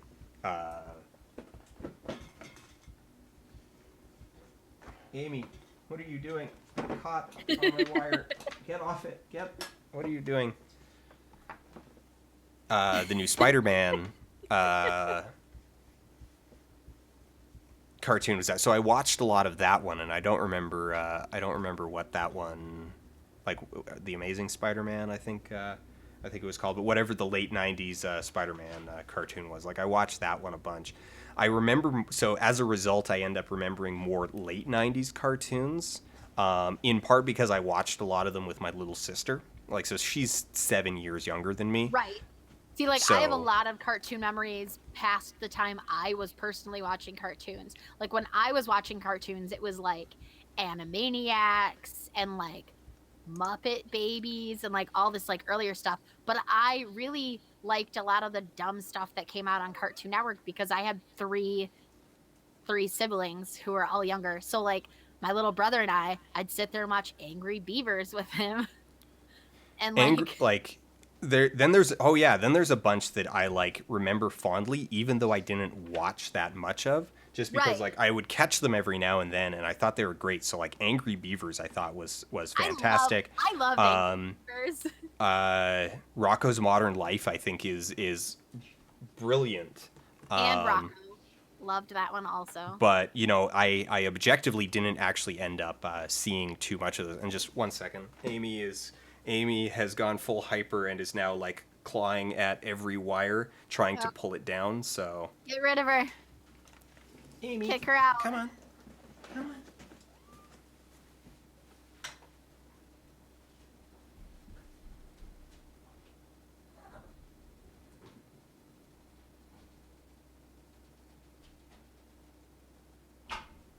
Guys, he's gone again. Do you have any other intimate Dan questions? It's just like get right back into that vocal. Oh, I damn it, threw- you guys always take so long. I threw that chunk of pluck foam that she was playing with. I threw it out the basement door, and she like a furry rocket, just like. And she made this. If you liked Angry Beavers, did you also like I Am Weasel and I Are Baboon and Cow and Chicken?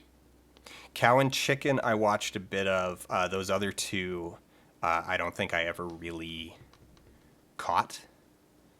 I don't have any sort of clear memories of them. What was I going to say?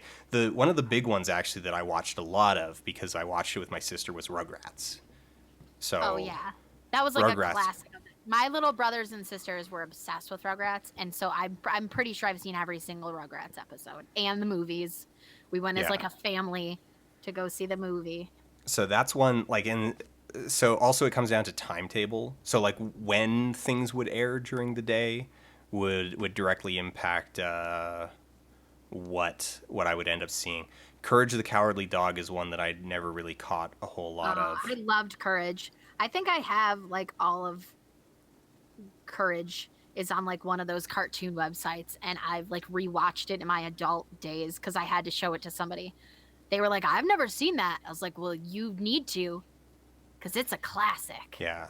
Also, once so we moved into the city and finally got cable around like right before I entered high school. So it was also at an age where I was definitely like asserting my artistic sensibilities, and so I was I was actively seeking out stuff like Daria and Right. The Head. There was like that weird phase where it was not cool to like any cartoons, and then suddenly at some point in high school, it was like really cool to like cartoons from when you were a kid again. Yeah. So I'm trying to remember like 90s cartoons. Okay, so wait, I've still got this Mighty Hercules thing. It was created in 62 and they debuted on TV in 63 and ran until 66, coincided with the sword and sandal genre of films that popular at the time. Okay, so here's a funny story about old cartoons. So this is part of why I actually like really like pulp kids garbage. Or why I shouldn't say I like it, why I pay attention to it, why I try to pay attention to it, is because of a show called Rocket Robin Hood. Now, back in the early 80s, there was a huge like morality scare. You probably have heard about, if you didn't live through it, the like, is Dungeons and Dragons of the devil and Right. stuff like that. There was this huge morality scare about like subliminal messages being inserted into kids' entertainment. And there's a couple funny things about this is that One, it just wasn't the messages that parents were actually afraid of. That like the morality scare was largely about like, oh, are they teaching them to like worship demons? But in reality, the subliminal messages, or I shouldn't say subliminal messages, the coding that was going on in children's entertainment was buy our stuff, and that was absolutely happening. But there was a lot of as part of the morality scare was it's like, oh, are cartoons trying to make our kids gay? Are there like secret gay subtexts being inserted into our children's brains through these cartoons? And the funny thing is that there was one cartoon where that was absolutely happening, and it's called Rocket Robin Hood, and it is the gayest thing you have ever seen. It is so gay. It is absurdly gay. And that was kind of actually the whole point, is that they knew that like, so at the time, so it was actually from the 70s. They knew that no one was paying attention to children's media. That at the time it was garbage that got shoved out to keep kids quiet, and Right. no one was paying attention to it. And they're like, well, Frank, no one's like, people are like, they're really just watching to make sure that we're not like, showing violence or like inserting titties into this stuff, like that the violence is appropriately cartoonish, and There's like a we're not quick saying hell. data. It was very, very cursory kind of oversight going into this stuff. And so they knew that like subtext wise, no one was actually like watching, no one was actually paying attention. And so they just made like the gayest show they could. The studio was largely like LGBT, and they just made the gayest show that they could. So gay. And Just and the so gayest. it's hilarious because like, so that was actually their goal, was that it's like, look, the people aren't paying attention, let's make a super gay show for kids. And it's out there, like, it's, you watch it now, and actually like, it's because it's not overt, like, because it's not openly being like, hey, we're gay, you watch it now and it's probably going to feel a little bit tame. But if you watch it as just like, okay, people thought this was just, I mean, it is still good, wholesome entertainment, but if you view it through the like height, like through the 80s lens, the 70s lens of what good, wholesome entertainment looked like, you go back to it and you're like, this did not line up with the values of the people who were in theory like guarding the morality of the kids, that were protecting the kids. So it's funny in that it's really funny going back and watching it through that lens. It's not very good. Like, unfortunately, it's not very good. It's really cheaply made and bad. But so like, the ambiguously gay duo actually is a reference to Rocket Robin Hood. Like, Really? that short was like, it not directly, but a lot of that short is a reference to Rocket Robin Hood. That's classic. Yeah. Ah, well, that was a fun random diversion. What were we talking about before that? Let's not. No, I don't want to remind you. It was all bad. It was all bad. It was all awful. It was all depressing, awful, horrible state of affairs. There was a question a ways back that I'm trying to find again, because I thought it was actually a good question. What about? I might remember it. I don't remember what it Maybe was about. It was more one of those like things that I like saw out of the corner of my eye, and I'm like, oh, Like, that's oh, a I good should- question. And now I don't remember what it actually was.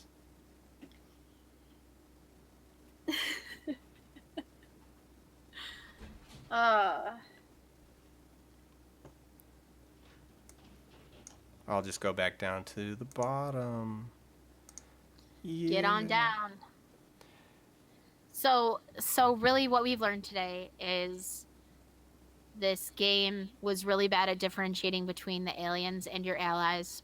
Aliens and allies, that should be a new video game. Oh, yeah. And that So the game itself, I will say that it was probably the perfect length. Like, that if it had gone on any longer, I would very much have been not a fan.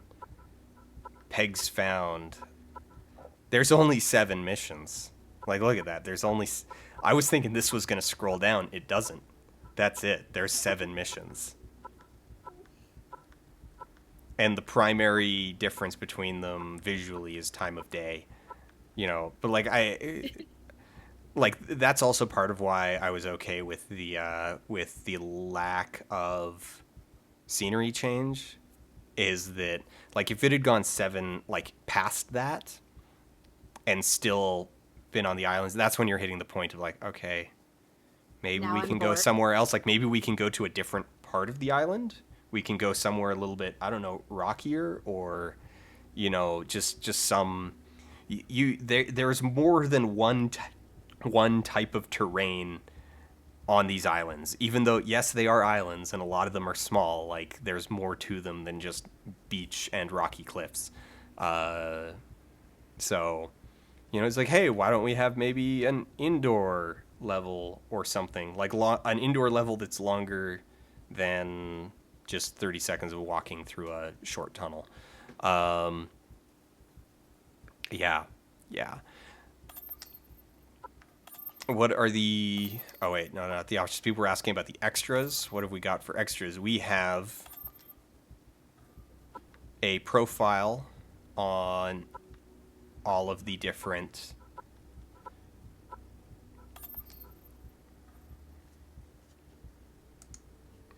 Aircraft carriers exercise the Navy's core capabilities of power projection, forward presence, humanitarian assistance, deterrence, sea control, and maritime security. So I was Pegs reading... found. Yeah, Pegs found. So I was reading this great article recently about how useless aircraft carriers are. That aircraft carriers are, like, really good, or are designed entirely for, like, World War II, and that they don't really do anything anymore, and they're, like, absurdly expensive and, like, way too vulnerable, and that the areas of the world that actually are, you know, like, sorry, that their main job is psychological. Like, that in an actual operational sense, like, they don't actually do their job anymore. They're largely just there to be big and scary. Because the places where things are likely to actually go tits up, like the Arabian Gulf, are too shallow for an aircraft carrier.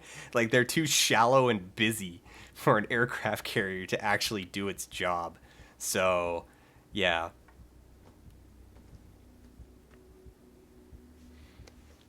So it was kind of funny. Like, I was just reading a big long article about that from some Navy dudes who are like, we need to stop building these pieces of crap. Battleship. Battleships are large armored warships with a main battery consisting of heavy caliber guns. The largest armed ship in the fleet. Battleships used to attain command of the sea. 4 General Electric turbines can go 33 knots. I don't know how fast that is. It's probably kind of fast. I don't know. It sounds like your car can... Oh, what is it? Okay, let's go knots to kilometers.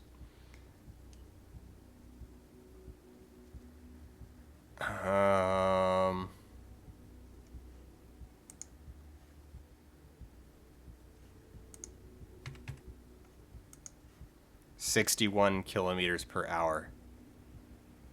It is just under 1 mile per. Not.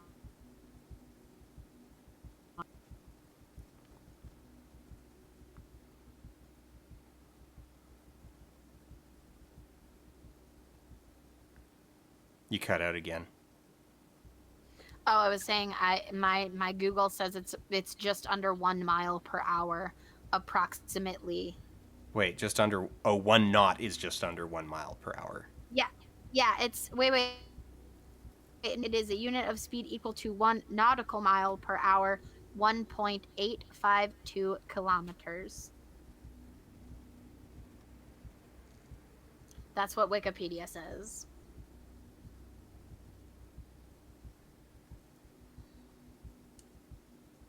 Yeah. I don't. All I know is that screw the Navy. Screw the Navy. So here's the reason why I'm saying that. Here's the reason why I'm saying that is because so this goes back centuries and centuries. So because the Navy has been around for literally millennia, or like naval tradition goes back literally like thousands of years, there's always been kind of like two different societies, like with two different like the Navy is its own sub-society with its own measurements and its own traditions and its own culture and its own everything that exists on land has a shadow duplicate at sea. So like they have a different mile. Like it's not just it's like, oh well, they use a different measurement. It's like no. Their measurement is based on a different thing. It's like, what's a knot? It's like, well, a knot is nautical miles. And it's like, well, what's a knot? Wait, there's a nautical mile? It's like, yes, a nautical mile is different from a land mile. And it's like, why? And it's like there's a clone, there's a sea clone of everything, and it's so absurd, and they're so protective of that tradition. It's hilarious and infuriating. I like that you have such strong views on the closed elitist society of the sea. That is exactly the way to put it. The closed elitist society of the sea. You know why? You know why you use Fahrenheit? You can blame sailors for Fahrenheit. Because because Fahrenheit, so 0 degrees Fahrenheit is the freezing temperature of brine. Oh. So the whole reason why 0 degrees Fahrenheit is what it is because that's the temperature that harbors would start to freeze. That's interesting. I did How not. often do you use that? Fact. Yeah. Hey, look, with global warming and climate change, we should. That's the thing we should know. Yes, but like degrees Fahrenheit will still measure the temperature at which the harbor will freeze.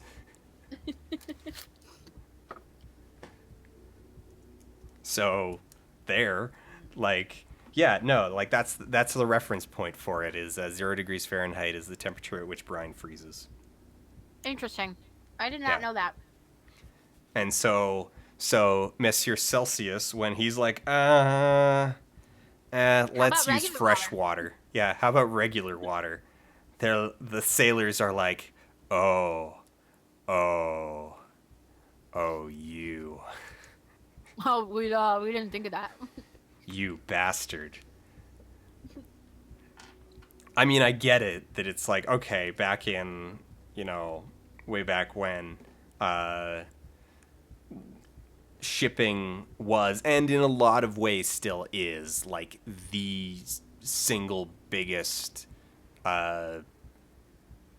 industry on the planet. So Right. no, okay, so 100 it's not 100 degrees Fahrenheit. So Celsius used a 100-point scale because he was totally down with metric and he wanted things to play nice with metric. So you wanted to have, he wanted a base 10 system.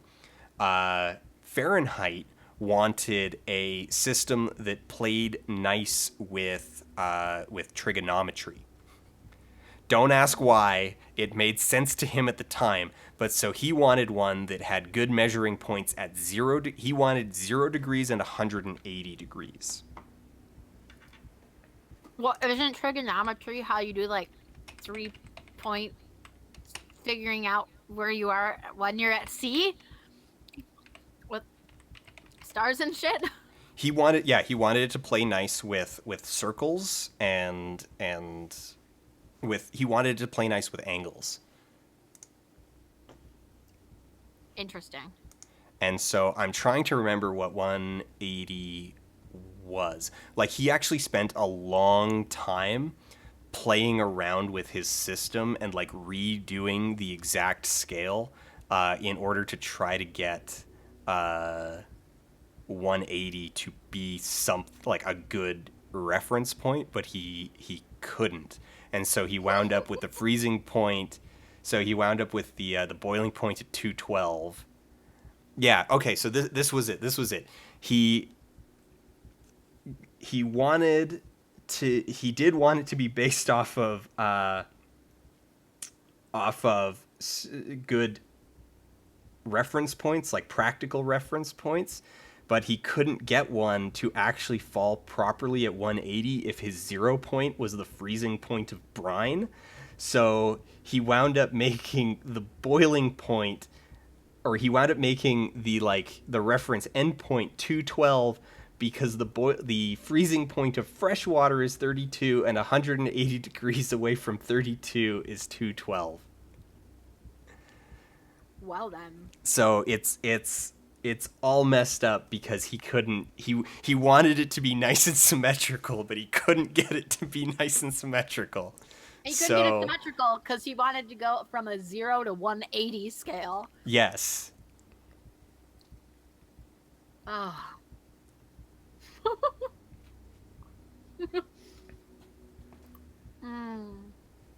Classic. But now at the same time, like his stuff was based in part, like he was working off of older work, and so there was also some like inherited stuff there, and it was kind of weird. Like I should find some money to throw at the extra credits crew to make them do a one-off on the history of temperature. So, like, here's a funny anecdote about temperature, is that 200 years ago, scientists believed that temperature was useless. Or I guess, no, you're looking back about 300 years ago. 300 years ago, temperature was useless. And going back even further than that, like, if you go back to the ancient Greeks, like, they talked about how, like, temperature was unmeasurable. Oh? Yeah, that it was, you couldn't do it. You couldn't do it. It was it was a waste of time to pursue it, and that it would be impossible to ever actually accurately measure temperature, because how would you capture the nuances of temperature, of how temperature feels? And then even as early thermometers were developed, they were all like wildly inaccurate, like because it would depend on like where they were built, in fact, and it would depend on local conditions, because the first temperatures were actually open topped, like it was basically just a like flask of mercury. Mm-hmm. And so it was subject not only to temperature but also to barometric pressure. So, and then if you took one thermometer and brought it somewhere else, it would give you different results, because it was always just kind of like local. And so you could only really ever have sort of a like vaguely accurate local thermometer. And it was over the course of actually like a couple hundred years that these were being developed, and like the technique of making them was being refined. And it wasn't until they actually then developed like thin closed cylinder like tightly controlled, so like the where the manufacture of them was controlled to the point that it's like, okay, out of 100 thermometers, 99 of them have essentially identical volumes of mercury inside an essentially identical volume of glass. And so because of that, by having that standardized, by being able to manufacture thermometers to tighter specifications, they were then able to make thermometers that were actually useful and that would behave the same in different areas. Like they would behave the same in different circumstances, and thus could in fact be relied on to give accurate information regardless of the context that they were placed What a into. concept when you Yeah. specifically get rid of as many variables as possible, you can measure the actual variable. What a fucking mind-blowing Yeah, I thought. know. It seems kind of absurd in retrospect, but it's like, but then once you do that, once you get over that hump where it's like, okay, you know, because the thing is that the manufacturing processes that went into making like tightly controlled closed glass thermometers seems like science fiction if you were to describe it to somebody like 500 years earlier, that it's like, Right. okay, here's what we're going to do, and it'd be like, because it itself, like the process itself, was contingent on the invention of multiple other inventions that enabled doing glasswork that not just that fine but that consistently. Crazy. Oh, people are asking what your favorite map projection is. I'm just going to say Mercator because it's the first thing that came off my mind, even though I know it's awful. Mercator. I don't really have a favorite map projection. I'm sorry to disappoint on that one. Man, But if yeah, I no, could like count I think on the anyone- thermometer if thing. I could count on anyone to have a favorite map projection and vehemently defend it, it would be you. You've sorely disappointed me tonight. Flat Earth. Because it has brought me so much joy. Great. Great. No, I think the thermometer thing is actually like a really fascinating look because it does have so many different like things in the chain where it's not just about like, oh, it's not just about isolating like one thing, it's about the multiple other steps that needed to take place, the multiple other inventions, the multiple other like bits of progress that needed to take Right. place in order to get there. So I've it's like actually been watching- it's so- glass refinement, it's the devices that are used to measure mercury to that level of precision. It's all of this stuff. Yeah, I know it is kind of weird that I have a 10-minute rant on temperature but not map projection. Yeah, but there's like a whole backstory to temperature. Map projection is just like different arts. It's like, I mean, don't get me wrong, there's a lot of politics that go into map projection, and I recognize that, and I love reading up on it, but like I'm more interested in that than I am in the projections themselves. So like, if you want me to rant for 10 minutes about the politics of maps, I can do that. But I can't reference, like, I won't be able to reference, like, oh, well, this projection versus that projection. Have you, okay, I don't know if you, I know that, you know, you're way up in new TV limbo over there, but have you watched any of the National Geographic Genius series No. about, so I'm really liking it so far, but so this ties into your whole temperature thing. It relied on a whole bunch of stuff. It's really cool them showing these kind of mathematical and physics and these scientific concepts as people are thinking of them, and how much they honestly relied on like other people's thought experiments and then like advancements in different fields to come to their own conclusions. And so I don't know, it just reminded me of that when you were talking about temperature wasn't a thing until they like We're glass actually able to making could be isolate refined. temperature. Yeah. Yeah, so it's sort of it's pretty cool. It's pretty cool watching of in action via this like dramatic narrative of, oh, okay, so he's coming up with this mathematical constant theory that then he's gonna use to come up with like the theory of freaking relativity and stuff. Like it's really cool to see those kind of like the reliance of disparate inventions and discoveries and like things that you wouldn't necessarily think are related kind of coming together to form these broader things that we don't think anything of, like temperature, like whatever. Like I can't imagine not being able to say it's whatever amount of degrees outside, you know? Another great example of that would be time. That it's like, oh, well, measuring time, it's like, well, you know, part of it was that the need for the need for standardized time. Like standardized time wasn't invented until the was it 1900s. Because suddenly there was like a need for like times to be the same in different places, or to be relatively the same in different places. That it's like, okay, Right.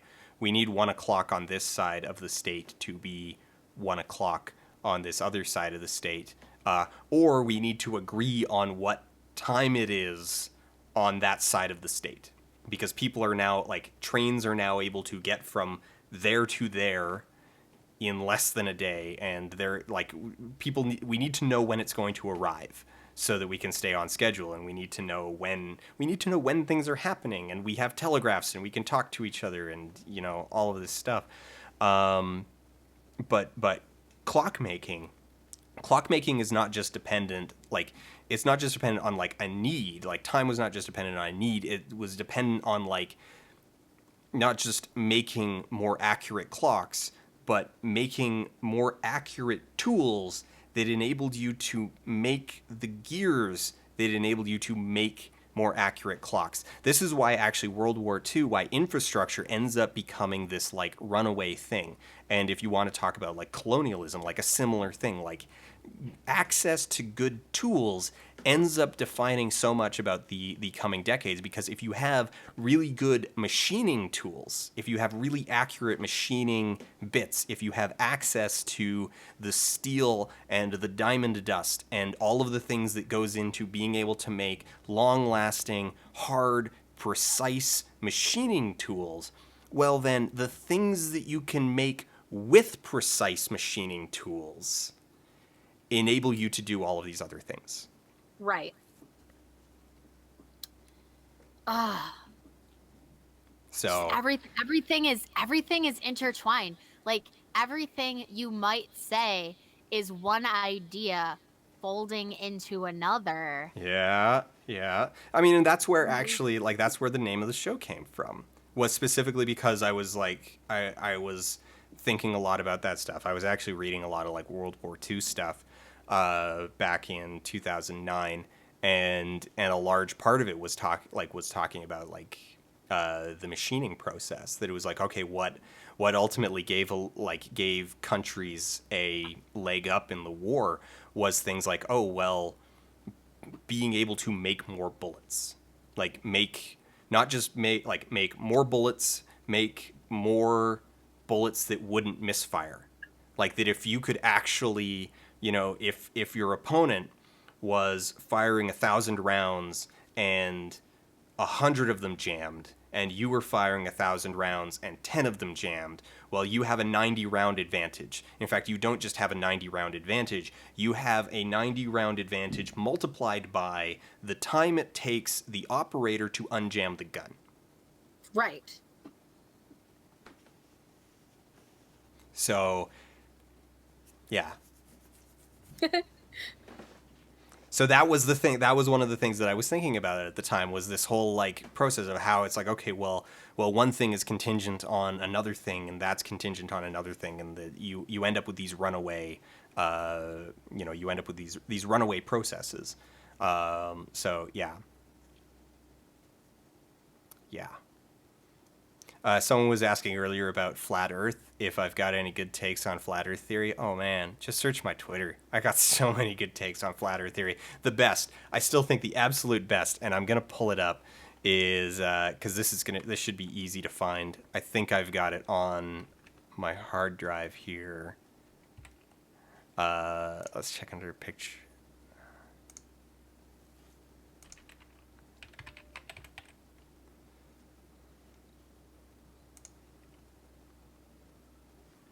So one of the best. Oh, I must have named it something different. Here.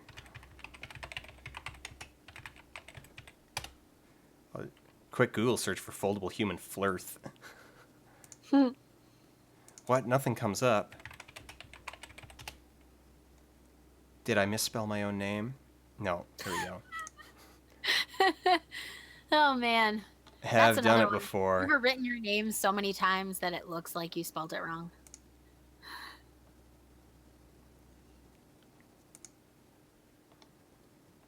I have actually, like, there's a couple forums that I've like registered on where it's like I was just going too fast and I like transpose, like, just typo, just letters in the wrong order, but so like my username is spelt wrong and it's like you can't change it.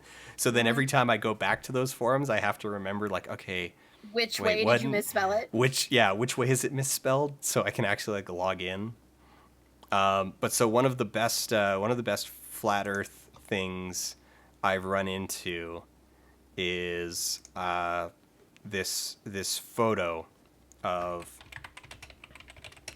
uh, Chicago from Michigan. From Michigan? Yeah. So what they always do is they post this like series of photos, and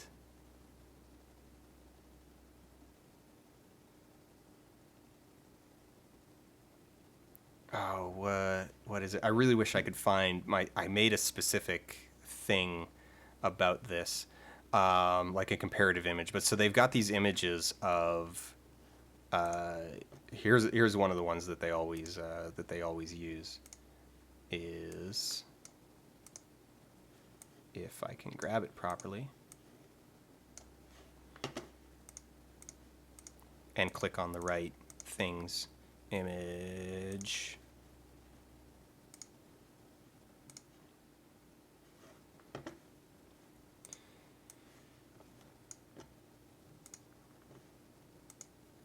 So here's one of the images that they always use is like, how come you can see this? And like, so they'll usually have like three right next. So the one in particular that I came across actually had like three different images from like different distances, and they're like, see, look, the Earth is flat, and I'm like, so I did them side by side. I'm like, dude, you can actually see Chicago disappearing over the horizon in each of your successive photos. And so I like picked a reference point and like I actually like arranged them all like to the same, like, so rather than making the horizon level, or no, I arranged them all like along the horizon, and I resized them all so that like the buildings were the same size, and like so the distance between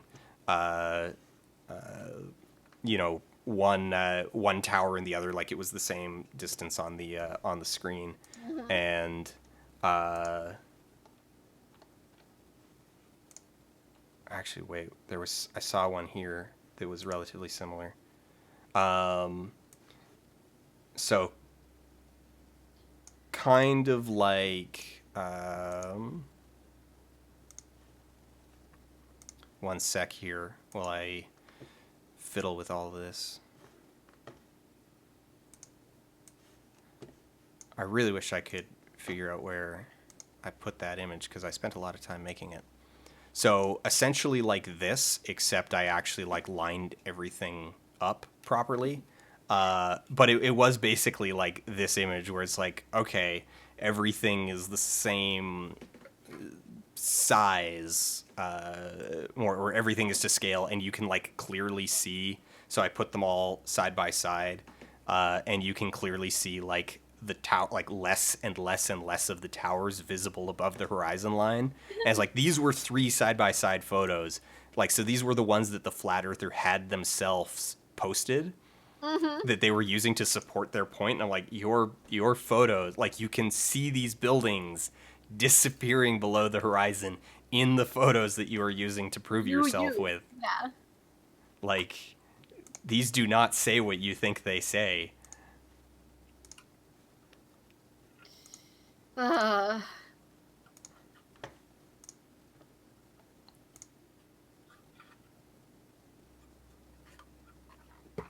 So it's always kind of, yeah, I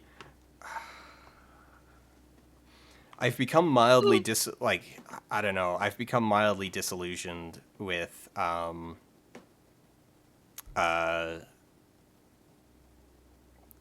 like even the wackier conspiracy theories. Like I still have fun with them because they are absurd, but at the same time, like I've spent too long going around in those circles to continue to deny the fact that, like, at the end of the day, a lot of these people are, like, really, really racist. Like, that it's like, you go, it's like, oh, the lizard, and it's like, oh, lizard man things, and it's like, they're talking about Jews. It's all code word for Jews. It's all It sounds, yeah. I mean, so David Icke, the guy who came up with the lizard man, like the guy who wrote about it in the first place, the reptilians controlling the government, he's actually come like right out and said like he used reptilians because he knew he couldn't say Jews because he Oh would my be God. dismissed as anti-Semitic. So he spoke hypothetically, like in his own words. It was like, I was talking hypothetically about lizard people so that people would understand the metaphor and see reality for what it is. And it's like, oh, okay, so he was talking about lizard people and explicitly waiting for people to make the connection between his book on lizard people and the Jews. And Jews. So yeah. So it's like Now, flat Earth and hollow Earth are like my last bastion, because that's largely just about control. Like, it's about people trying to create a just world that they can live in. It's attempts to reclaim God in a world where they feel like there is no God. So them I can still kind of have fun with, but at the same time, a lot of them also believe other conspiracy theories that are ultimately about the Jews. So ultimately, about the Jews. yeah.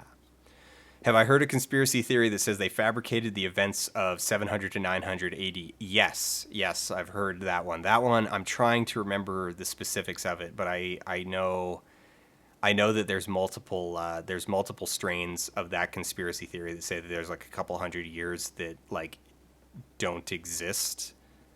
Yeah. Well, Holocaust denial. How is it a thing? Well, I mean, the simple answer is racism. Like that's always the like easiest answer. Is like people are racist, and you got to keep in mind like the vast majority of these dudes. Like I see it constantly where it's like the Holocaust didn't happen, but if it did, it would have been a good thing. And it's like, oh, yeah. Like, so oh, you can great. go, yeah. Somewhere out there's a theory that history only goes back like 1,000 years. I've heard that one. The Berenstain Bears thing is that the human memory is very fragile.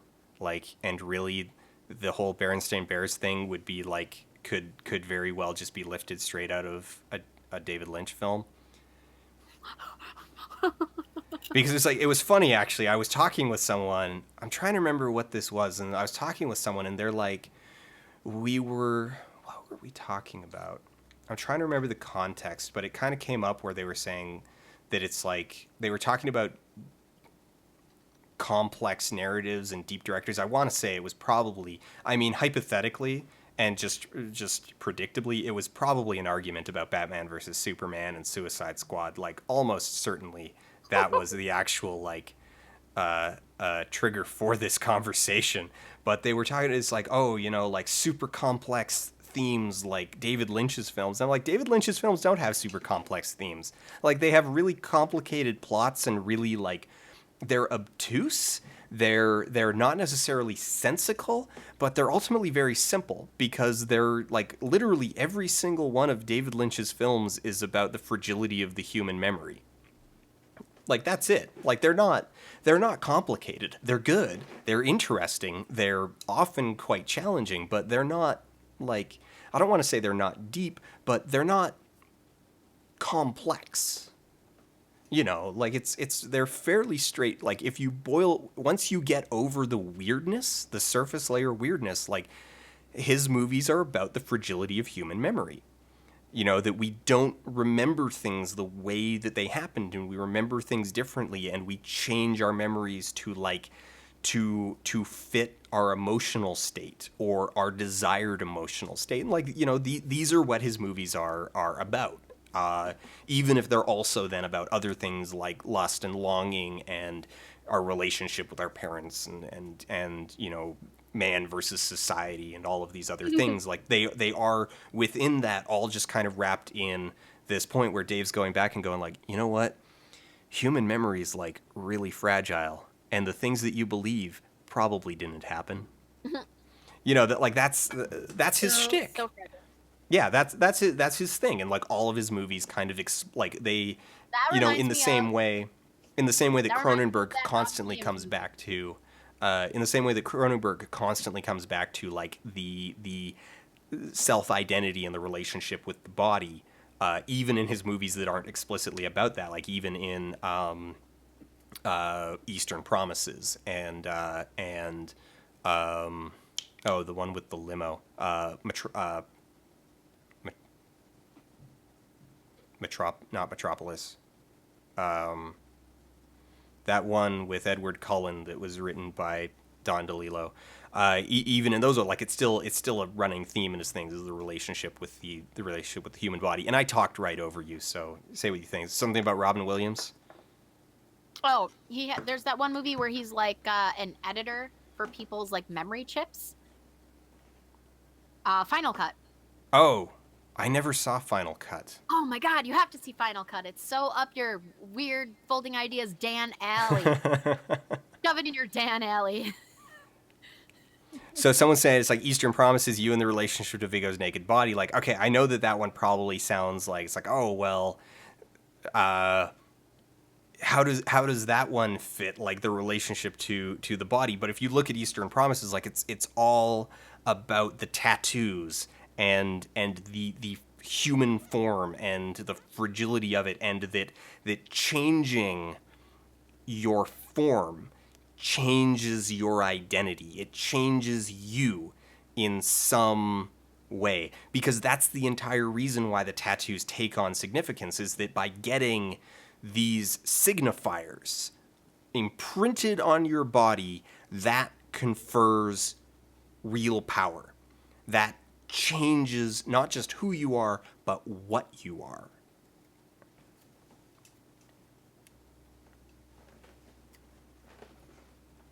Most underrated sci-fi film, and why is it Gattaca? I don't think there's two things there that I'm going to disagree. I don't think that Gattaca is that underrated. I think it has a great history. It was very well critically received. It has been watched consistently Gattaca referenced. in my biology class in 10th grade, and I loved it not just because it got me out of class for 2 days of class. So I think Gattaca has a very good reputation. Like, it would be kind of like saying, it's like, why do you think Children of Men is underrated? And I'd just be like, it's not. It's widely considered a classic. Maybe it's like not revisited as aggressively to the level. I don't know. Underrated is always a weird question whenever it's something that I'm like, I feel like that one's pretty well recognized. Under-discussed? Like, a lot of people maybe under-discussed. I don't know. And two, I would say that Gattaca, I kind of feel like, having rewatched it not terribly long ago, like a couple years ago, I would say that it is kind of right where it belongs. Like, it raises, like, it's got a lot of good points in it that I think people bring up and discuss and talk about, and it's also not necessarily the strongest movie out there, and it definitely has it has some parts of it that, like, it has some fridge logic where you back away and you're like, wait a second, that's not actually a good thing, even though the movie wants us to believe it is. So, like, the main character, he gets his wish and he's going on this trip to Saturn, and you sit back, you're like, yeah, man, good for you. Wait a second, you have a potentially fatal heart condition. I don't think, you know what? Society dealt you a raw hand, but I kind of agree you shouldn't be going to Saturn. Like, yeah, you should be able to get a job, and you should be able to work you should be able to work for the like, space agency, but I think they have a point on this one. Like, I feel like this one. No, listen though. I think the point though of the movie was saying that it was only potential, and like because they wouldn't even let him go through like the tests and stuff, they never found out if he could handle it because he was discounted outright, like not counted like out of hand. Yeah, yeah. And And- so in that But then regard, he so managed this to is do- what I'm he saying. managed to do all the tests and stuff and was fine. Kind of. All right. I don't know. Like Not- it's still kind of this point where it's like Maybe not. I feel like even with totally the get where tests you're and coming stuff, from. that I it's totally like, do. you know I what, totally man, maybe this one was a little on the reckless side. And he does have symptoms, like he is exhibiting symptoms. And it's like, you know, I need eyeglasses so I can never be a pilot. Like there's kind of, I feel like maybe the stakes should, like, if the stakes had been a little bit lower, and that sounds weird to say, that it's like if the stakes had been a little bit lower, then maybe it would have gone. But at the same time, if the stakes were lower, then it's just kind of like, well, you know, Uma Thurman is genetically inferior, but she's got a job. Like, Right. the sole thing is you can't have the job that you want because your heart might kill you at any second. And it's like, okay, that sounds mean if you're going to be an accountant. If you're going to be a freaking astronaut on a like 8-year mission, then it's like, actually, I agree. Maybe Like, let's maybe you not should send not people do who are that. going to suddenly die into a like, let's not lock them all into an airtight capsule and shoot them into the void of space where like any one of them dying will kill everyone else because now suddenly like 9 other people need to deal with a dead body Yeah. that they have no contingency for because they assumed, like, that's Everyone's the thing. fine. They have no Everyone's contingency. genetically Yeah, perfect. they're all genetically perfect. It's like, oh, everybody passed the test. We have nothing to worry about. And all of a sudden, he's going to get a heart attack and die. And they're going to be like, You're gonna be like, I didn't we even know have this was literally no possible. plan for this. We have no contingency. We did not expect this. We had no reason to plan for this. This shouldn't have happened. What do? We now have a dead body in an airtight spaceship.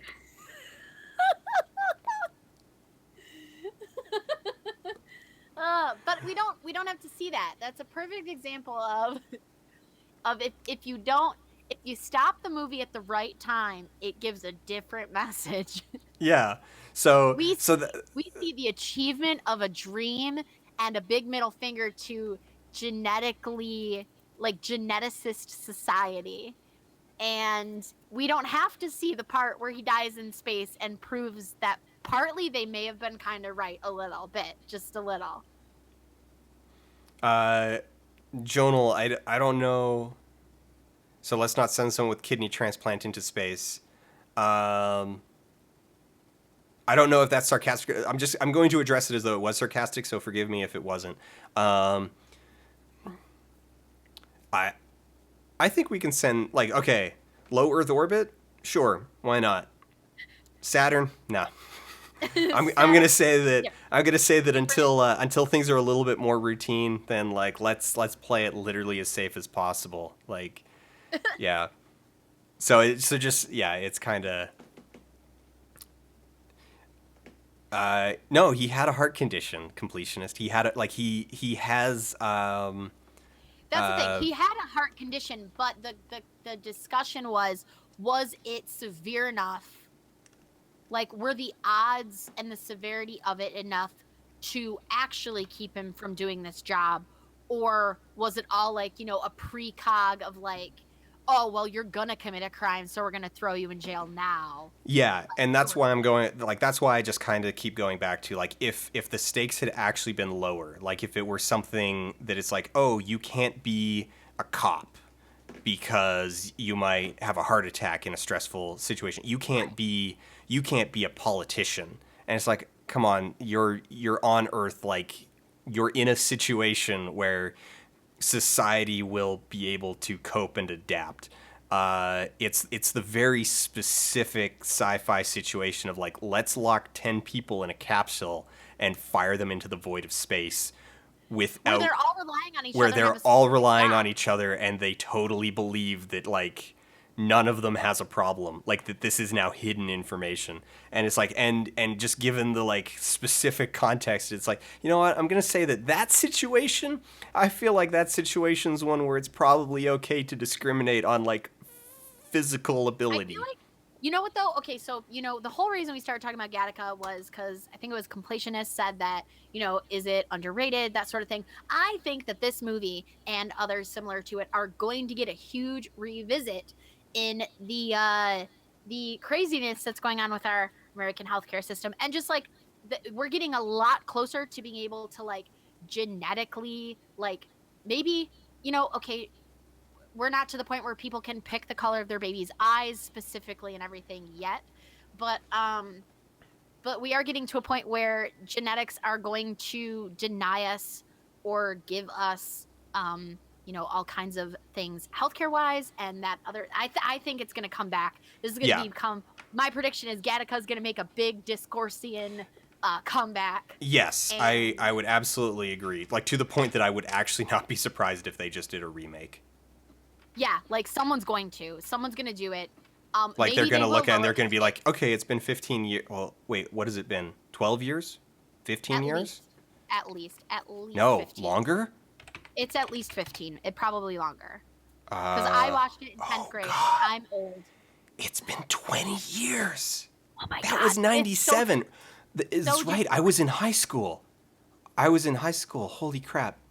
Yeah, it's due for a remake. I am actually kind of surprised that it's not, that there isn't like a pending remake in development at this moment. What they can do is, like you were saying, lower the overall stakes so that the driven home point is more about, is it okay to deny people because of genetic stuff? So if you do lower the stakes from, okay, he doesn't want to go to frickin' Saturn, he wants to do something else. We're not sending him on an then- 8-year mission. Right. Into right.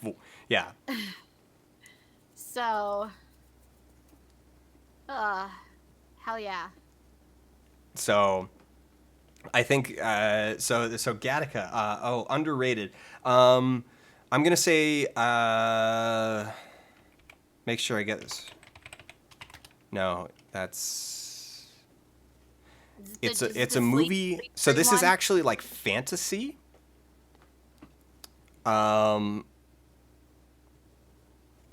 This is a fantasy movie that came out in 2004 called Strings. It's I think deeply underappreciated because it was a tiny movie that is actually from I want to say it's from the Netherlands. Like I want to say it's Dutch, but I might be wrong about that. Where was it actually like made? So CoPro. It was a four country co-production between Denmark, Sweden, Norway, and the UK. But it's all puppets, it's all marionettes, but that's actually diegetic, like they are diegetically marionettes. And so having all of your strings cut is death. And so if you lose like an arm string, it's like losing a limb. So it's a story about disability. And I think this is why I actually thought of it, is because we were talking about Gattaca and it made me think of Strings, is that it's this fantasy story that's about that's in a lot of ways about disability and dealing with disability and healthcare. Like it's touching on a lot of these thematic things because it's like the aristocrats actually steal limbs from the homeless. Like they harvest the homeless for healthy limbs. And yeah, so I don't know what ways you can get a hold of this these days, but I have a copy. Well, you could use your burner channel.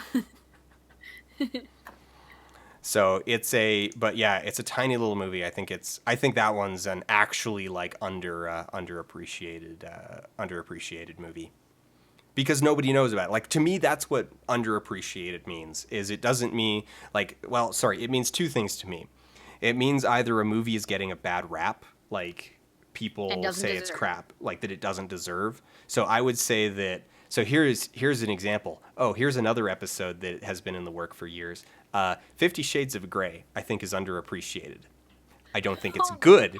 no. No, but this is what's kind of funny. It's like I don't think it's No. good. It's not a good movie, but it's not an awful movie. It's merely a mediocre movie.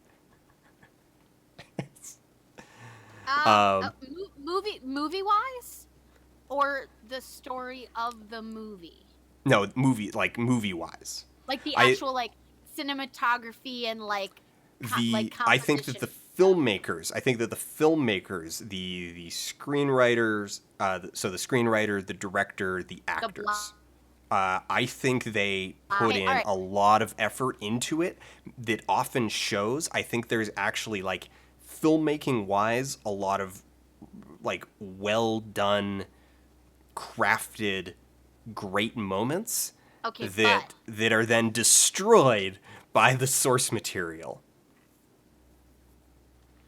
Because, like, so it's, yeah, it's, and so I've got this whole episode about this, and, like, I even had Sam Spawn make me some, like, art for it of E.L. goodness of James, it. like, because it's like, because the phrase in the script is that it's like, you know what, there's actually these, like, really good, interesting moments that start to look like it's going to turn into, like, a really good movie. And then E.L. James comes bursting into the room, and so he made this art of, like, E.L. James, like, bursting through a brick wall like the Kool-Aid Man. Because it's like, you know, I do think it's fascinating, and so, like, there's just this also, I like, wish come on, it is kind of like straight up what clickbaity you because sound it's like like a defense of 50 right now. Shades. What? You are so laggy on my end that it is freaky. It's like But so- slow-mo Dan voice. It's like vocal fry to the extreme. It's Oh, digital that's vocal fry. that's Google. That's Google. I'm gonna blame that. That's Google Hangouts. It's me. But so, no, like, I think that's an example.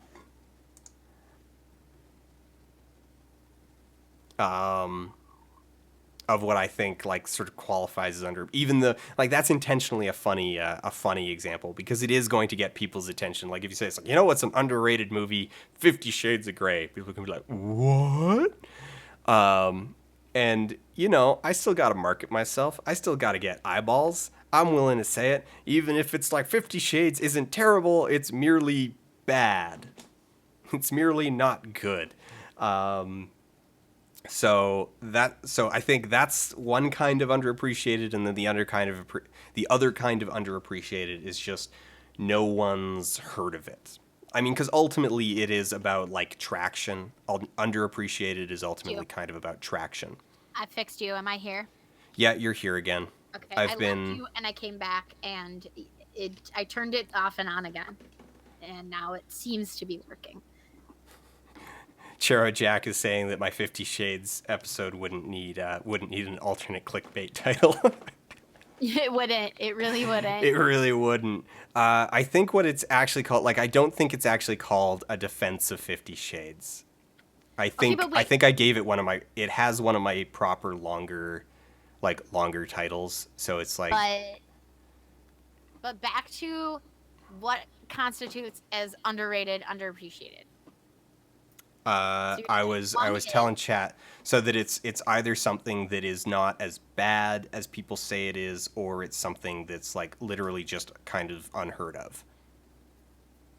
Or I think something like a third side to the category I would include in that is, like, it didn't get its due maybe at the time that it came out, or should have been talked about as kind of an underappreciated, underrated. Like some stuff that maybe came out in theaters and constantly gets looped into being too similar to another film that came out at the same time that did get all of the attention. Yeah, so I mean, I would say, like, that would I think that falls under the first one, where it's like it's seen as being a knockoff, it's seen as being disposable, it's you know, it doesn't have a very good reputation. So, like, Deep Impact and Armageddon, that, like, oh well, Deep Impact is in a lot of ways kind of forgotten about, but, you know, it's actually a fairly like okay movie. Though you also run into this problem where like a lot of stuff where it's like, oh well, we're gonna be like Deep Impact is in the 50 Shades category actually, where it's like it doesn't have a very good reputation, and you go back and you watch it and you're like, this isn't as bad as people say it is.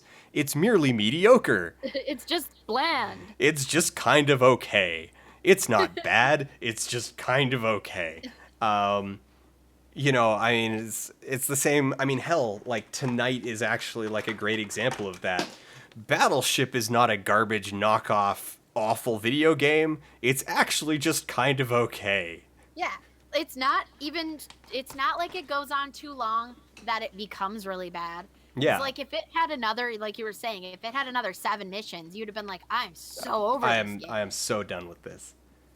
But it doesn't. It goes on like just long enough for you to like be amused by it and then let it go. Forget that you played it. It's forgettable. It's a forgettable game. Like I couldn't tell you the difference between any of those missions. Here's the thing that I'm gonna point out. I just picked up and I'm flipping around the extras because we didn't finish going through them, but like the personnel files. So there's the EDD tech who you played as the explosive the EOD, explosive ordnance disposal. Then you have the tactical specialist who was the person giving you commands. Whose name? What was her name? Jamie? No. Rihanna. It was Rihanna. And then you have there was literally only 3 enemy types. There was the alien soldier, the alien thug, and the alien commander. There was only Wait, there were 2 different types. kinds of enemies? I did not see the difference. Yeah, there was the thugs who kept getting up in my face. Then there was the snipers, and then everyone else. Oh, okay, great. But then we got some video files. We have the game trailer and U.S. Navy footage. Who wants to watch these? Avatar, the game was total crap. Yes. Whoa, whoa, whoa. Whoa, whoa. Wait, there's like no audio with this. Or is there? Why is it not coming through my TV?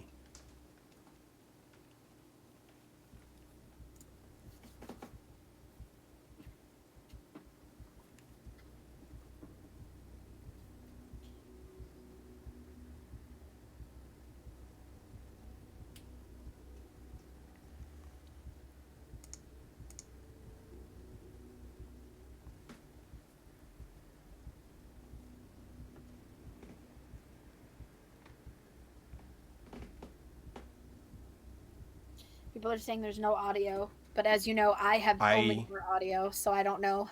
No, I don't know if there's actually audio. Like, nothing came through my TV.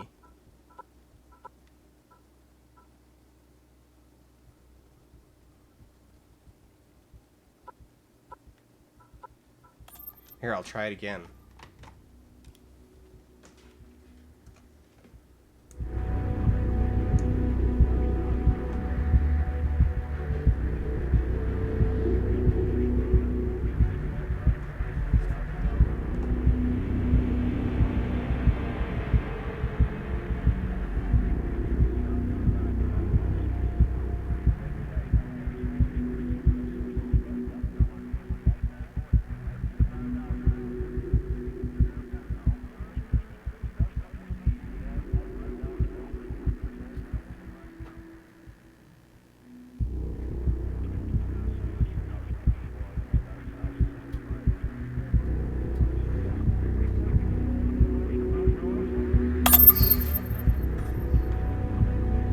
It literally just kept playing the idle music from the menu. Like, there's no audio for the game trailer. Wow, why? There's why? no. It's just the idle music. It's just the idle music.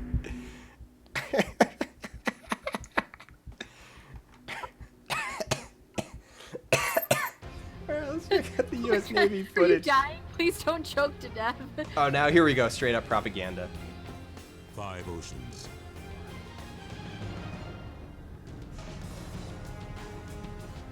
7 continents. People are asking if you bought this I'm Whatever assuming it you takes. purchased a used copy of it from Wherever your it local takes gaming us. store. America's Navy, a global force for good.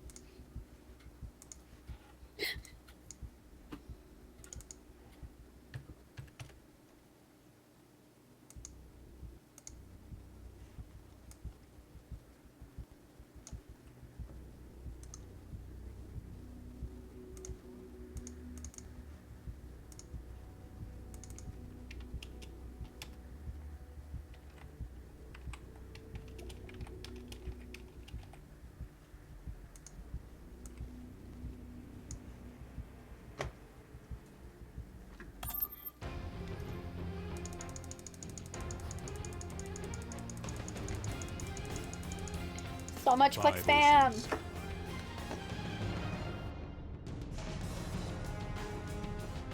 7 continents. Okay. Whatever it takes. Wherever it takes us. America's Navy, a global force for good.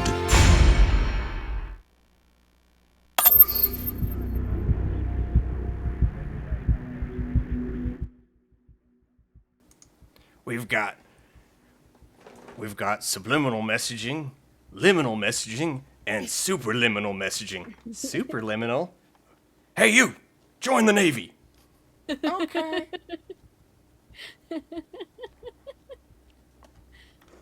Was that too loud? I have no idea how loud that actually got. To me, you were On. normal. A global force. Sorry, I turned the game volume up midway through the trailer as I was spamming Yvette Netanyahu. I mean, what else do we got? We got a gallery.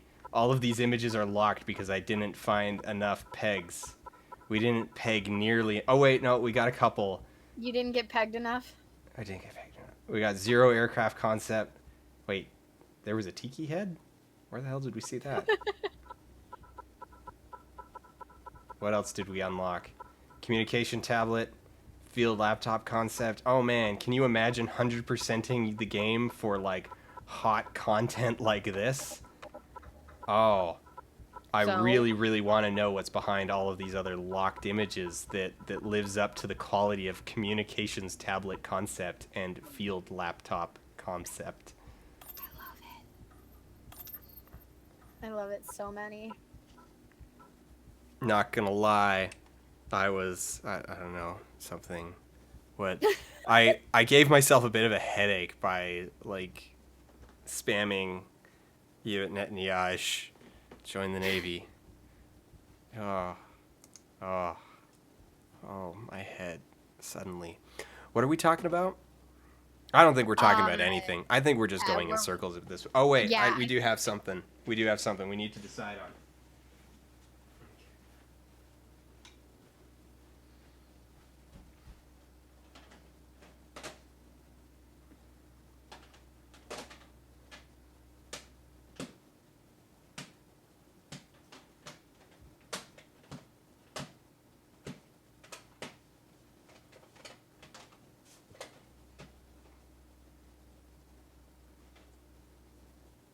Oh my god.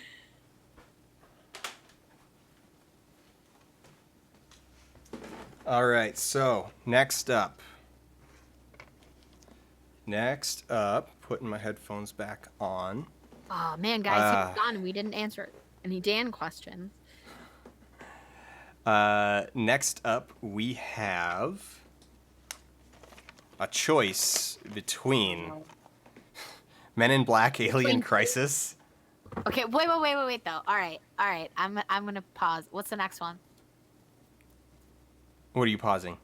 I was just I was about to say between two terrible choices, but then you said Men in Black, so like I have to renege that. And Wanted Weapons of Fate. Yeah, Men in Black. This looks Wait, pretty no. awful. Wait, is Wanted the one that's based off the movie that's based off the graphic novel that actually had nothing to do with the graphic novel? Is it the terrible movie based off of an awful graphic novel that ultimately has very little to do with the awful graphic novel, but is still awful in its own way? Yes. It's the one with the bullet bending? Yes. Yeah, okay, maybe that one. Actually, both of those sound like they would be amusing to do. They But do probably both Wanted- sound pretty amusing. Probably Wanted is newer, so it probably is a slightly better game. It would be my like as far as terrible games go, like at least if they're newer, they usually look nicer and have ripped off of other games that are okay. Let's see. Wanted Weapons of Fate was 2009, so it's actually older because Men in Black is 2012. What? But the Men Yeah, in because Black it was game no, had a because it was Men in Black 3. 2012? Oh, it was from Men in Black 3. Yeah, it's a tie-in with 3. Got it. So Oh, man. I feel like... Oh, okay, bye. someone say this is kind of an okay point. Don't give Mark Miller any attention, no matter how vague. I do actually kind of agree with that. But to be fair, with Wanted, you can continue your trend of multiple colon titles. I could also, I can spend the entire apparently short how long to beat Wanted Weapons of Fate. How Long to Beat says it is 5 hours. So it's a short game, so it's not that bad. It is potentially an evening, especially if we turn, so in theory, if we turn the difficulty down, we might be able to get that down. They're saying rushed is 3 hours, 33 minutes. Median of 5. We could, Leisurely of do it. 6.5. We could do it. And then the speed run, so the actual speed run is 2.5 hours. So rushed 3:30. I feel like we're looking at about 4. We're probably looking at about 4.5. So it's a short game, and I guarantee I can trash Mark Miller for 4 hours straight.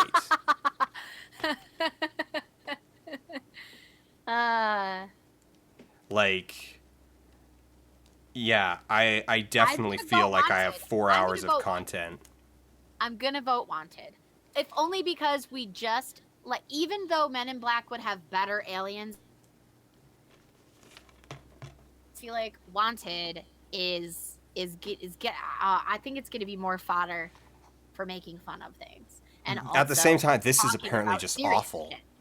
And we can talk about storytelling and the mediums and how it changes how they work and how crappy both the movie and the original medium were. We got this. So apparently, by reports, Weapons of Fate is at the very least playable. It's going to end up being a bit closer to Battleship in that regard, and by all reports, this one is just absolute garbage. That Men in Black is just absolute garbage. So Wanted is my vote. Wanted is your vote. What did anyone keep track of what? No one kept track. All right. So then here's what we're gonna do. Here's what we're just gonna pull up on Straw Poll. All right.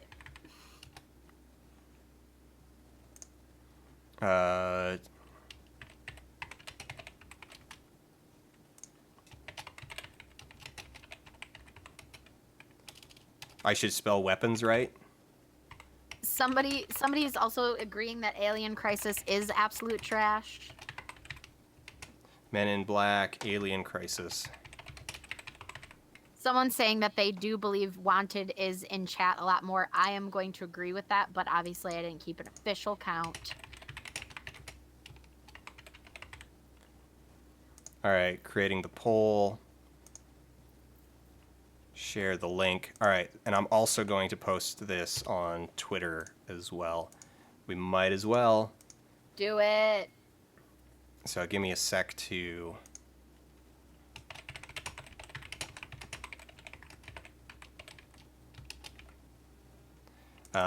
actually, wait, I can just use Twitter's built-in, so then I'll merge the two. And for dedicated people can now vote twice to stuff the ballot. Ayo.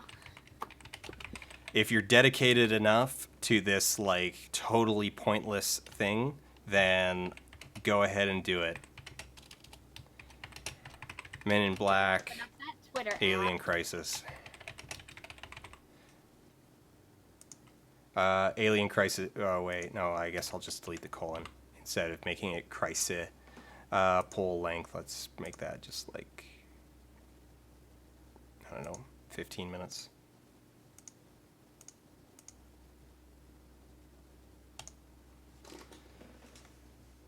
And then we sit back and we wait for the results to come in. View results. Oh, weapon is leading by a lot. I voted Men in Black. I need to see you in pain.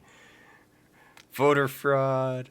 I mean, because here's the thing to keep in mind is that whatever one's next, the other one is after.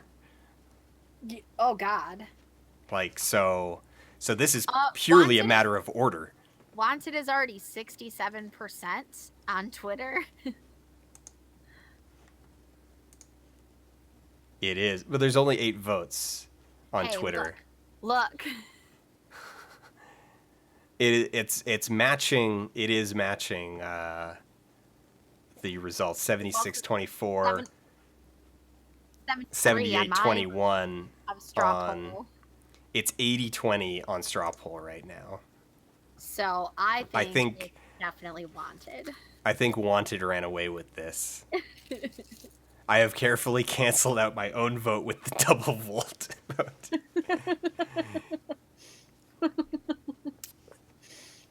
Lala Box. Yeah, in fact, it should be up on the.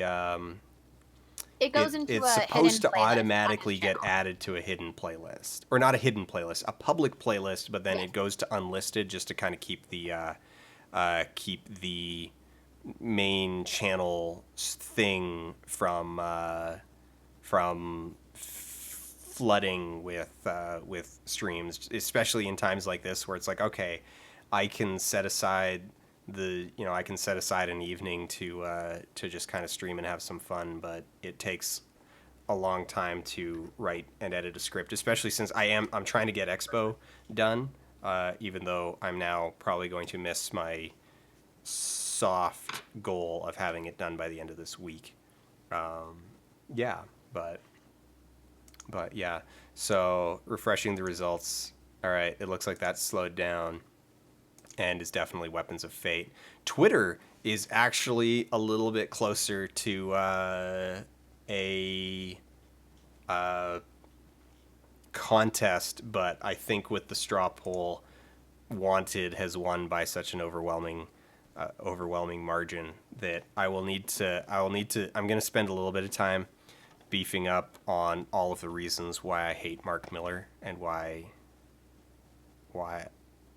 I think I'm not going to say he should come to harm, but why I definitely think he should get an ingrown hair on the side of his ball sack. Or maybe like a zit right at the top, right in this spot here, right at the top of his ear. I think he should get just a really bad zit right there, or I don't know, hemorrhoids or something. Not anything really threatening. I don't think he deserves harm. I just think he deserves like discomfort and inconvenience. A couple good friends of mine and I spent one night with some casual drinks and just chilling, coming up with mundane curses that you could wish upon people, Yes, 1,000 tiny curses. like that aren't, I don't want you to die. I don't want you to get like a horrible disease, but like I want you to have diarrhea for like 2 weeks straight. Just like stuff that's like inconvenient and Yeah. just like really uncomfortable and bad, but not really like The stuff that I life- wish on Paul Ryan every single day. Yes. Like, I hope that on his drive to work, he just has a fart go wrong. It's just so wrong. You know, I hope he poops his pants and then has to deal with that. I hope he drops his car keys in a storm drain. I hope his DVR records over the show he wanted to watch. Yeah. Yeah, or like somebody spoils all the endings to like the shows he's currently watching. Just like I hope his favorite band tells him they hate him and he sucks. Stuff like that. Every day. mundane curses. Mundane curses every single day. So it looks like Wanted is gonna be it. Oh man, you're right. Twitter is a lot closer. Geez. Men in Black has actually surpassed Wanted. It's now 49.51. But wait though, you also have to consider this. I think They that they aren't aware of the conversation. I think the straw poll should be weighted higher because you only posted that to people that are obviously watching your streams. Yes. So like Twitter is just general like Dan fans, whereas the people voting on straw poll are only the people that are privy to that now, who are participatory in your current stream base.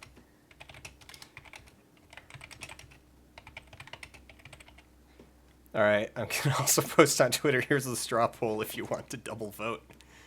No, that was our privilege. We're gonna damn it. no. We already decided it's gonna be Wanted. Even though at this point, 79 votes versus 62.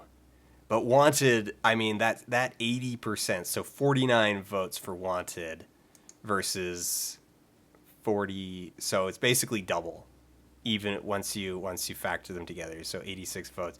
And then I need to post on Twitter, note, Wanted comes with a guaranteed 3 hours of bashing Mark Miller. That could change things. But you can't go back and change your vote on Twitter. So there are already biased votes happening.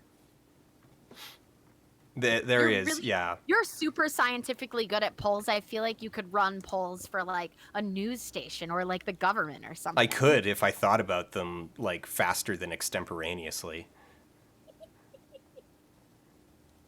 I remember. Oh wait. Like, Oh put geez. the exact Oh right amount of thought man. into it. I put the exact yes. I didn't know this. Someone is saying on Twitter, I remember reading about Alien Crisis in a game magazine way back when. It was supposed to be an early PS2 release. This was supposed to be a tie-in with Men in Black 2.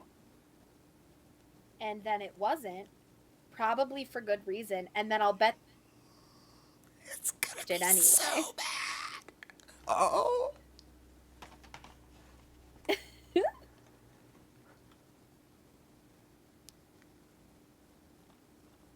Oh man, I need to. Okay, this order.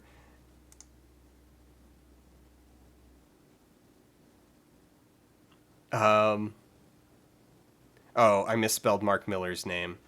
Oh, that's okay. People will know. what you I mean. spelt it with an E instead of an A. It's Millar, not Miller. You know what though? That's fine because then you're not accidentally giving him any sort of traction on social media. We're talking about Mark Miller, not Mark Millar. They just have very suspiciously similar bodies of work.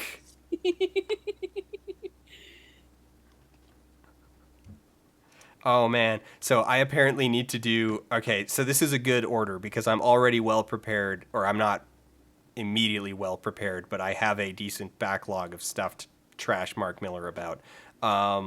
whereas I apparently need to do a little bit more, a decent bit more research into this Men in Black game, because apparently there's a story. Good. There's history here. Um, Frank Miller, yeah, that's the thing, is Frank Miller's equally crappy brother Mark Miller. Yeah. But it's like, no, they're not actually related. Different Millers. So yeah, I'm just gonna call it, even though the polls are both still technically going, and just say it's gonna be Wanted Weapons of Fate next week. Jacob, if you just came in, it's Battleship was not as bad as you think it might be. In fact, it might actually be worth $10. Like, if you can get a used copy for $10, like, I don't know, you wouldn't be wasting your $10 any more than, I mean, really you're wasting more by playing any video game at all, if we're talking in like an absolute sense of like action economy. I would disagree on some level of like that $10 I would much rather use for like everything else that $10 could be used for. You know what? Listen, yeah. Who is this? Okay, Who is okay. This, Here's also, no, you're right.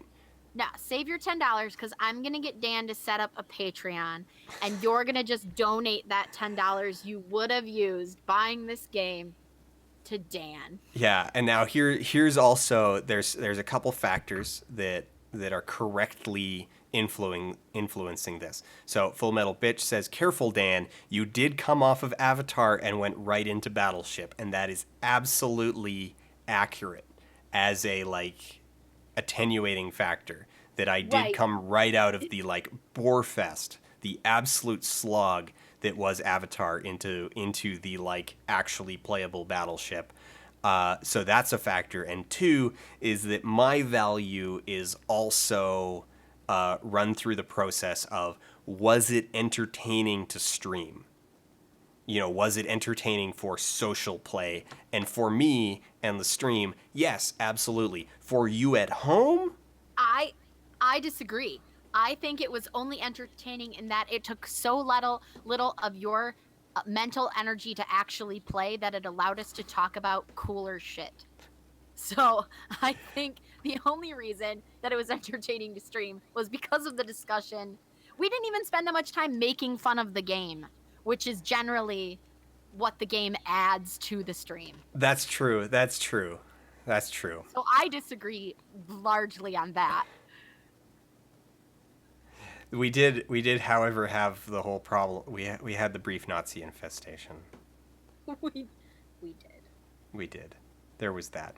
But so, Wanted, next week, same time, 6 Mountain, 5 Pacific, 8 Eastern, I think minus 6 UTC, something like that.